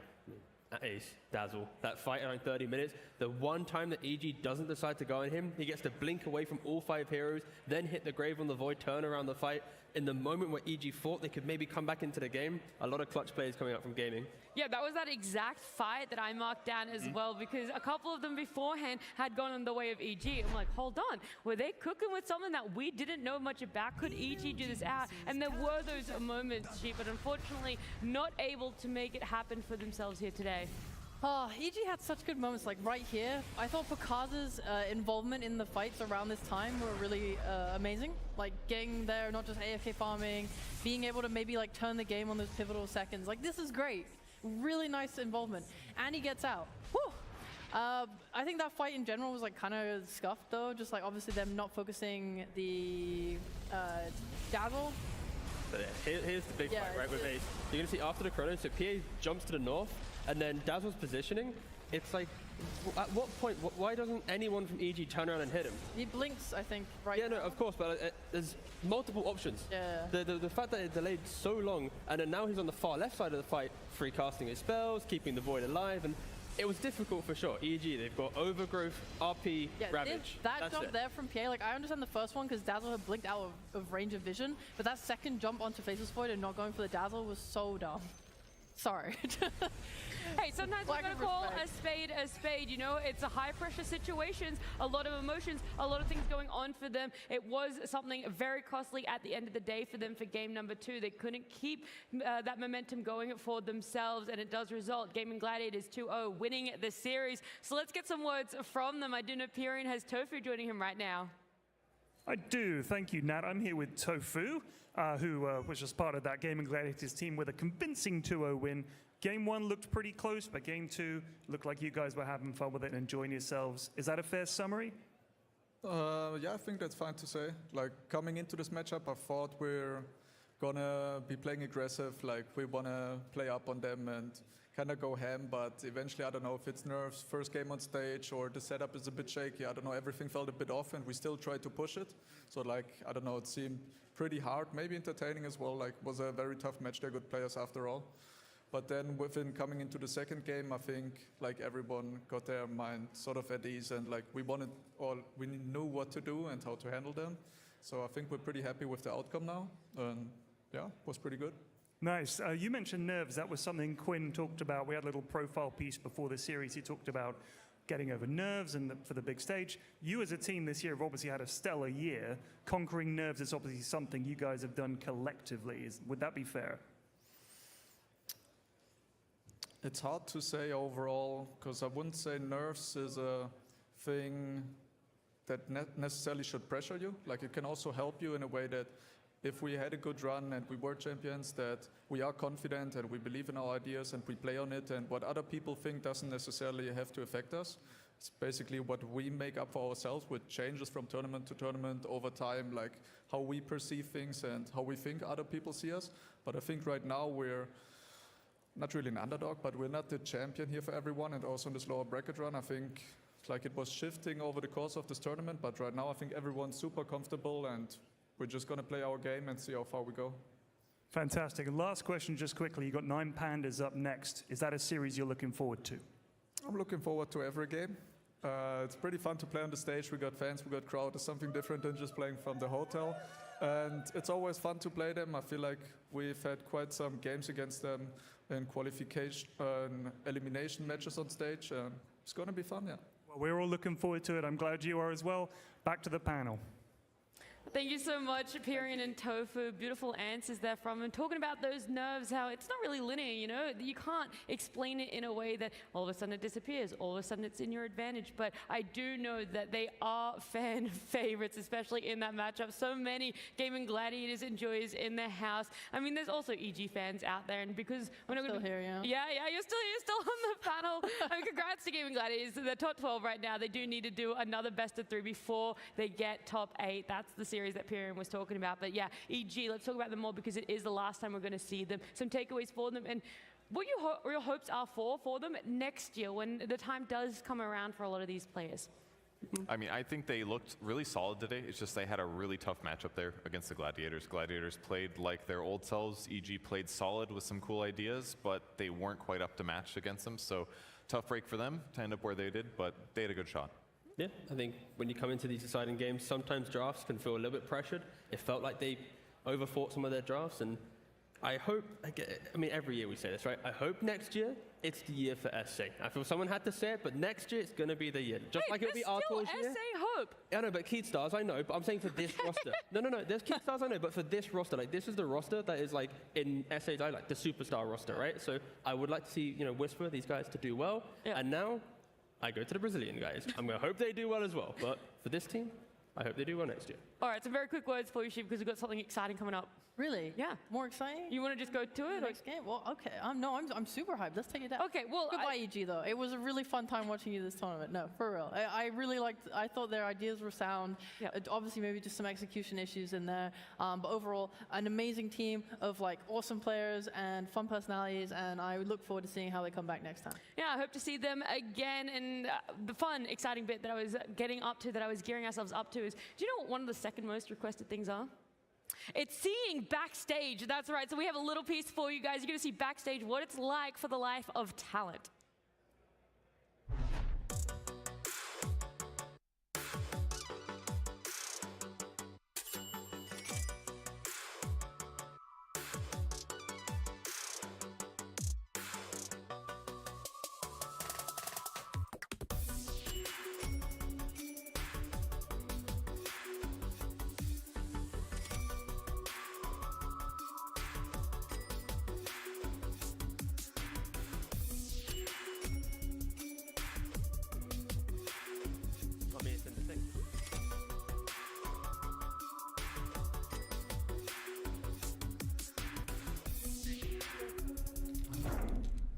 We have a very special guest and a very good boy joining us. This is our newest panel member, Echo. I'm so excited for you to be joining us. I mean, what has been the most exciting part of the road to the international for you, Echo?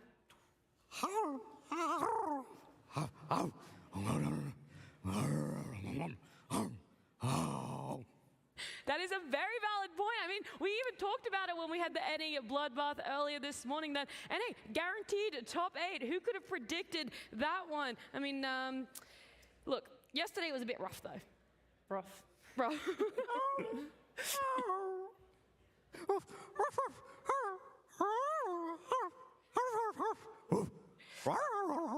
Obviously, talking about nouns, you think it's a rough one, a fluke that they lost that series there. But Echo, normally we try and keep a little bit, unbiased on the panel. We don't really want to show too many favorites at all. So you might need to pick a different team to talk about other than just nouns. Echo.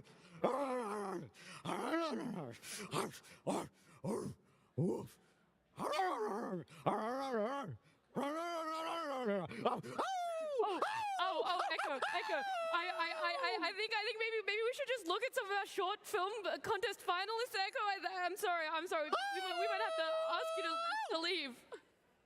I'm just not going to go near anymore. Okay. Okay. Bye-bye now. Yeah, no. Thank you.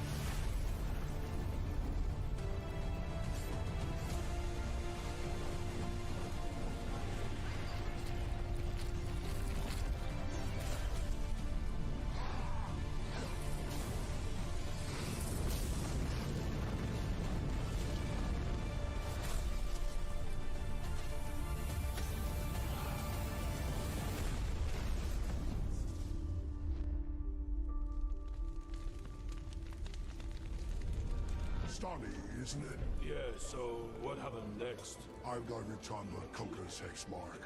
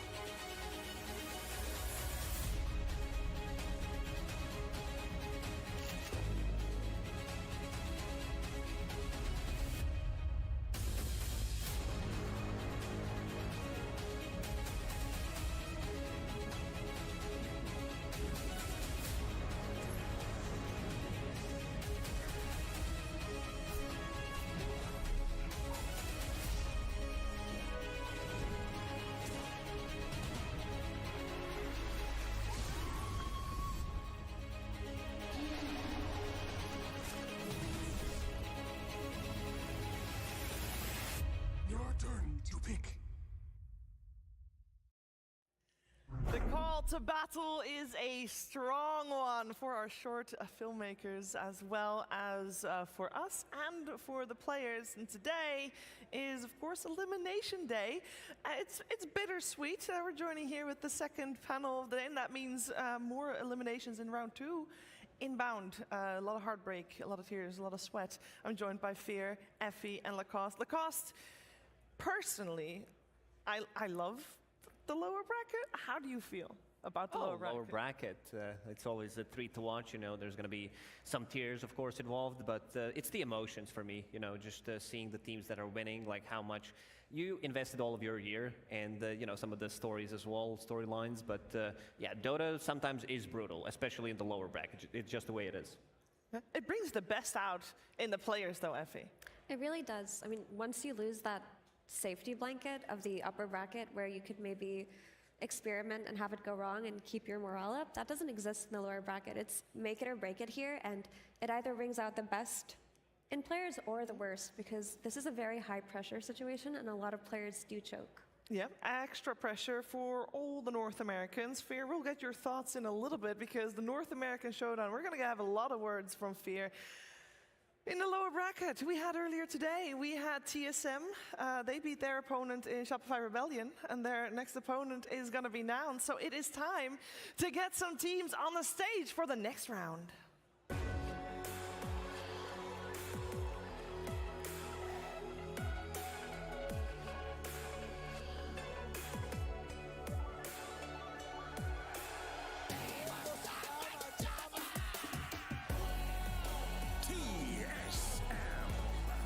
TSM coming out on stage. They are representing 5 different regions, and they took the best of every single one and put it together in one team, and they are ready. You can see the energy from their coach, Moon, as well, and they're going to need that energy because their opponents, they're very familiar with them. Let's welcome Kn1Fe.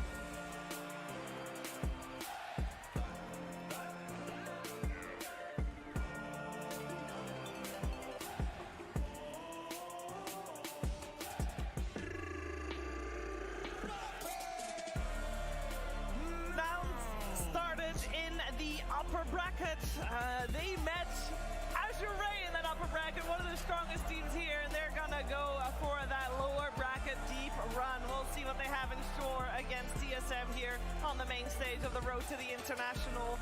And extra pressure is on, and Fear, I want to talk to you about that pressure because, sure, yesterday, you know, upper bracket, everything's fun and games, you can experiment a little bit, which we know Kn1Fe likes to do, but now, This is it. This is extra pressure added.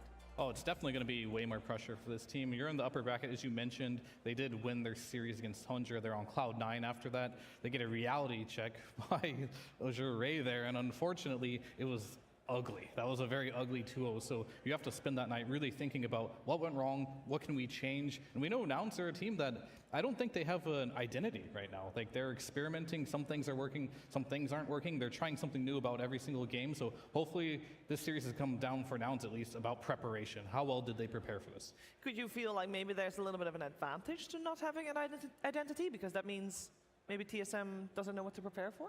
It definitely makes you more dangerous in a lot of ways, right? Because like it's harder to prepare, but I think Kn1Fe, it was hard for them to prepare yesterday because they didn't know their opponent, and they're going against TSM, and if you were to ask me, I guess I probably would have prepared more for Shopify in that series, or TSM did take it, so maybe their prep isn't 100% ready. Yeah, these two teams, they are very familiar with each other, of course. Lacoste, they have faced several times over the course of last DPC season.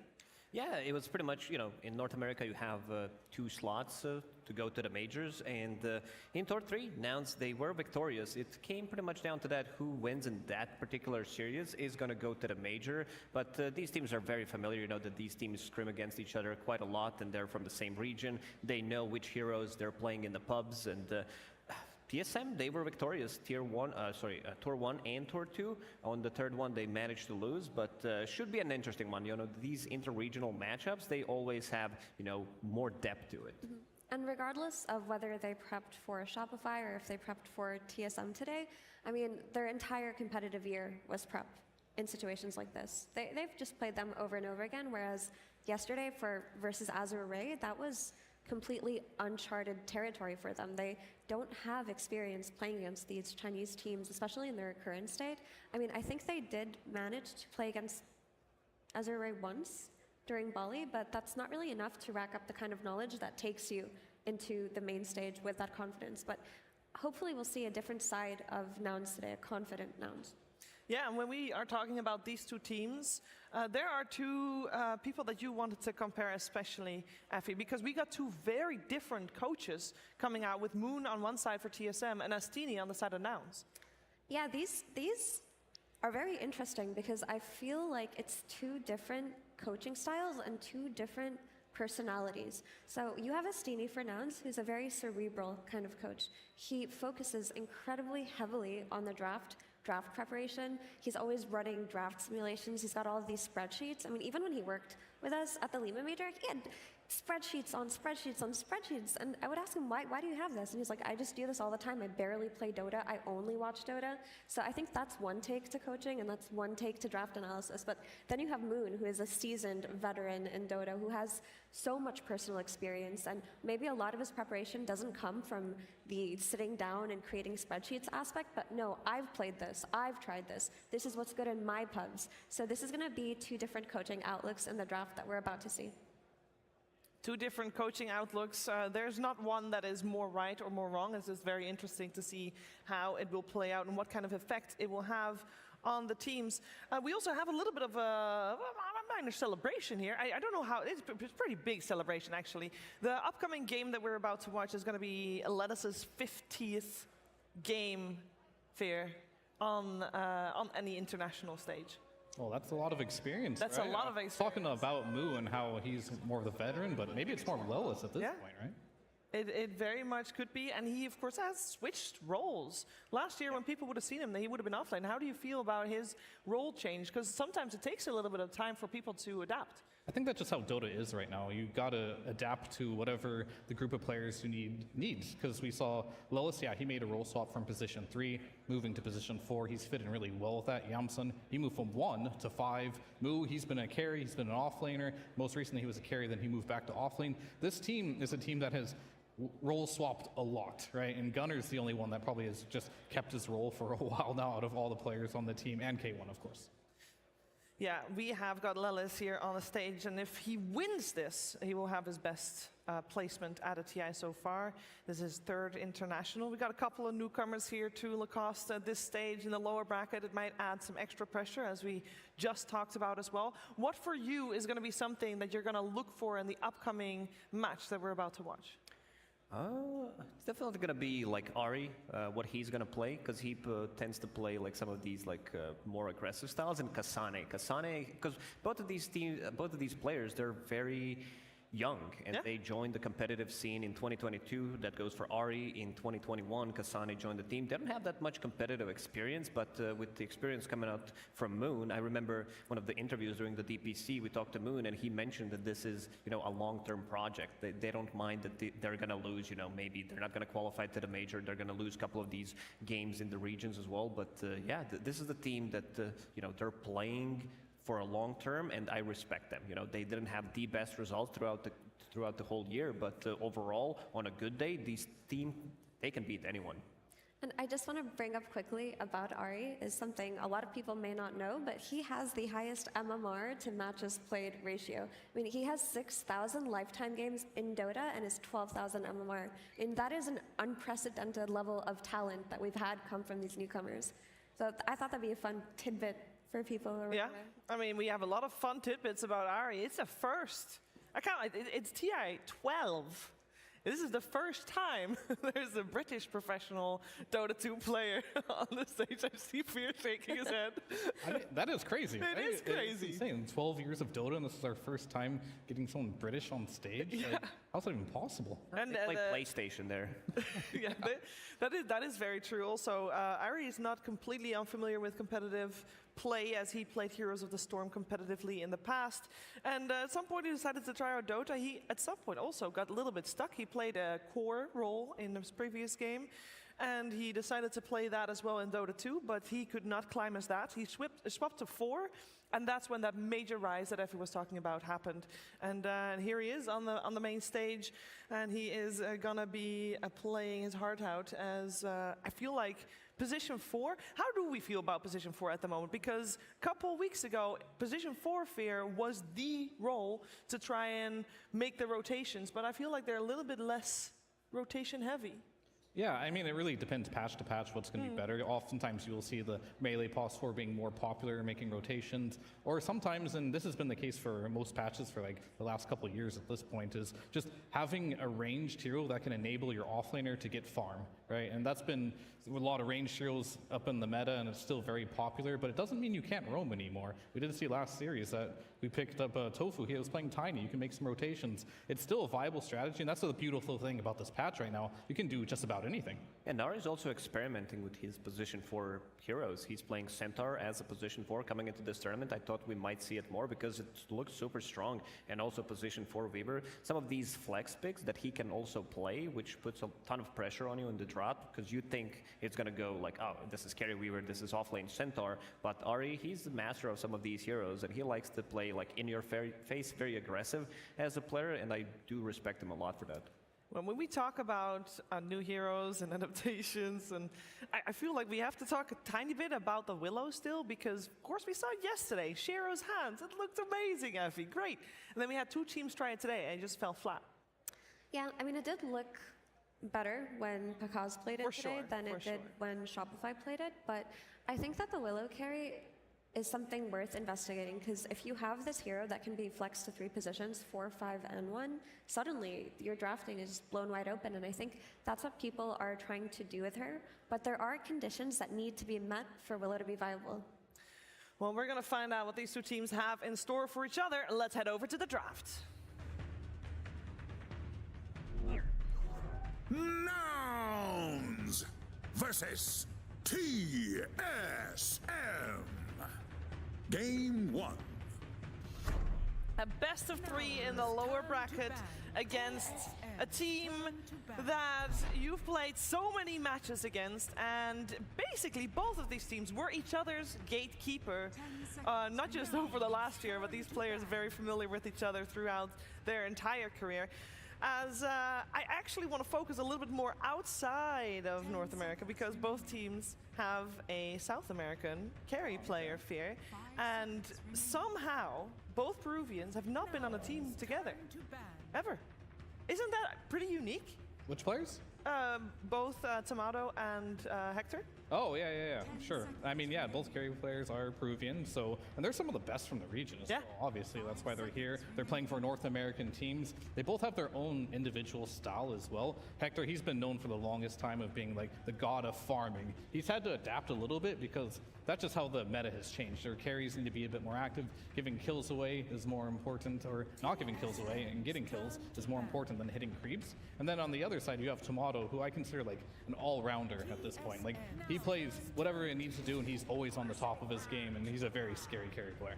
One thing I particularly like is they banned Spectre. This is the hero that caused a lot of issues to Nouns yesterday when they played against Azure Ray, where they open up with 2 supports, Skyrot and Enchantress, and Spectre just completely dismantled them in the second picking phase, so really glad that they got rid of it. So this opens up some of these strategies that they ran successfully so far in the TI groups. Bristleback on the other side, I mean, this hero is just nuts. I don't know what to say. We tried to counter it, like some of the pure damage coming out, some of the break mechanics, try to turn him around, a couple of spells, the silver edges, but most of the time, the Bristleback, he comes on top, because hero farms so quickly, you want to pair him up with another position 4 who's strong in the lane, but also who can secure some of these early levels for him until he gets his Vanguard, and then you go to the triangle, make some rotations, get the stacks going, because he's one of the better heroes early on to farm those stacks.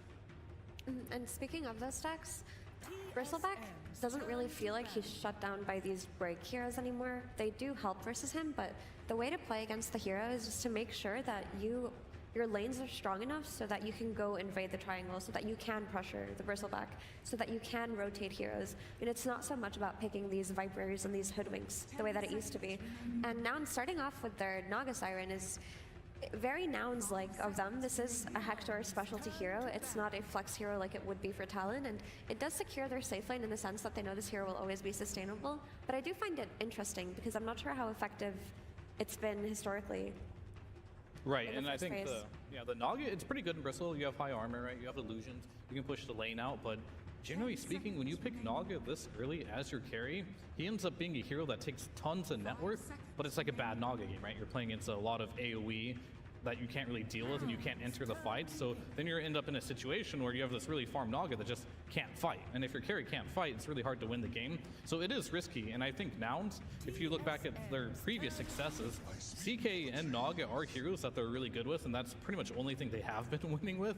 So they're just being like, all right, they took yesterday, we've been winning with Naga, we've been winning with CK, let's just try to get these heroes. And I think they expected the Bristleback to come out, and they're like, okay, we're gonna get Hector a good game playing versus the BB with his Naga, but it's definitely not straightforward. They got Naga versus Bristol, it's an outdraft, right? Because items you buy with Naga Siren, this is Silver Edge later on, Scotty as well, if necessary to reduce all of this healing, becomes super annoying. Bristleback, very strong, Bristle front, not as strong, because if you just turn him around or break him, he's gonna die. He feels like a normal hero, and this is another hero that has been so popular during the group stage, because it is a flex pick. Like, you can run it as a position 1, you can run it as a position 4. guys. I'm like, sorry. Bristle Muerta, Centaur plus Muerta. It gives you a ton of, it's a lot of control coming up from your position 4, because ability is one of the best abilities in the game, especially early on. And we've seen Bristleback staying away from his passive, instead putting more points into, so you're going to be super slowed inside that Muerta stuff. For sure. And just to backtrack a little bit in this draft before we talk about the rest. Стриймээ шинээр эхлүүлчих юм уу? Нэгэн эхэлж байгаа. Одоо 2 цаг болж so that you can make sure to have some form of gameplay where you can threaten the Bristleback. That's exactly what a Nature's Prophet does, right? This hero is like, I will gank every lane in the first 10 minutes. I will have the most impact that I can, and then we will just have our entry point through there. But oftentimes we've seen it go wrong. If the rotations in those first 10 minutes go wrong, you have another hero that's going to siphon net worth and not do that much.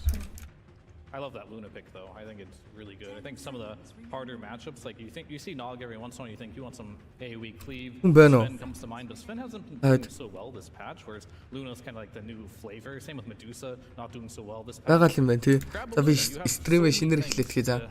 Тэгээд хөдөллээ. Ярэ. Одоо үлцээ 2 цаг урлаа. Явуулч. Эндэж байгаа. There's a nice support staff behind her too with the Train Protector, with the Morta. So this so far